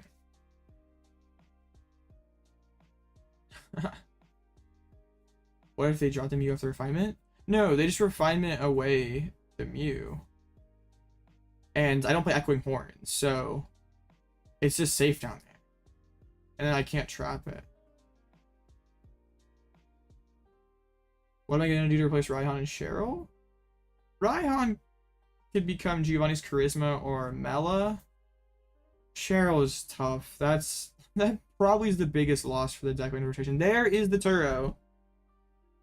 Turo Guardy Punch. Alright. Yeah, they have to Ultra Ball away the Mew.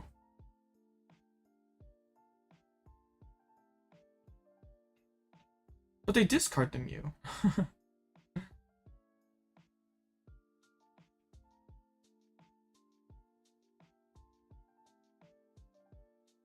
This is kind of sketch.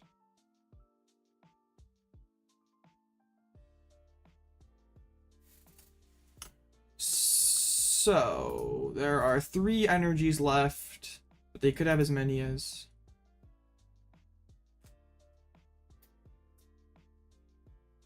We gotta find a way to win this game. How are we gonna do that?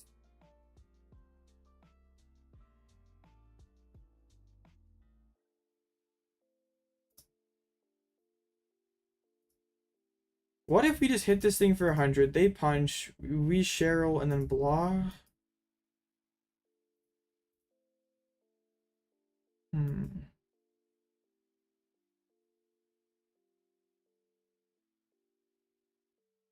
Let's try to hit something.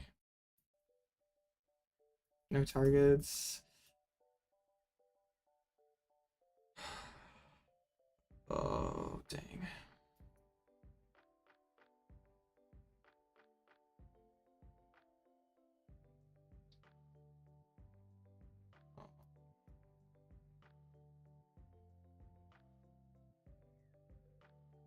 We force the energy onto the Mew.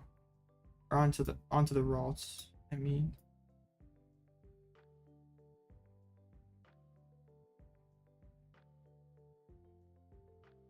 If the so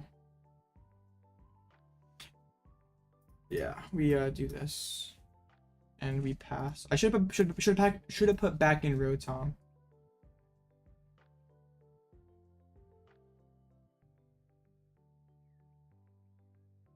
Drop Ralts. Yeah, then we commit the energy there. Then we drag up the So how many energies do they have down? They still have 3 in the discard pile, so that's actually kind of a gift. I wanted to force Turo though. I mean, you're probably right, but then yeah. Embrace. And then they go Teleportation Burst, which is pretty solid because it sets up the Guard EX knockouts.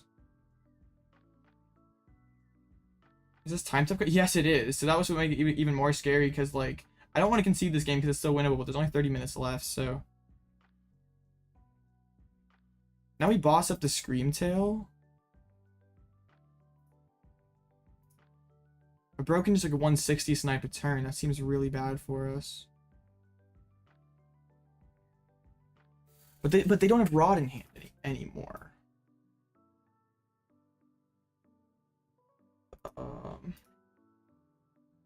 The timer's being aggressive. I don't like it. I should have attached the cape to the dude. That was a misplay. Dang it.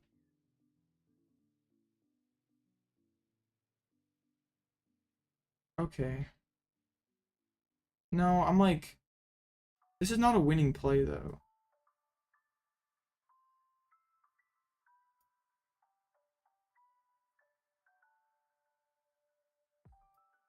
Yeah, I think I kind of threw this game.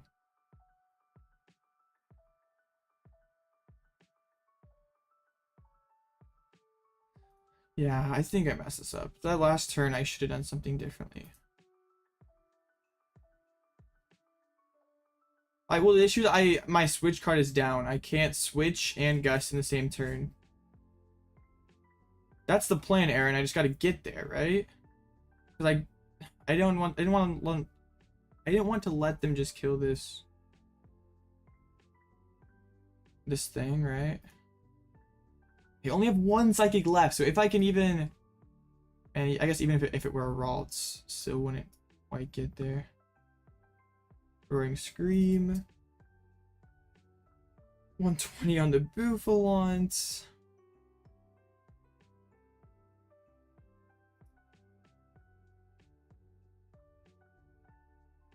Yeah, this is a problem. I'm like backed into a wall because all my catchers are gone. All my catchers are in the discard pile because one is prized.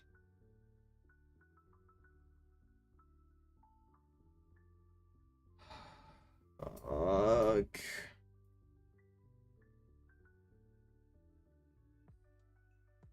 Now what? We penny up the Luxray next turn? Yikes.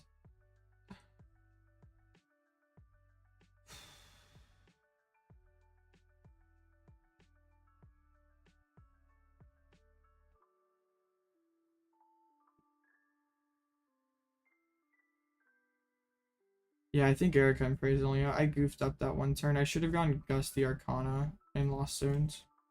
Or Gusty Arcana hit it for 100, and then next turn go Lost Zone.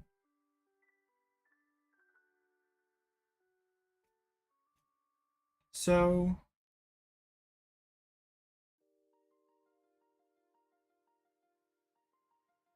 yeah, we let them take the prize, draw the prize card, and then try to be able to win with Erika's. So let's increase the top deck odds of them for a basic. She had some pretty good cards as well.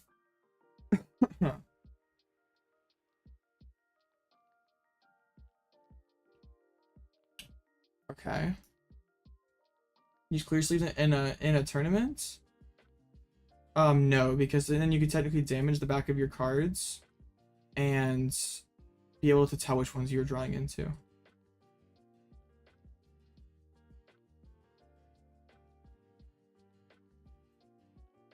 So yeah, that has to be the plan. They're actually drawing cards, which they have like Iono. They got Iono themselves down to 1.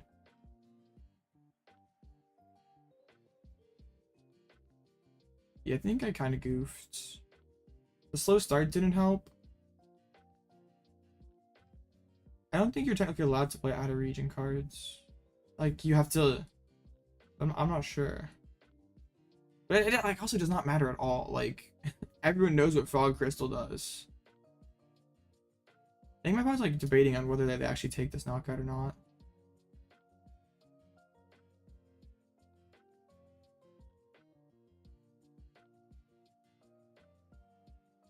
They do. Alright. Please draw into Zacian. Please. Come on. Erika isn't a penny, I guess. That's... Well, Peonia is Gus, technically. We have another penny in deck. Alright. The classic Erika and Prey. Come on, you drew Zacian off the prizes. I know you did. Oh my goodness! We win! No way, dude! There is no way!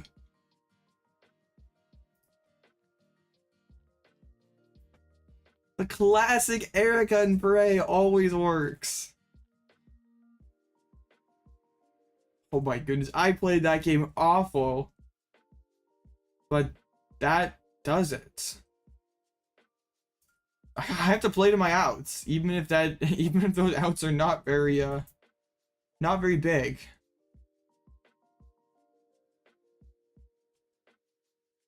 Wow. I don't feel like I deserve to win that game, but not complaining. They won first. Sounds good to me. Alright, I'll fix this. I got called out for it. There we go. Top 8. That was game 1. That was a heck of a game 1.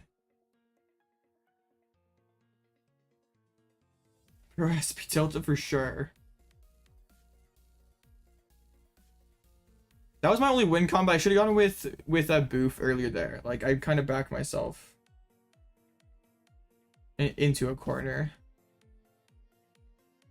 Yeah, the percentage didn't suck. Like, it wasn't like it was Yeah, it wasn't like the most low percentage play ever, but it was.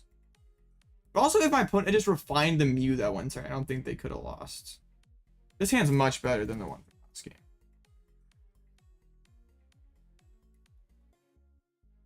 game. That's for sure, Moonlight. That is for sure.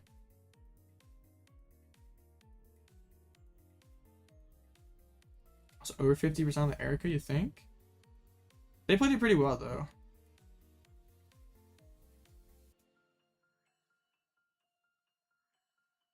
Yeah. I backed myself into a corner where that was my only way of winning the game, when I could have gone like Bouffalant that one turn, or even Pidgey Punch. Like, if I Pidgeot and hit the Arcana for 100, and then I go Cape Bouffalant, Lost Zone, and Energy off of it, it does 130 damage on it. So then they have to hard retreat it out. And well, I guess I get attached energy to it. So maybe the Pidgeot Punch wasn't correct. We just pull it up, go Cape Bouffalant. They actually go the Zacian this time. They're like, you don't get to trap my Zacian. Didn't even need to rot it back in. Like, I play no horn, so you just refine it away. Like, it's open list. Bro knows I have no horn. Got the sword. I don't mind them pumping energies into play. That can like make my win con quicker. But also, turn 2 Miracle Force KO on Rotom is real. Alright. Nest Ball. Get the Pidgey. Luxray is prize, so Heavy Ball is actually good to keep around. Okay, I don't need surprise check that. Heavy Ball for that guy. Sydney's in there, but and the Charm, that's not too bad. So we get the Forest, we get Candy and Forest Sealstone. Just in case the Rotom does go down, they go like Iono plus Rotom. I think this is the smartest play. Let me instance. A second Rotom needed? I just don't want it, like, it's gonna be prized on average of 1 in 10 games. And any game you do not have Rotom, you're pretty much gonna lose. There's like very little chance that you have. Okay. Yeah, I think they had like 5 cards in deck. They play Vacuum? That they don't. That's why I'm like being so aggressive with my Forest Sealstone, because it can't get punished. It only could get Iono'd away. They just roar. I sort of like Fang Snipe here them, but I like also like have to imagine they don't have a card name. What if we just Erika and check? Yeah, there's nothing in there. Okay. So if that's the case, I think we just go like charm, like we charm the Rotom this turn just so it can't die, and we instant charge. And the next turn we a Penny, pick it up, go back into a Snorlax.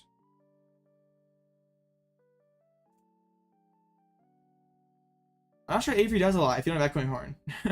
I think the better play is to cut, would be to play Echoing Horn again, because people might see the Gowania list and be like, I can just not load up my bench, I can get rid of the Manaphy Greninja, don't have to worry about that, and then eventually they would lose to Echoing Horn if they chose to play that way.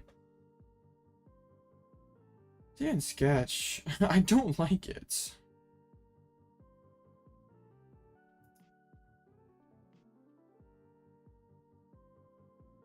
So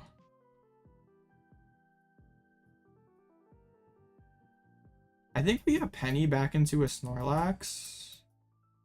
And then next turn we'd like pull up Gardevoir.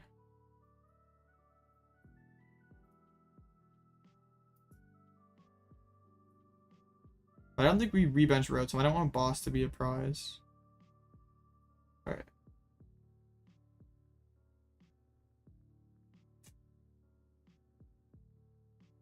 So the next turn we pull up Gardevoir, like that would just pretty significantly slow them down too. Boss off the top, okay. What do we want then? Another Snorlax could be good.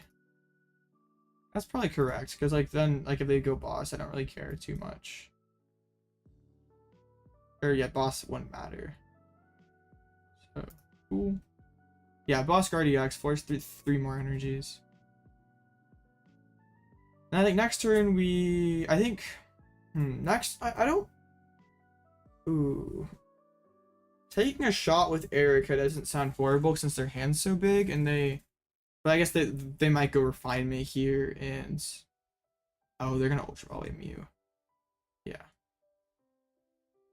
The thing is that they Ultra Ball all their good Pokemon, or all their Pokemon, then Collapse doesn't become an asset. I think I want to try to establish Bouffalant.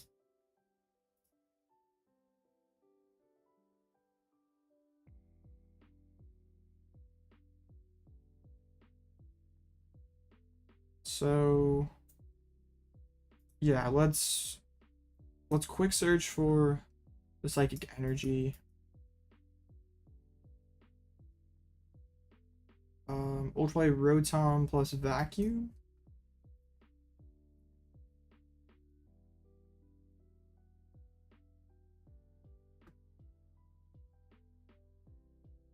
I think we can Penny pick up this Lax and deny the prize even more. That seems okay.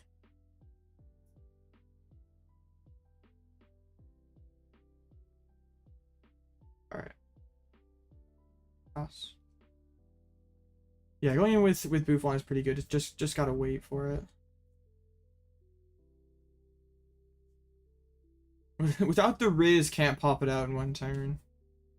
There's the Iono, so it gets rid of my Switch cards. But it's okay. We still have 4 Seal Stones, so we can still find our combos. I do like that they will have had to commit a lot of energies to... Yeah, because now Arven gets Cart plus Big Cape. And we lost an energy. Yeah, if they whiff attachment this turn, I guess they have Roar the Sword always, right? Giacomo's prize. I would really like that right now.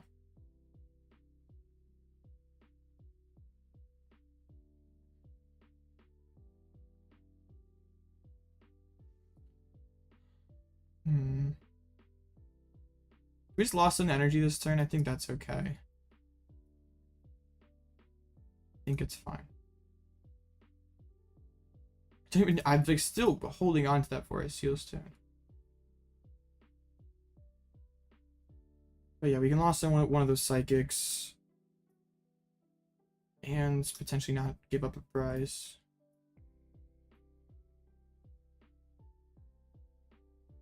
They would need 3 more energies on Zacian. Yeah, plus them basic Psychic. So yeah, half of their energies are committed. They can't really do this line though against the Radiant Charizard builds, right? Because I feel like if they want to play super slow like this, then aggressive Chi is pretty good. Do I ever just let them KO my Bouffalant to get another energy in the Lost Zone? They hard retreats, so that's 5. They can't quite reach the KO. So I doubt they load it all the way up.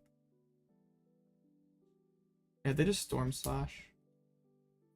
Wait, ever just Lost Zone another energy? Yeah, Giacomo off the prizes would have been really good.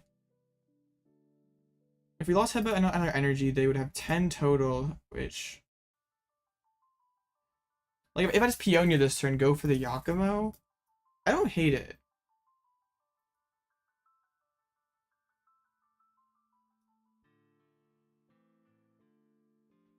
Or what if I went Penny into Luxray Fang Snipe and attach to Boof again? I think I like that more.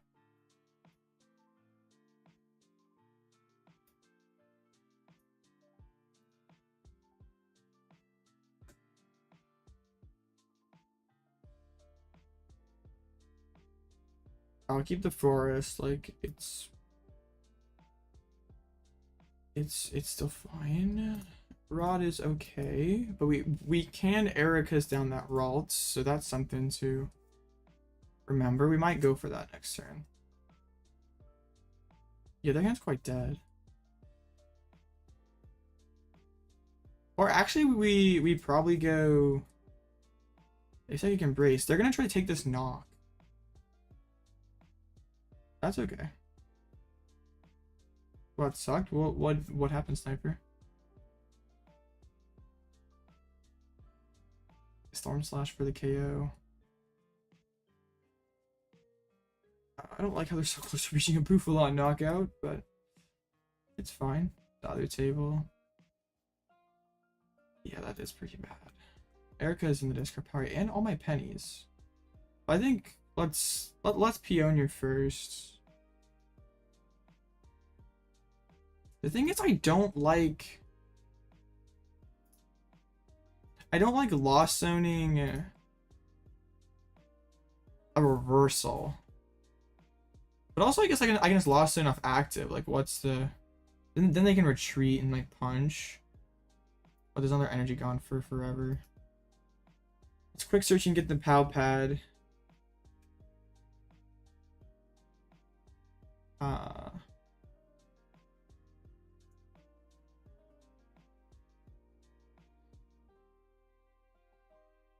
So then they would need 2 to KO Bouffalant, and like that wouldn't be ultra easy. Yeah, I guess.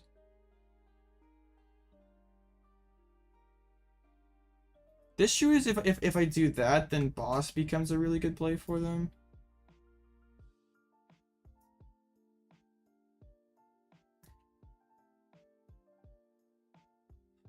But it's probably the more responsible thing to do. Like, just pull up the Ralts, like, force a Psychic there.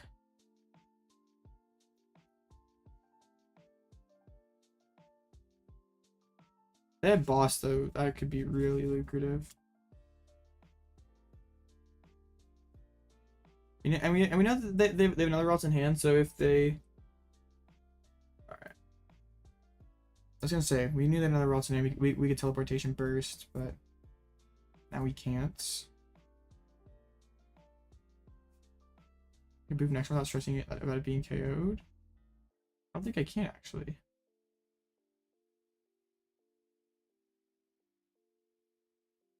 To be honest, like, Erika has a lot of upside here, but not too many cards in hands. Let's use the Giacomo and pull up the Gardevoir EX.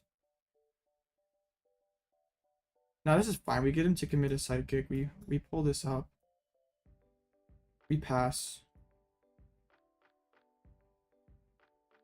I actually don't want to like put Bouffalant in the active spot and just a lost zone of reversal, because like Giacomo does the same thing. So there's 8. So they have 4 energies left. But they still have Turo and Collapsed. Yeah. Now I think we go Erika's. Now that we have the moment. Or we could... No, we can't go Luxray. I like Erika's, though. Well, I don't want to pull up something else, though. This is kind of awkward. Could just take this turn off to Yell Cheer. I just like grab a counter catcher for next turn. Already have one of those at hands. We can grab a penny, I guess, for next turn.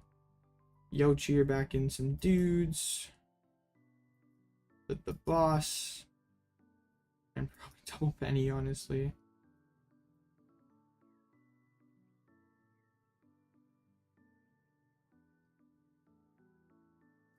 Okay.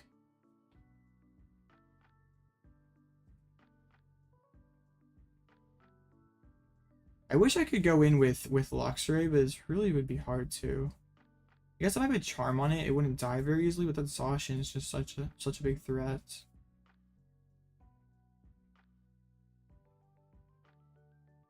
Yep, needs 2 retreats. Doesn't have any in the discard pile, nor has, or yeah, doesn't have any.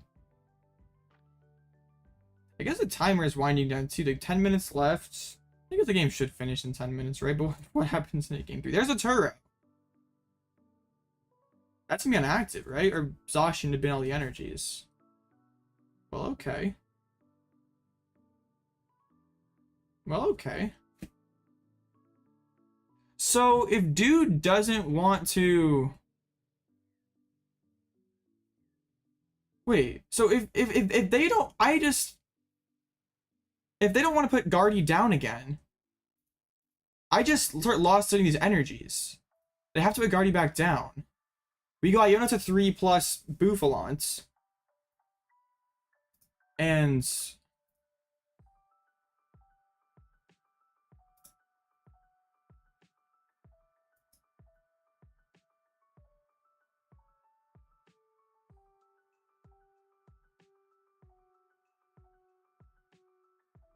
Okay. But like honestly, getting rid of the, like when they're so overloaded, does it matter too much? I guess it still does, right?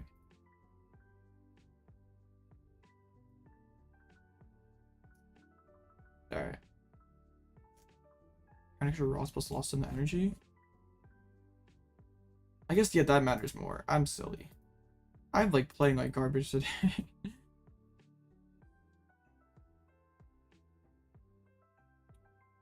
What if we do that next turn?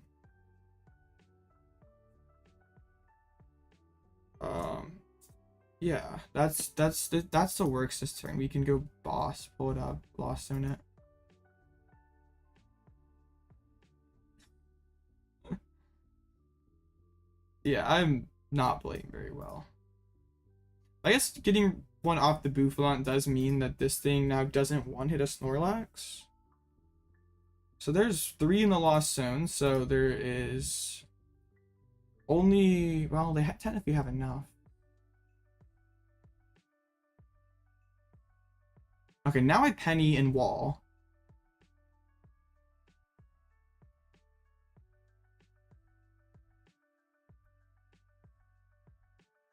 I think we can grab like Catcher for the future.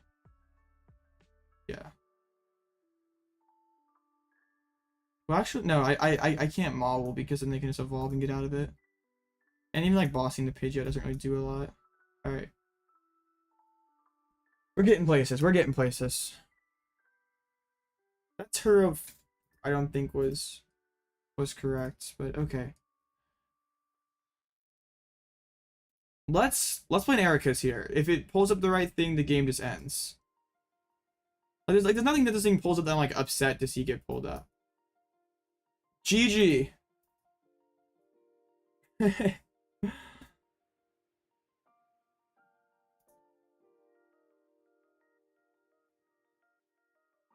All right. I don't want to give them boss a knock, like their only way like to like move the Ralts would be like, I mean they could teleportation burst, right? But I don't want to give them like boss as an prize card as a way to retreat. They don't have Pal Pad? No. Sydney's prize, unfortunately. They just concede though. We got there. I think that Turo was a misplay because it let Bouffalant get too much value. Oh, they did prize boss. That no, like, so there's like 2 different ways you can play it. You can play it like you can play it as Guardy and just not bench stuff. Oops. And just not bench stuff. And make it impossible for me to run you out of energies. But also what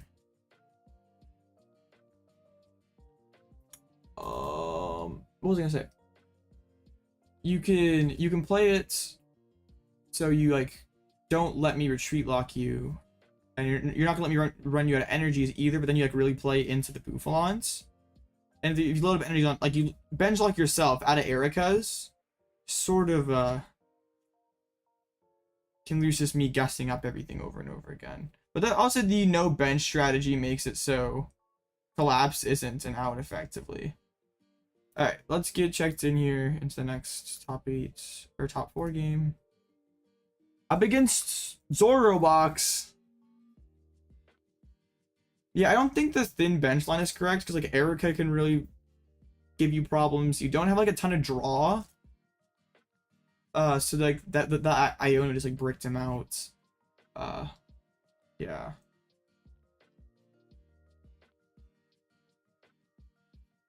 So we're up against Zorobox. Did you play the Gengar? The issue just for Zorobox is they don't do that much damage against me. So they have Gengar. GG's Richard. Those were some close games. Like Bouffalant just gets a ton of value, right? Like I can just Lost in energy. I can Giacomo away the special energies. Bouffalant's away the other energies. They can't really do much damage to my Luxray, and I can keep Fang sniping. So yeah, we'll see how this goes. My phone has not checked in yet. Yeah, I think that's the way you like, especially like how I set up slow that first game. If they would have just established a ton of Curlias and drawn a ton of cards and like put more pressure on me, I probably couldn't have like they're probably wouldn't have been a way for me to crawl back into the game. But they like took it slow, not evolving into the Curlias and stuff, so I think your hand was kind of bad though. They might have had all their Curlias in their hand. Can Bird Control beat Gengarzard? Gengarzard's I mean it would be harder, but yeah, I could still beat it.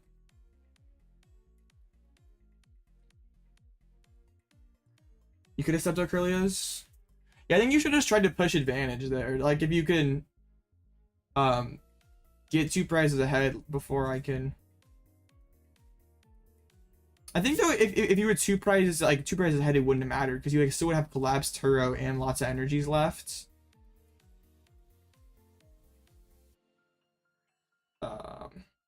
So I think in that game it was fine. But I think also game 2, like you didn't have to go really too much draw, so I don't know, like by rushing you do lose faster, but also you win faster.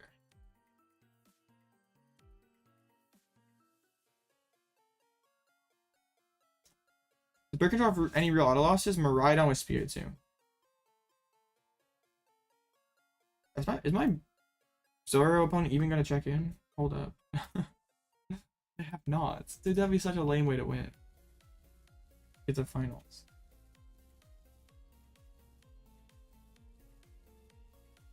Yeah, that Sydney game 1 was huge. I was not expecting much out of it. I think, well, okay, so if you Turo the active, you like still are fine into Bouffalant, but like you're still, I don't know. Like if you have like the board set of like loaded guard EX plus just 1 Ralts on the board. Yeah, I think that would have been correct. Like you still have the energies down if you need to get a big exhaustion hit, it's there. But yeah. It was an awkward position because then if you just start 2-shotting, I go back into Bouffalant, start lost hitting energies. And then just like Penny and okay, good. My opponent did check it. I would have been. Yeah, that was a weird spot.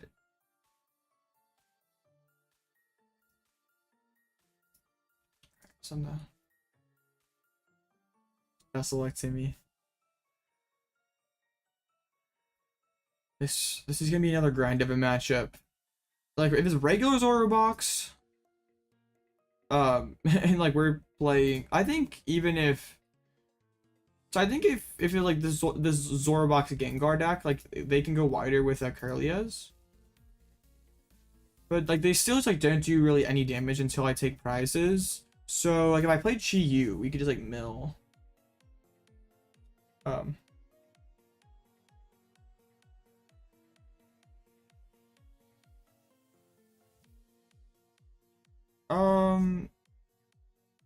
Yeah, I probably should, at least game 1 there was like a opportunity to Bouffalant I definitely missed. Yeah, well, I could have like pulled up the Arcana and done it.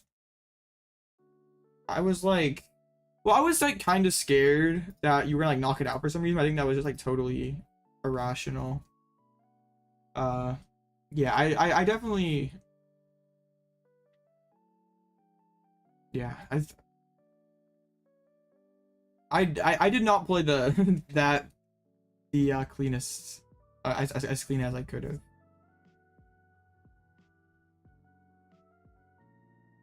All right, up against Zorobox.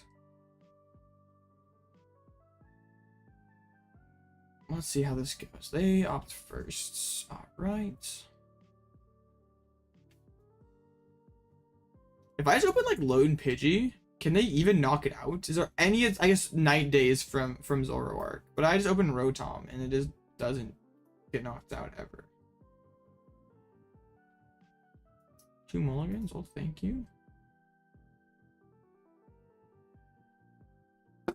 I just want to start Fang Sniping as soon as possible and then weave in a Giacomo occasionally and then have Bouffalant in the background so we can, whenever they attach a metal, just send it to the Lost Zone. Yeah, they both have their pros and cons. I think game 1 though, when I was drawing so badly that it's like going wide, drawing as many cards as you can to try to like really gain an advantage. Because if you just get far enough ahead, it kind of doesn't matter for me. Oh my goodness, Aaron, you're an absolute legend. I'm gonna grab the Haunter. What's funny is I'm not even gonna try to retreat lock them. At least initially, it doesn't make sense for me to. Oh yeah, it's a weird matchup. Not one that you probably test out much, right? Okay, most everything's in there.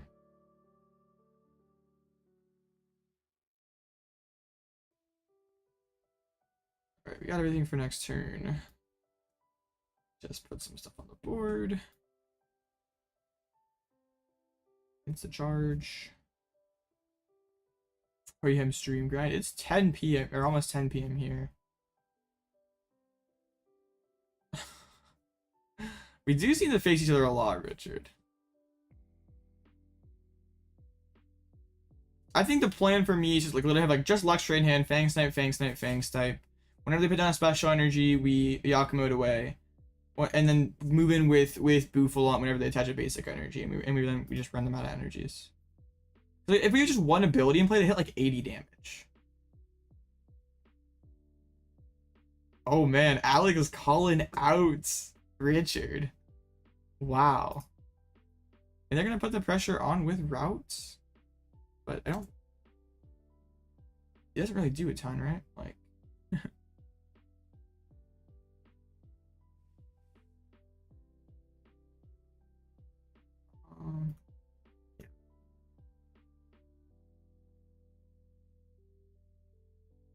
Yeah, reversal's never active. They don't really have they don't really have an attack that does damage unless I take prizes.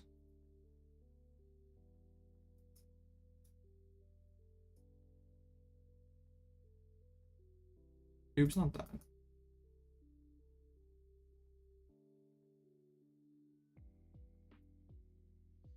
All right, let's do that. Let's do this. Let's do this. I can't read the golds as well. Yeah, I just bin the Iono here so they just can't draw more. And then if they hold the reversal, we go Sydney. Yep. Oh, they top deck the double turbo. That's hilarious. They don't one hit though. I think they're debating boss. That's definitely a misplay because I just penny this anyway. It doesn't really matter.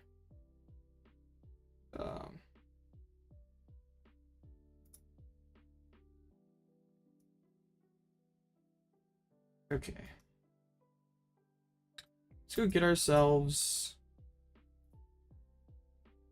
like it. Yeah, we go Psychic to put on Boof. Like Fang Snipe this turn doesn't do anything, so we can just like sit behind Pidgeot and have it tank the hits and just pass. Dogma's turn before Penny.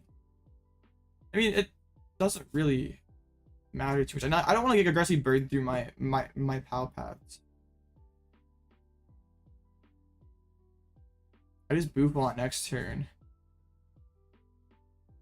Plus Sydney. And then what do they do? Like, they're gonna hit my Pidgeot for 30? It doesn't.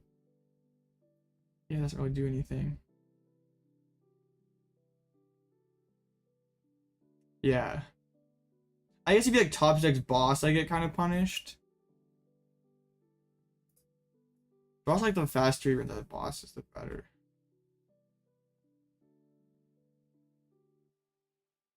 Bro literally scooped all 3 games to me. I kid you not. Literally. Bro, that's so cringe.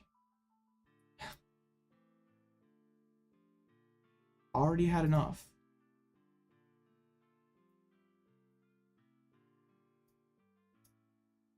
Well, on to finals, I guess.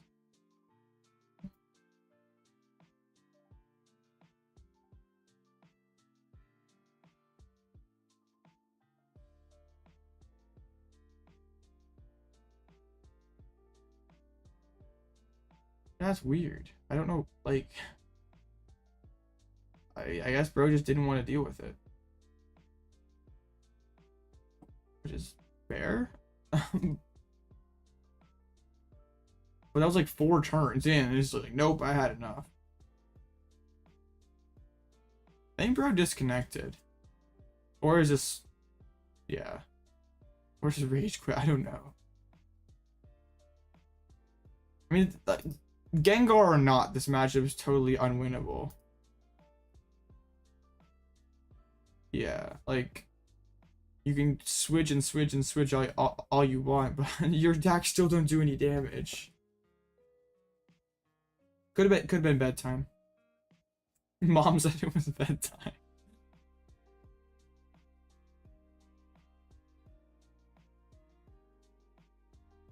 I'm just gonna insta pass because, well, I don't want to do that in case like actually still. Oh, but they like reported it already. Is it really? Does it really matter? What if we for the memes just start knocking things out?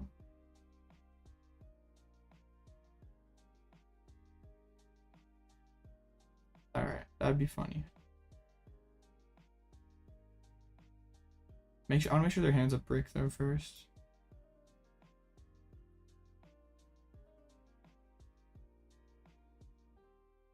Yeah, it's the exact same Solar Box person that did that. If they didn't play the Cynthia, they're probably just trolling.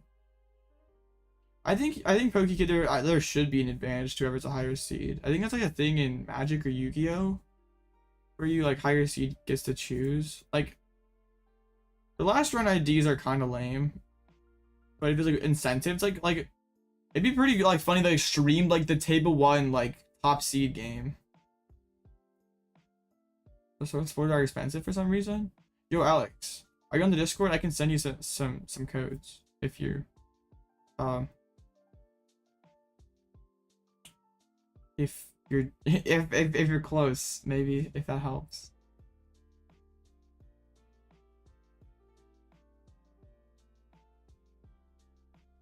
$75 people? Let's go, man. This is such a exciting step to the stream. Am I gonna play some of big tournaments? Orlando here in a month. Not worth playing? I mean,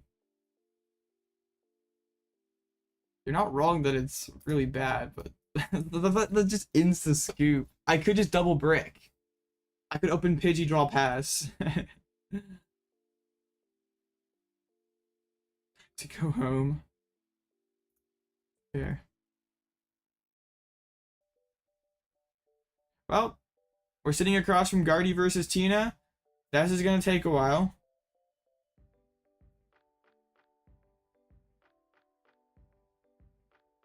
I hate it when the 8 seed upsets the 1 seed. It's really that big of a deal?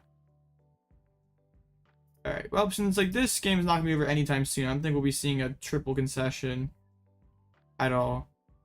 I guess I'm gonna take a quick break then, and I'll be back in a moment for our finals. Why not? Need an extra example? Hey. Both Tina and Guardy would both make good example games, but yeah. Be right back.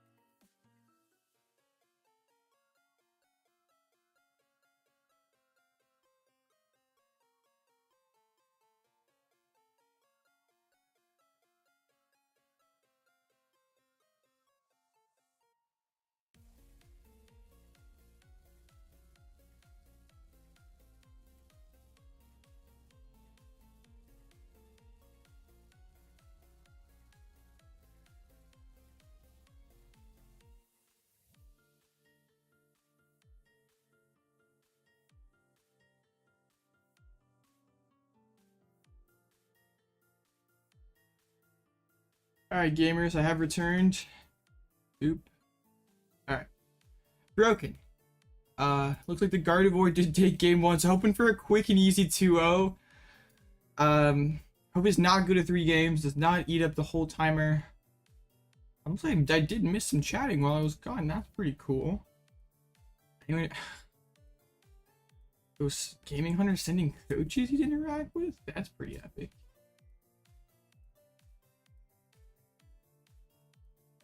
Hope Tina pulls through. Have the Tina rematch in finals. And they don't have Spiritomb. That's pretty good for us. Only 1 gear. I could work with this. This is the Tina list, yeah. It's like pretty normal list, nothing super crazy.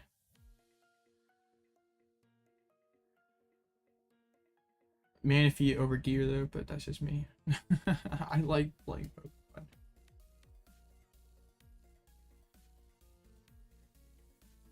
A-Freeze just feels so mid, I don't know. Tina again? Maybe. The Tina is down 1 game, so it could be that or Gardevoir.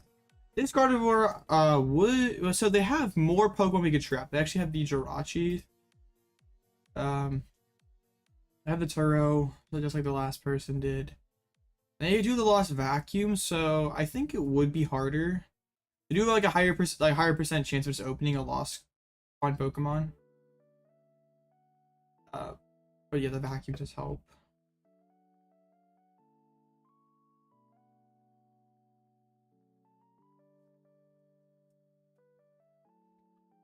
Yeah, like the Guardy matchup feels tough without it, but a lot of Guardies are cutting Jirachi right now for the like Cresselia, like I like Cresselia Turo, like the list that James Cox has kind of popularized.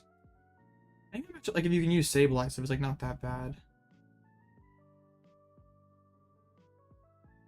Hopefully they get the dub here quick. This could be a painful 30 minutes of a Blitzel rambling. And y'all don't want to see that, do you? Nope, no one wants to see that.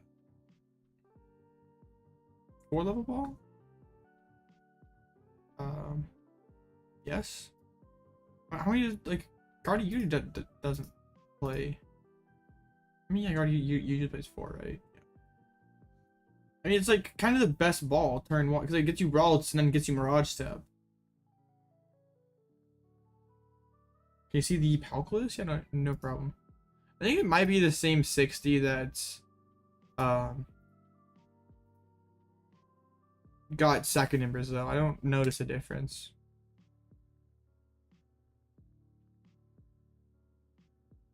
I think it's the same.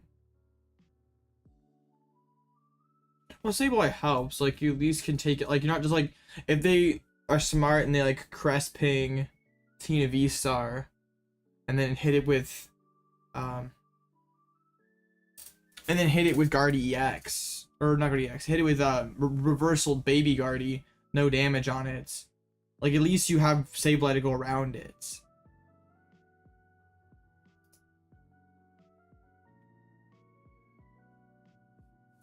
The Devo is pretty spicy, and like when you don't have stadiums, like Path is annoying. You gotta have an answer for that, so I guess Vacuum makes sense. Bib is pretty good, but I don't know what you cut.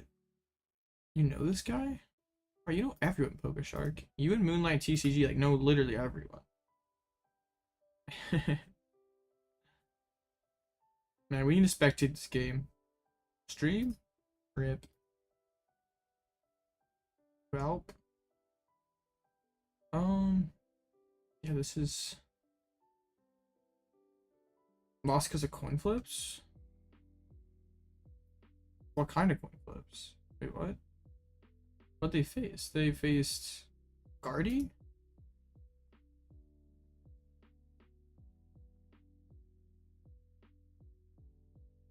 Does having the right mana push matter or the amount of time you spend with them per session? Depends on what you're trying to learn. Because like having a bad coach feeding you bad information would be not very good. Definitely not worth your money. Like assuming you have a good coach that's like the right fit for you, that is teaching you correctly, Like, I guess like spending more time with them would be beneficial, right? Like that if you learn a certain, like, yeah, if like for every hour spent you learn a certain amount, then like, the more hours would be good, right, to a certain point. So you literally just flipped a coin, Sniper, or that's crazy.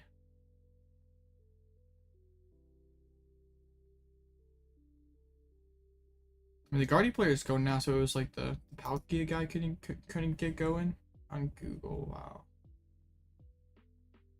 that is crazy. That does feel really bad. Bro, stream the coin flip.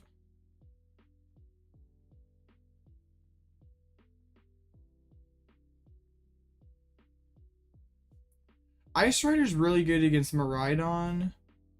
Others you push auto lose to Miraidon.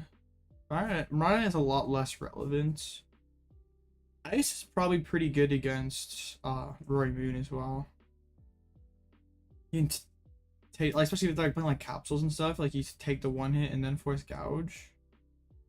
Vulpix is pretty okay, right? Yeah. I mean, in like Zard or Guardy, I guess it'd be okay. And usually try to hit all their Zards and then Devo. I think that's the plan. Alright, chat. So instead of asking me during finals, if any of y'all have post-rotation questions or any random question about bird control, anything, spam them now. We got all kinds of time. You have my undivided attention.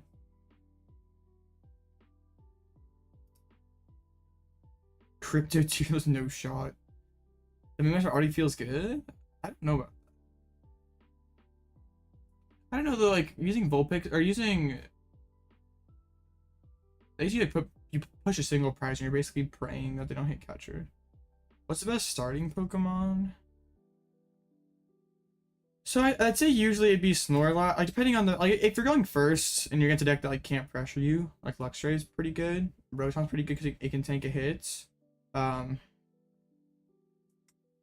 But usually like Snorlax is your best starter. Like it just is tanky enough that it lives most single prizers and maybe forces more switches out of them. But it doesn't usually matter too much. As long as you like don't open Pidgey and get donked. No VIP because I'm planning on going first with this deck. So if I'm like, if I were trying to go second, I'd play more Pokegears and play VIP. But the goal is just go first, instant charge, get Pidgey. Like Wincon versus Chimpao. So like early Luxray is super good, like especially with a charm, it requires a lot of resources to come back from. Like you want to hit those cross switchers, hit those spear energy retrieval, like sisters can do a lot of damage to their deck. It's like not, it's hard for them to like keep hitting through Luxrays. Yeah, so like I do like how the Radzard build can just go like Radzard their 1-backs or something. But they like can't see path through Luxrays forever, so if you can keep recycling Luxrays, you usually can win.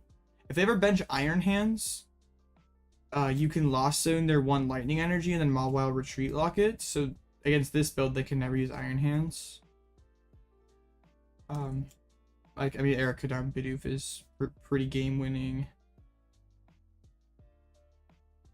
Yeah, it's kind of a weird matchup because I do like have the switches and stuff, have the capacity to one-shot Pidgeots. If you do go second, putting Charm on Pidgey is a pretty good move. How does control affect, or how does rotation affect control? You pretty much you lose like Raihan, Peonia, Cheryl. Like you don't lose too much in quantity, I guess, but Cheryl and Peonia are pretty big losses. Like you can play Daisy's Help plus Arc Phone. That feels kind of bad though, or it doesn't feel as good. And Cheryl's huge. Like Turo's not the same. So I think it still should be okay. Like it still keeps the core of the deck. Still have Pidgeot finding whatever card you want during your turn. So I don't know why it wouldn't be good. But there are some question mark matchups also, like Artina and Lugia. Yeah, Cape is a card that picks up Eerie. Like I think it will still be good. Like it's not gonna just go from one of the best decks in formats to bad. It's like still the core of the deck sticks around. Does Poffin make the list post rotation? It might, but I don't think so. Because like, you really... I don't know if you're going first as often if you don't have the mountains as like Rotom outs. So if you're going second more, like Poffin, but I like something else aside from Pidgey that Poffin could grab. Yeah, I don't know if it does. Because you really are just getting Pidgey and maybe Mimikyu with it. I don't think it does. Alright, that's the next round up. No. I just, please, Tina player, don't want you to win. That made me very sad. They did tag to this person in Swiss, so I guess that's frightening.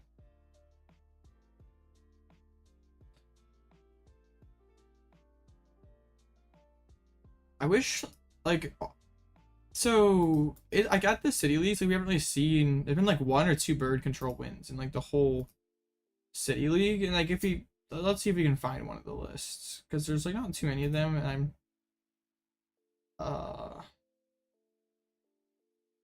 not a massive fan of some of these Japanese lists. They're here somewhere for sure. I think there's been like 2. A lot of classic block getting dubs, but I scrolled past it. That sucks. I might have though. Come on, I know there was like at least 1. No, there's no way I missed it. Come on, man. I'm literally blind. It has to be here. Or am I just blind? There we go. I found it. So this one might be the only the streams. No problem, man. I enjoy and really enjoy streaming. So like this is one take here.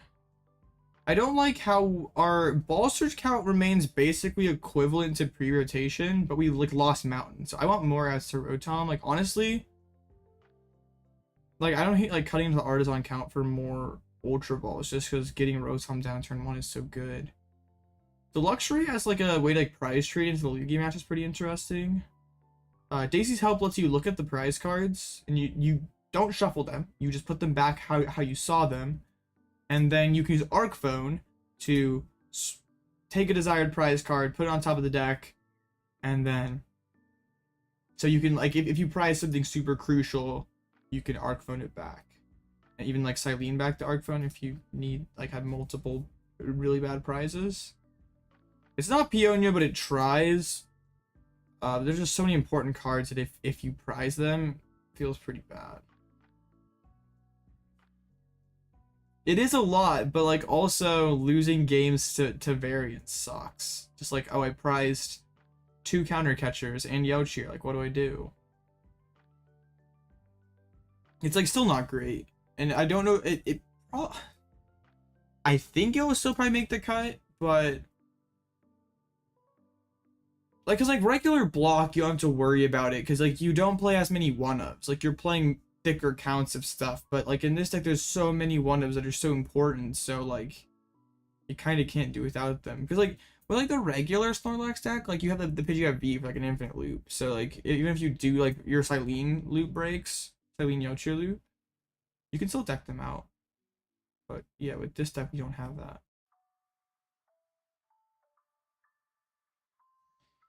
But yeah, having to play more of those cards feels like, yeah, you get to play less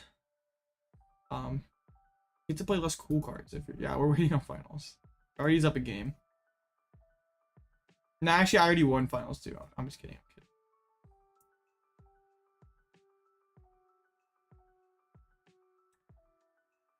I think another issue with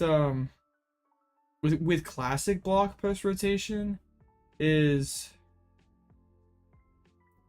like now that there's no echoing horn, it's really easy to just dump all your Pokemon against them, and they're solely winning by retreat lock. And like I don't know if it's even correct to play Mantine in that deck because it's just so hard to find it at the right time. Like you have to have like the turn that they bin something.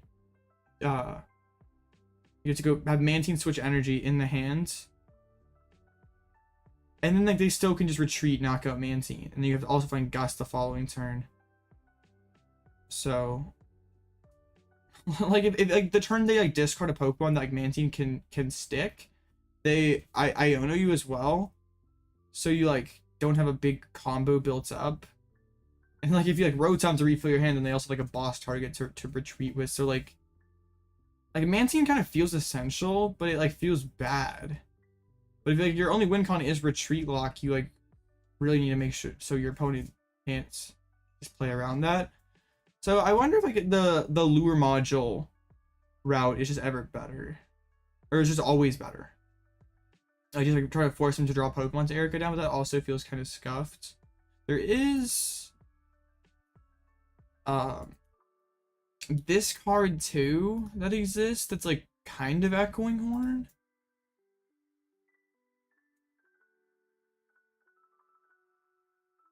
But it's like kind of not Echoing Horn.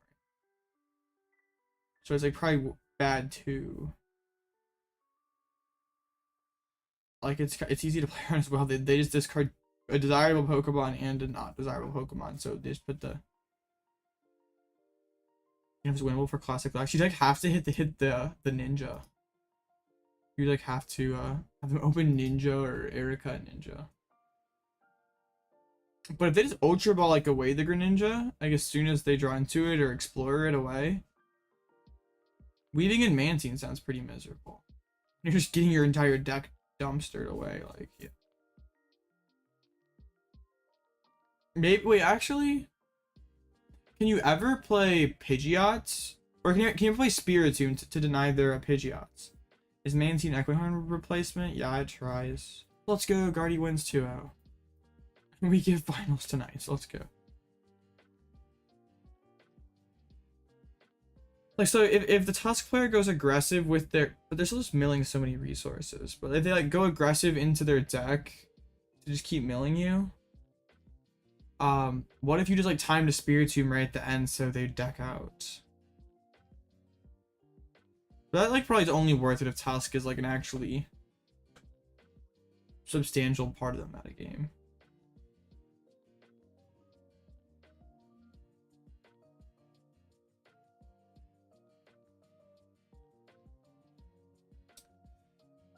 How we play the waiting game still. So I guess we can take a peek at the Guardy list we'll be dealing with. Similar to the one they faced last time, like has Turtle Collapse. This one has a Vacuum though, which definitely is a good card for them. Makes Bouffalant potentially worse. But yeah, they do have an additional trappable Pokemon in Jirachi. And it'll be interesting to see how they play this matchup. Because some people just yeah, that last person was like decided that they didn't want to bench things. But some people just like load up the bench, and I don't know which one's actually better for the Guardy player. Is people stop playing Snorlax? Nah, Snorlax is epic.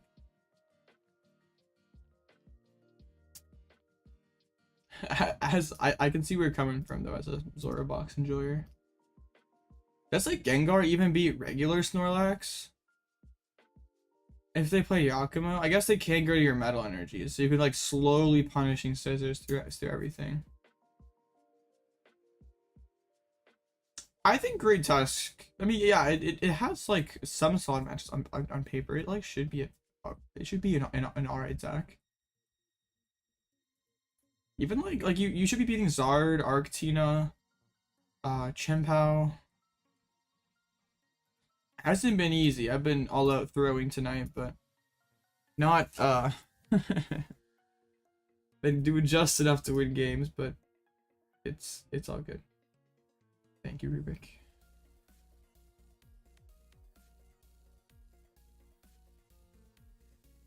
Taking your house when you don't start perfectly. Wait, their name isn't even valid? No, rip. I don't think the Gengar does anything against bird control. Like, I don't win by retreat locking you, I just win by running you out of energies, so. Oh, I must be full on friends. Or they must be full on friends.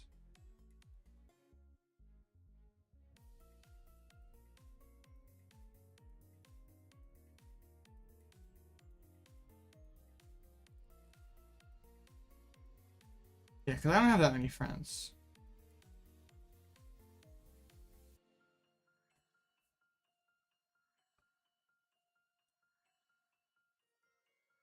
Rip.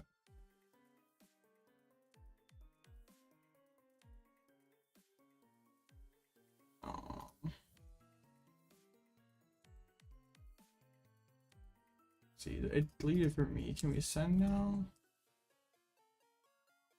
There we go. I love that glitch. It doesn't say your opponent's friend list is full or your friend list is full. It says invalid name. Wonderful. Helps more has been now. We just played at locals. I guess that would be true. The now would just like lose to that, right? Yeah, they would just like, yeah. What would they even do about that?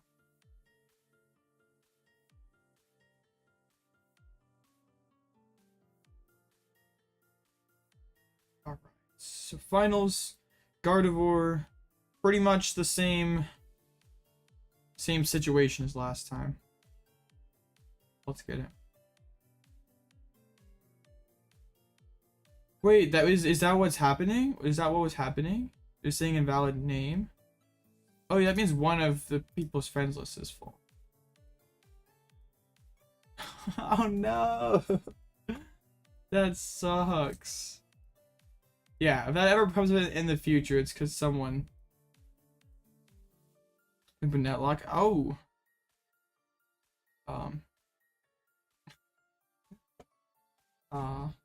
That'd be Iowa, right? It would been really cool, like that cup marathon y'all had a few weeks back. I think that's Iowa, right? Like, yeah.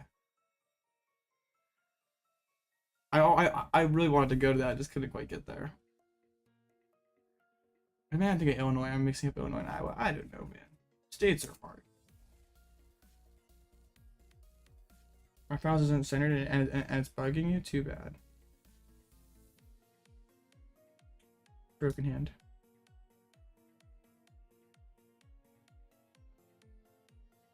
Alright, broken hand. Yeah. So some people from my area went up to that, but I couldn't quite get there. Oh, hello. Well, that's great. I went to a cup marathon way back in like 2019 before COVID. It was like a Friday, Saturday, Sunday. But it was really fun. So if opportunity ever opens up again, it's totally gonna be something I want to do. Yeah. Alright, they're treats. So now they gotta dig for collapsed or yeah, now I just go Mawile and force the Turo. What kind of cup marathon? I don't think there's like a hard definition. Prize the Mawile, unfortunately. Honestly, just like ripping the Erika sounds hilarious. This could be game winning if they have another dude in hand, but like Arven's probably responsible.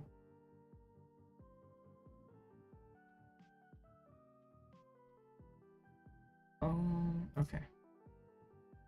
I don't mind putting the stone down, because if they play vacuum, that's like still a W.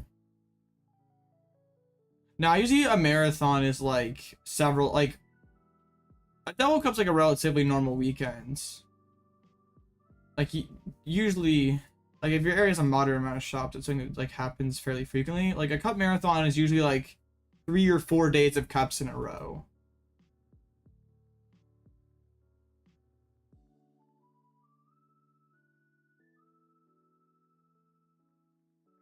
I guess they could go aggro Screamtail knockout if they find everything. Or even the Guardi EX KO. Maybe just Mirage Step.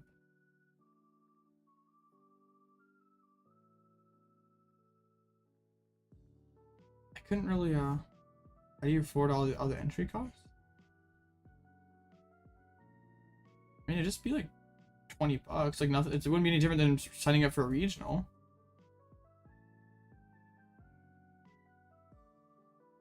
Right. And it's like not something that happens frequently either. It's like a maybe once or twice a year.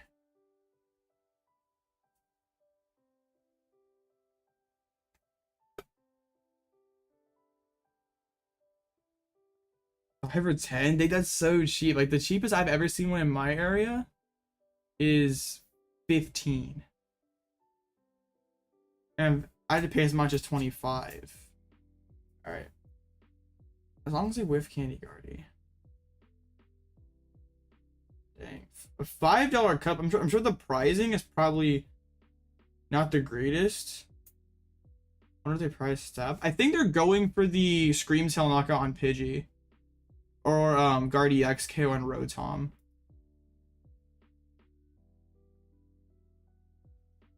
Okay.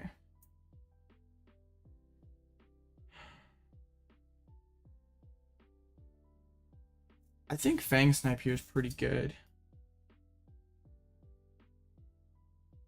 Yeah, there's like not like too much of a punish to it.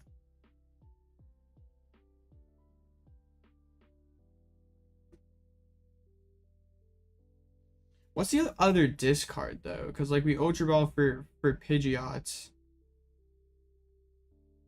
I don't wanna. It's like probably Bravery Charm, honestly. I should grab the Defiance instead.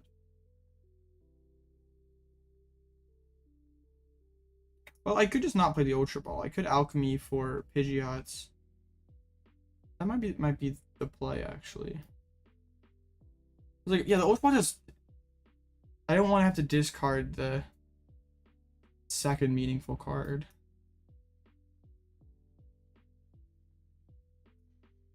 And yeah, now we quick search for the double turbo Fang Snipe with the charm on it, and hopefully can pull a Turo or Collapse Stadium. Should have Vest for discard, but Vest is like still kind of good potentially. Like pulling up Scream Tail with Vest and Mawile. Yeah, well, I guess okay, that's amazing. The upside to the play was really high. Like if it works, you pretty much win the game. Like if you don't step, you're like not totally cooked. But if you do hit the Guard EX, you pretty much win. Like either knocking out Rotom or Pidgey would have been huge for them.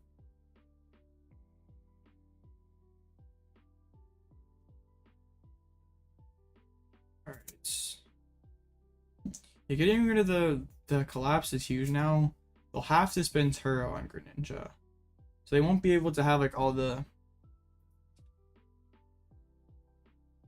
energy discards. Oh, I forgot a charm. I was like, something was off here. Oh yeah, I didn't charm active. Literally been all out throwing tonight.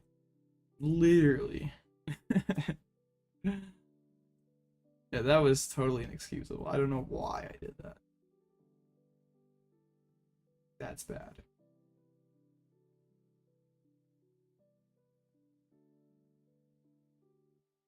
Please whiff KO. I don't deserve you to. You've I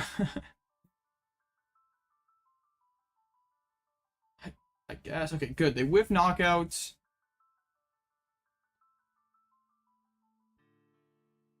Imagine they Arcana into 2 Psychics. They didn't, but that would have been funny. All out throwing? Yeah, literally Rubik.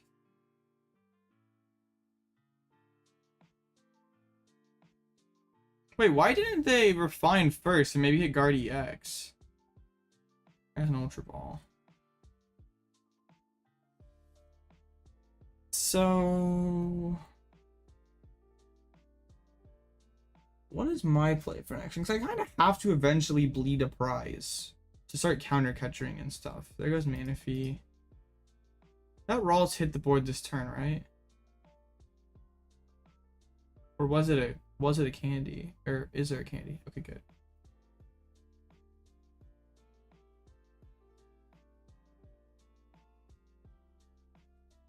I think the play for me is Penny up the Rotom, charm active Fang Snipe, and now Now boss isn't 2 prizes, and if they want to kill this Luxray, they have to commit a ton of energies. And if they commit a ton of energies, like, they can't tear them up and put them back, because I pulled Ninja eventually, so. Okay, I'll just Ultra Ball and grab Lux. I'm not going to bench it, though, because I don't want boss to knock it out. But, well, do I really care? If boss is in hand, I just grab it. Wait, am I the paid actor allegations tonight? Maybe. Sydney would have been good.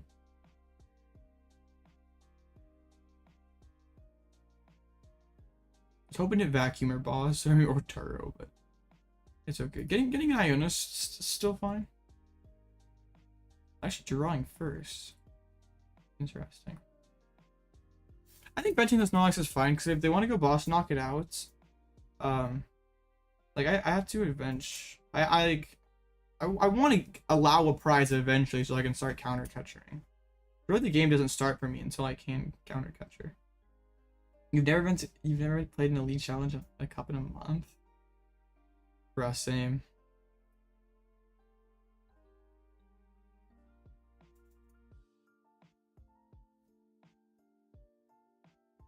Well, actually, they evolved all their dudes, so now, like, if they do tear up the Ninja, they don't have like refinement instantly available. They're overloading. I'm not sure that this is the correct play for them. Because, like, now I just pull up the Ninja. Well, okay, I really want to find Mawile.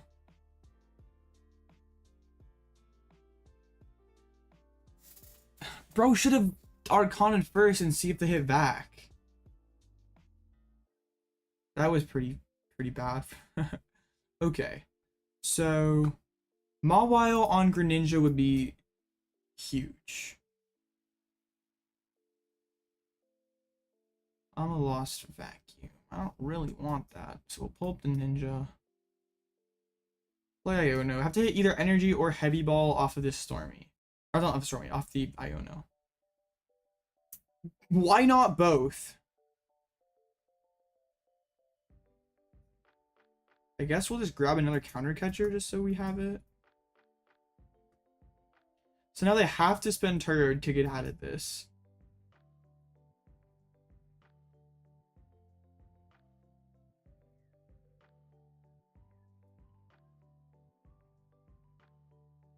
And then I'm just like 2 gusts away from winning the game. And if they Turo, they can't boss, so like already can't take 2 more prizes. Iono is clutch.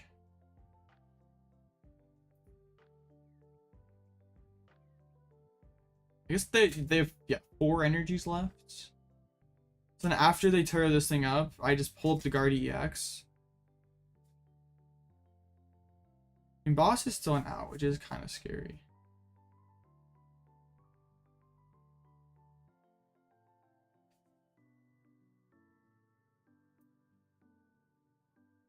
Conceal cards, they're digging.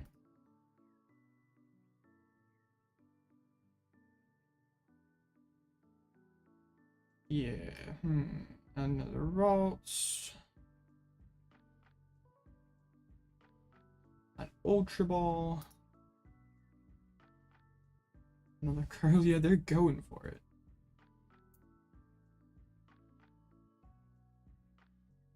Well, that's not Turo this turn. Is that the last Iono? Oh, there is one remaining. Okay.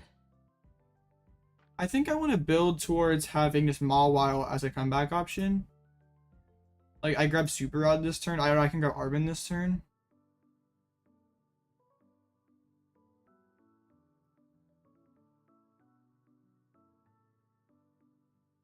Yeah, we can just Arven for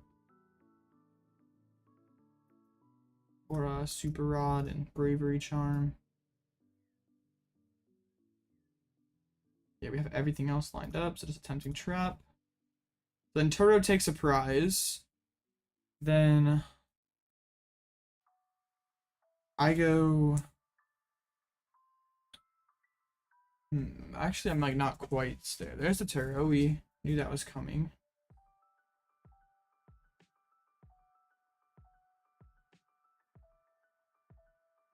I think we like pull up Screamtail after this because it couldn't one-shot me.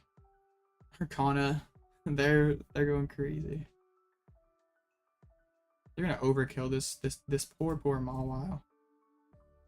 Yeah, now we pull up the Screamtail, and Screamtail can never one-hit Charm Mawile. And as soon as they commit the energies, we would just pull up somebody else. Yeah, but the plan is to make it so they can never possibly retreat. Counter catch is pretty good. Yeah, let's get a Nest Ball. Let's make sure we play the Super Rod first. Yeah, I really just need that guy.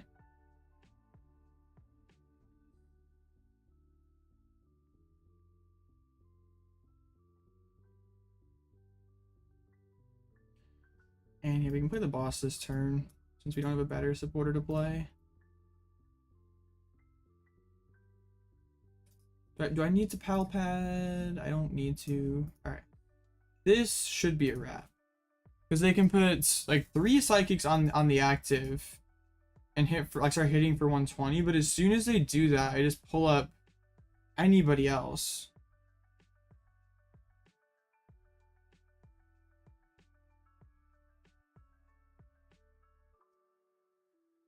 Actually, I was dumping on Turo earlier, saying that like Cheryl is so much better.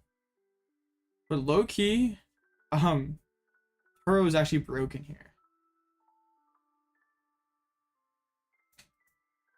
Now I just go Penny counter catcher. Yeah, they committed all 3, so they just have 2 reversals left. I guess they probably want to Iono this turn.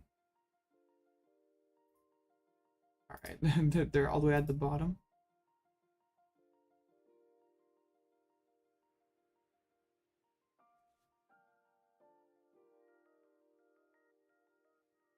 Yeah, I think they had to slap this turn. This just hands me the game.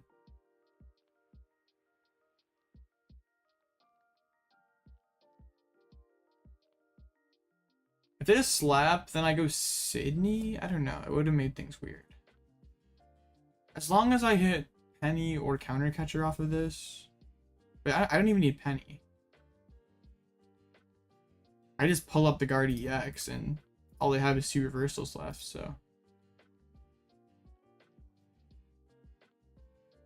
Oh wait, they have Lost Vacuum? But that doesn't matter. Like they could Lost Vacuum, take a prize, but they're still retreat locked for the turn, but I guess. Okay. I don't want to just like get bodied by this though. But like, how are they ever retreating? Yeah, it takes them 2 turns to retreat. We get Arven for turn.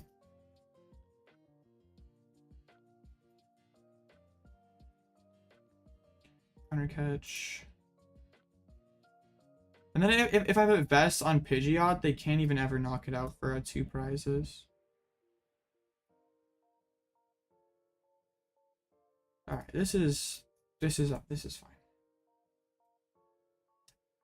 The next turn, if they don't have the Lost Vacuum, I think they had to knock out the Mawile.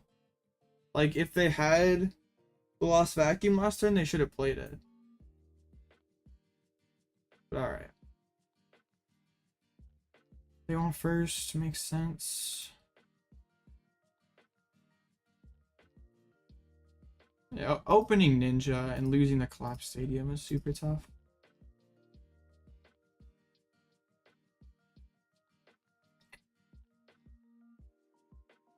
But yeah, I mean, yeah, when they start off like that, pretty tough, but they got close to bringing it back. Mawile's just pretty good. We're trying one more. They want first, of course, so little scary if they can pop off and get like the turn 2 Scream Tail knockout. But yeah, having to, like, since we hit the collapse and then they had to deter the Greninja, like having all those energies stranded on Gardevoir was really not so good for them.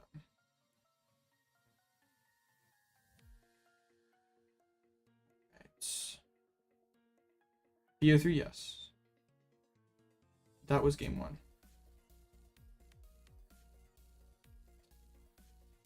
Alright, come on, deck.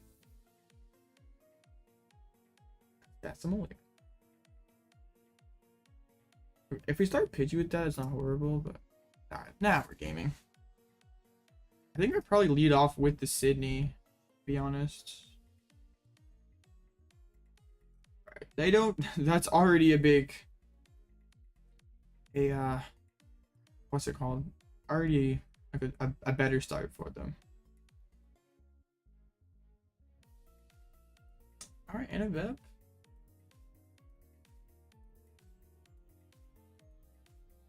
I almost wonder if like raw exhaustion's better, so you start like thinning out the energies and putting yourself closer to the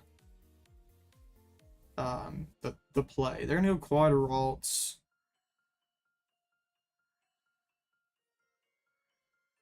Yeah, because they can go like quad Ralt, Exhaustion, Scream Tail, and be bench locked out of. Alright, that's not bad. Their hand is okay. Alright, let's go get ourselves a Pidgey. We did prize Pidgey. Have all the other Pokemon in there. Prize the Pidgeot as well. We're pretty confident we're getting Iono next turn. All 4 Arvens, all the recovery things. Boss isn't in there? The boss isn't in the deck. Catcher isn't as well. Is this game 3? No, this is game 2.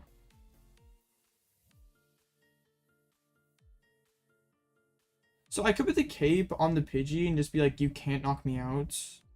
But that takes the Bouffalant play away. Or makes Bouffalant a lot less good.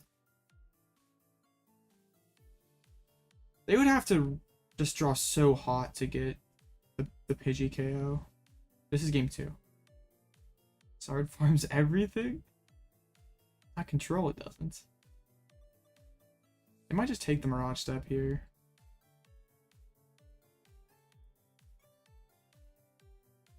I guess you would Iono and see what if you hit it.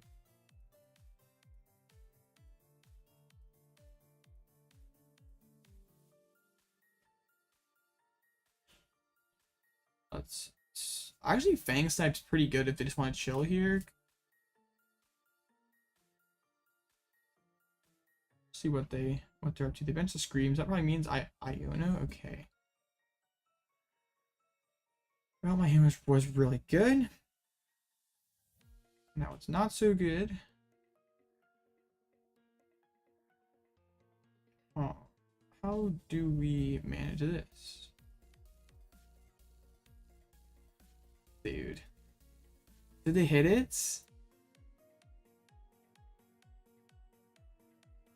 Oh my goodness, they did. Broken Iono. Wow, okay. Well, this will be an uphill battle.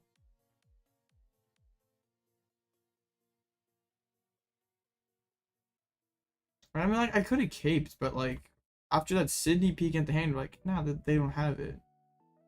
It turns out they did.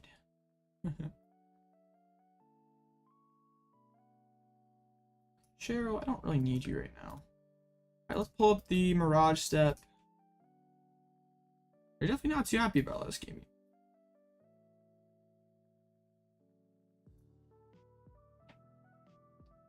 I would like to, like, the turn I do this also put down Pidgey, so... Alright. We're starting to get places. Man, that was a heck of a draw. Hopefully with no refinements in play, this does slow the game down some. But we're going to start seeing refinements, it looks like.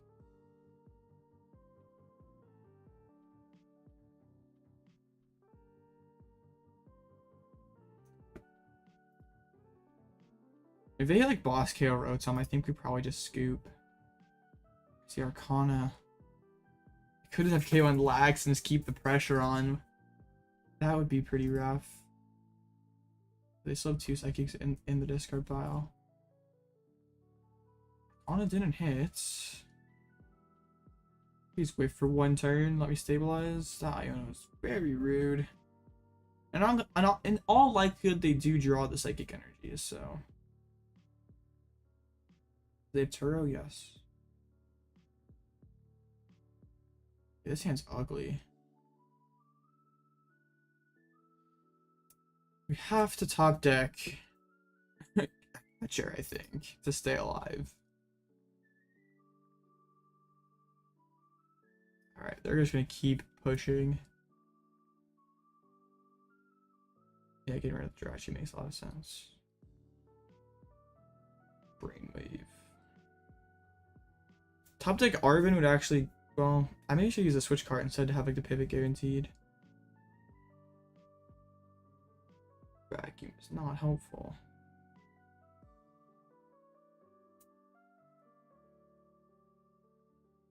What do we even do with this?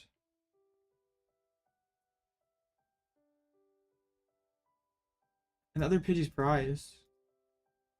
Yeah, I'm pretty sure we're just cooked.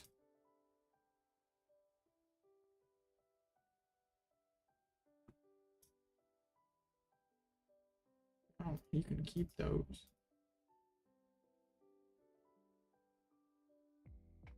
Yeah, this is tough.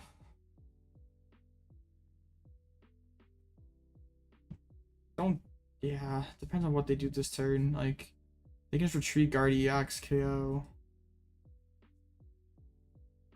They can grab Mute and refine it. Yeah. If they KO Rotom this turn, I think we just scoop. Like, yeah, especially if it's with this thing and they preserve all the energies. How much time's left? There is 30 minutes, so definitely enough if they so they have the energies. If they go for it, I'm just gonna concede. Get to go first. Let's go. I'm gonna try. But even if they do KO with active, alright, if they just go for the Guard EX, I'm just gonna scoop. Okay. Alright.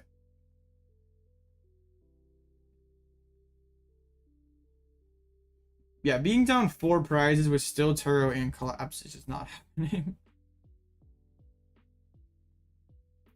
The turn 2 Screamtail Snipe is too broken. Alright, game 3. Let's get it.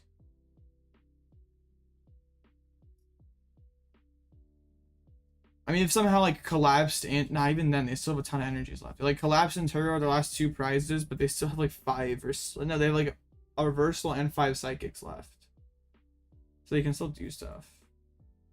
Although Goat, we're gonna try. Don't want to open Greninja again for me.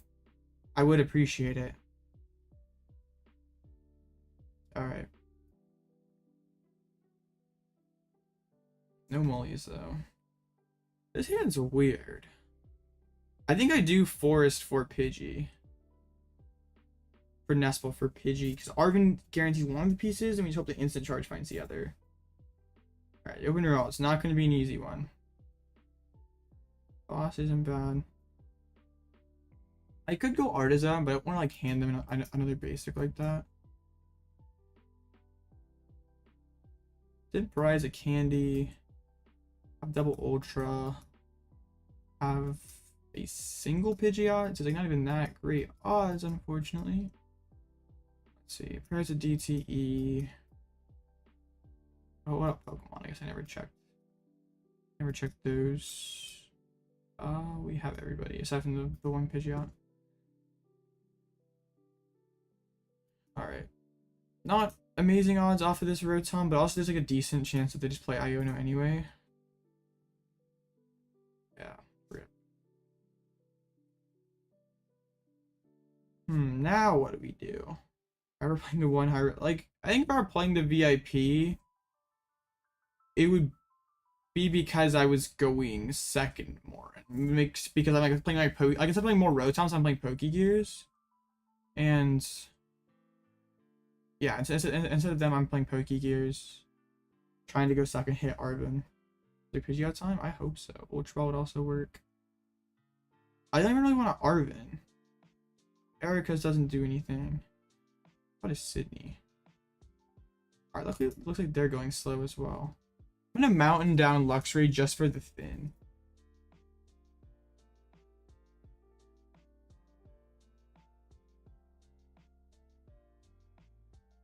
Still nothing. Dang. I mean, it's not the highest odds. I sort of have to go second Pidgey next turn. That feels kind of bad. Actually, no, I can Penny back behind Lax. Ultra Ball, let's go. Okay. Arven for Candy.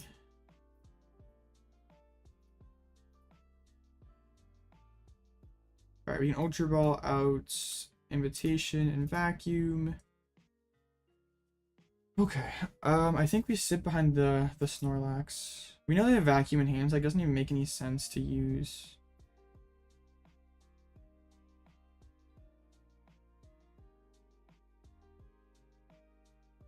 What am I even looking for? I guess we need to do just beta Vacuum right now. Like, that's not bad. Yeah, what am I looking for? I don't really need anything for the current moment. I guess we can go like second Lax. I guess yeah, let's do that.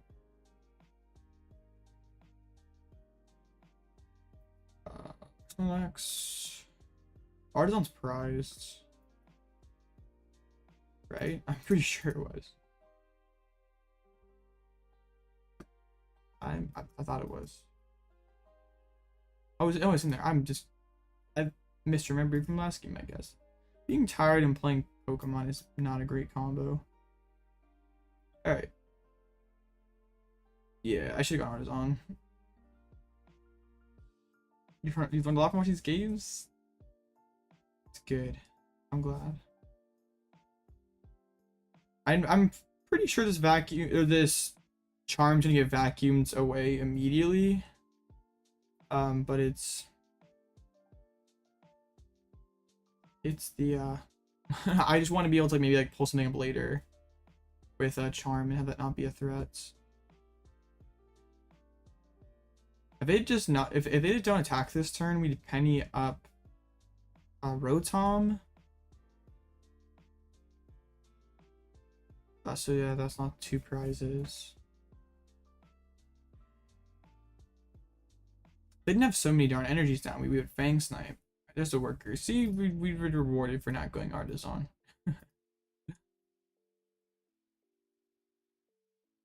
Did we already burn the Sydney? Yeah, we did.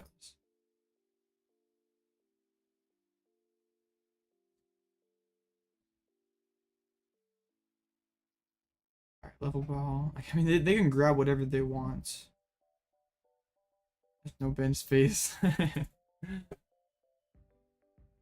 If they whiff swing this turn, that'd be nice. I could go like the Fang, like I could go Charmed Fang Snipe. And basically do the same thing as last game, because like we know their hand's loaded with cards. The same thing as game 1. Alright, they take the KO.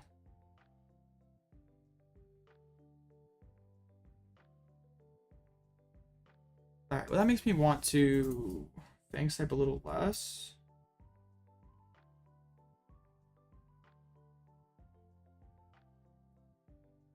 Let's see. Fang Snipe still could potentially be pretty big, but what's the downside?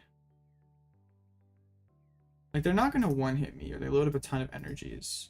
So I think Fang Snipe actually is okay. And Penny up Rotom. Alright, what other card do we want now? Could just be Pal Pad, just to, well, we already Pal Pad in hand. Dang, I really don't, like,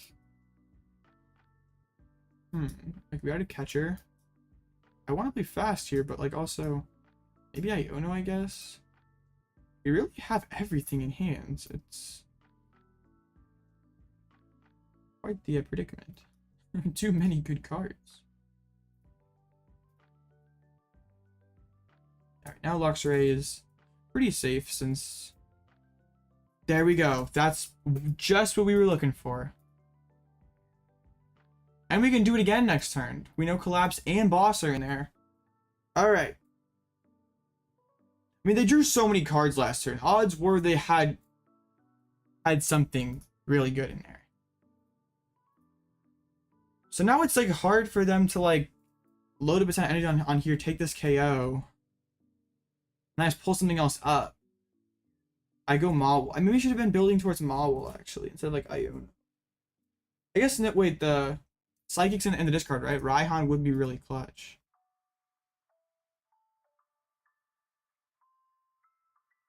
GG easy, it's not over yet. Asgard EX, they're gonna go aggressively for this knockout. But what if I just go Pal Pad back in Sydney out the Collapse Stadium and pull up the Guard EX? And I put Cape on active. Well, then they can Boss Retreat, I guess. Boss Retreat, yeah.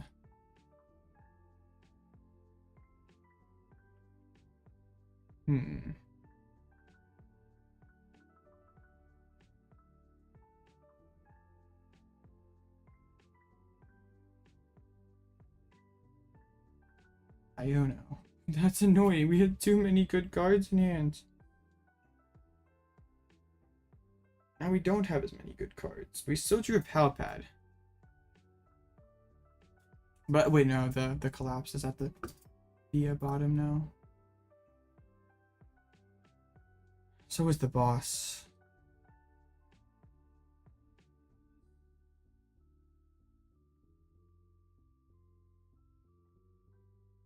Let's see if they take this big hit.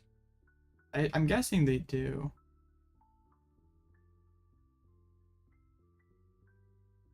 And they can just play Collapse Stadium as soon as they draw into it as well. Okay, this actually isn't going to be totally free, since they have the Iono as well.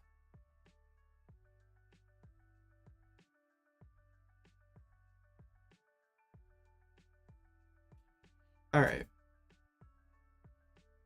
What I do like, though, is putting...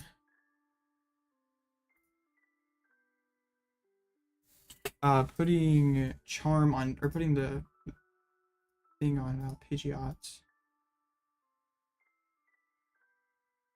So, Arven's Counter Catcher plus...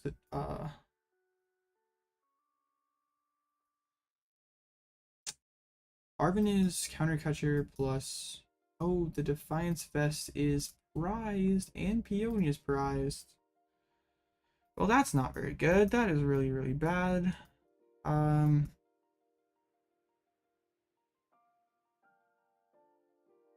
I don't really know what to do now.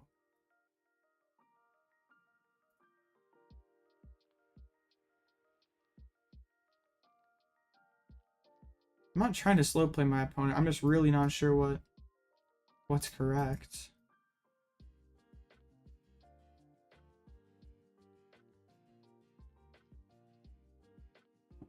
Well, the hope was they didn't have all that, and I drew maybe slightly better off this than how I actually did. And I don't have any charms left either. They're gone. But I guess Boss isn't, like, they can't Boss and Knockout, so this is actually okay. But yeah, these prizes are pretty bad.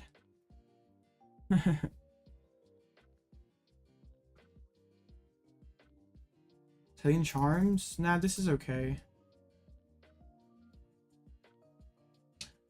Because, like, if they're playing Boss, they're taking 2 prizes. Yeah, I think we're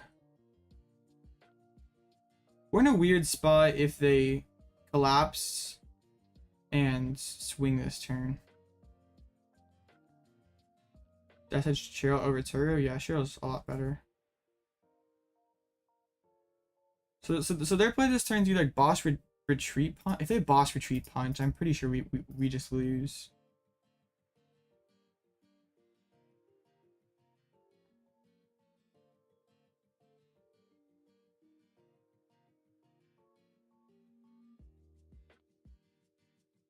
Yeah, I wish I could somehow mill the like. There's a supporter that milled stadiums out of the top of the deck.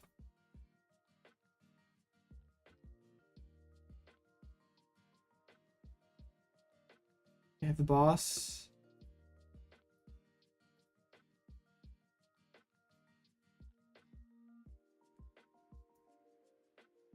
They did not miss. Yeah, one prize left in Collapse Stadium. That'll do it. Wait, why did I grab Super Rod? Because, like, at least if I had Counter Catcher, I could maybe stick around. But I can't even reestablish Pidgeot. Rising the Defiance Vest sucked. Wait, why are they embracing?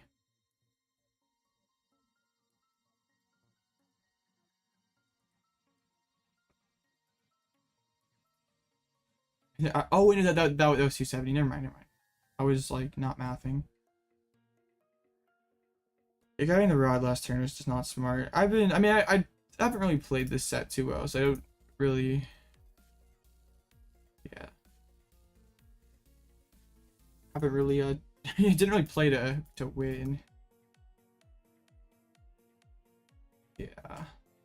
I didn't play super great, didn't draw super great. And they drew pretty well, so. Yep, I worked out it some more today, Stefan. I'm gonna try to have it out by Saturday. Yeah. Definitely could have done that better. Like if we would have had Mawile that turn. The thing is I was like down prize cards, so I never really had the window to Bouffalant or anything. Huh. I think the Fang type there was correct. Yeah. Oh well. Yeah, I mean like the Fang type hit Turo, which like should be good. They just like found all the energies and were able to dump them. And that's why I think like Guardy playing aggressive is just probably correct in the matchup. It's like if you're taking knockouts and playing Iono, it can be hard for me to keep getting combos strung together.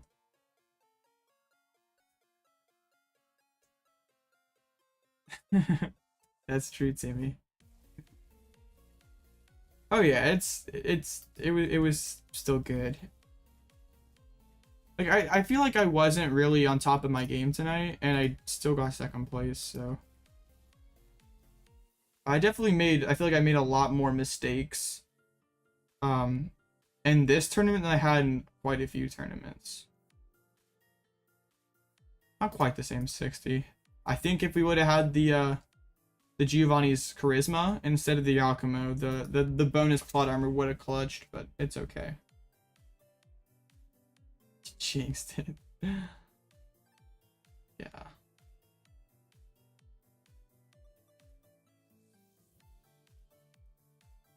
Yeah. Oh well. We'll get them next time. I think there is the Game Grid tournament tomorrow. At least they said they were gonna get it posted, so we'll be streaming that tomorrow, trying to win some more Tempo Forces packs. But yeah, I don't have, I mean, another second place. Really can't complain. These last this 5 tournament run, pretty ridiculous. How does the moon matchup go? If you don't die to aggression, you win.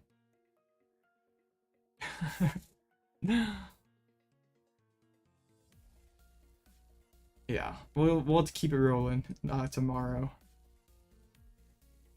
Yeah, I don't even. Words are hard. Words are really hard. But I appreciate y'all so much for hanging out. Today was a really good stream. Like, lots of some actually thought-provoking conversation, I think. Maybe, I don't remember. So yeah, appreciate y'all for watching. Sub if you haven't already. Join the Discord link below. I appreciate y'all so much. I really do. Y'all have a great night, and we'll see you again tomorrow. Bye.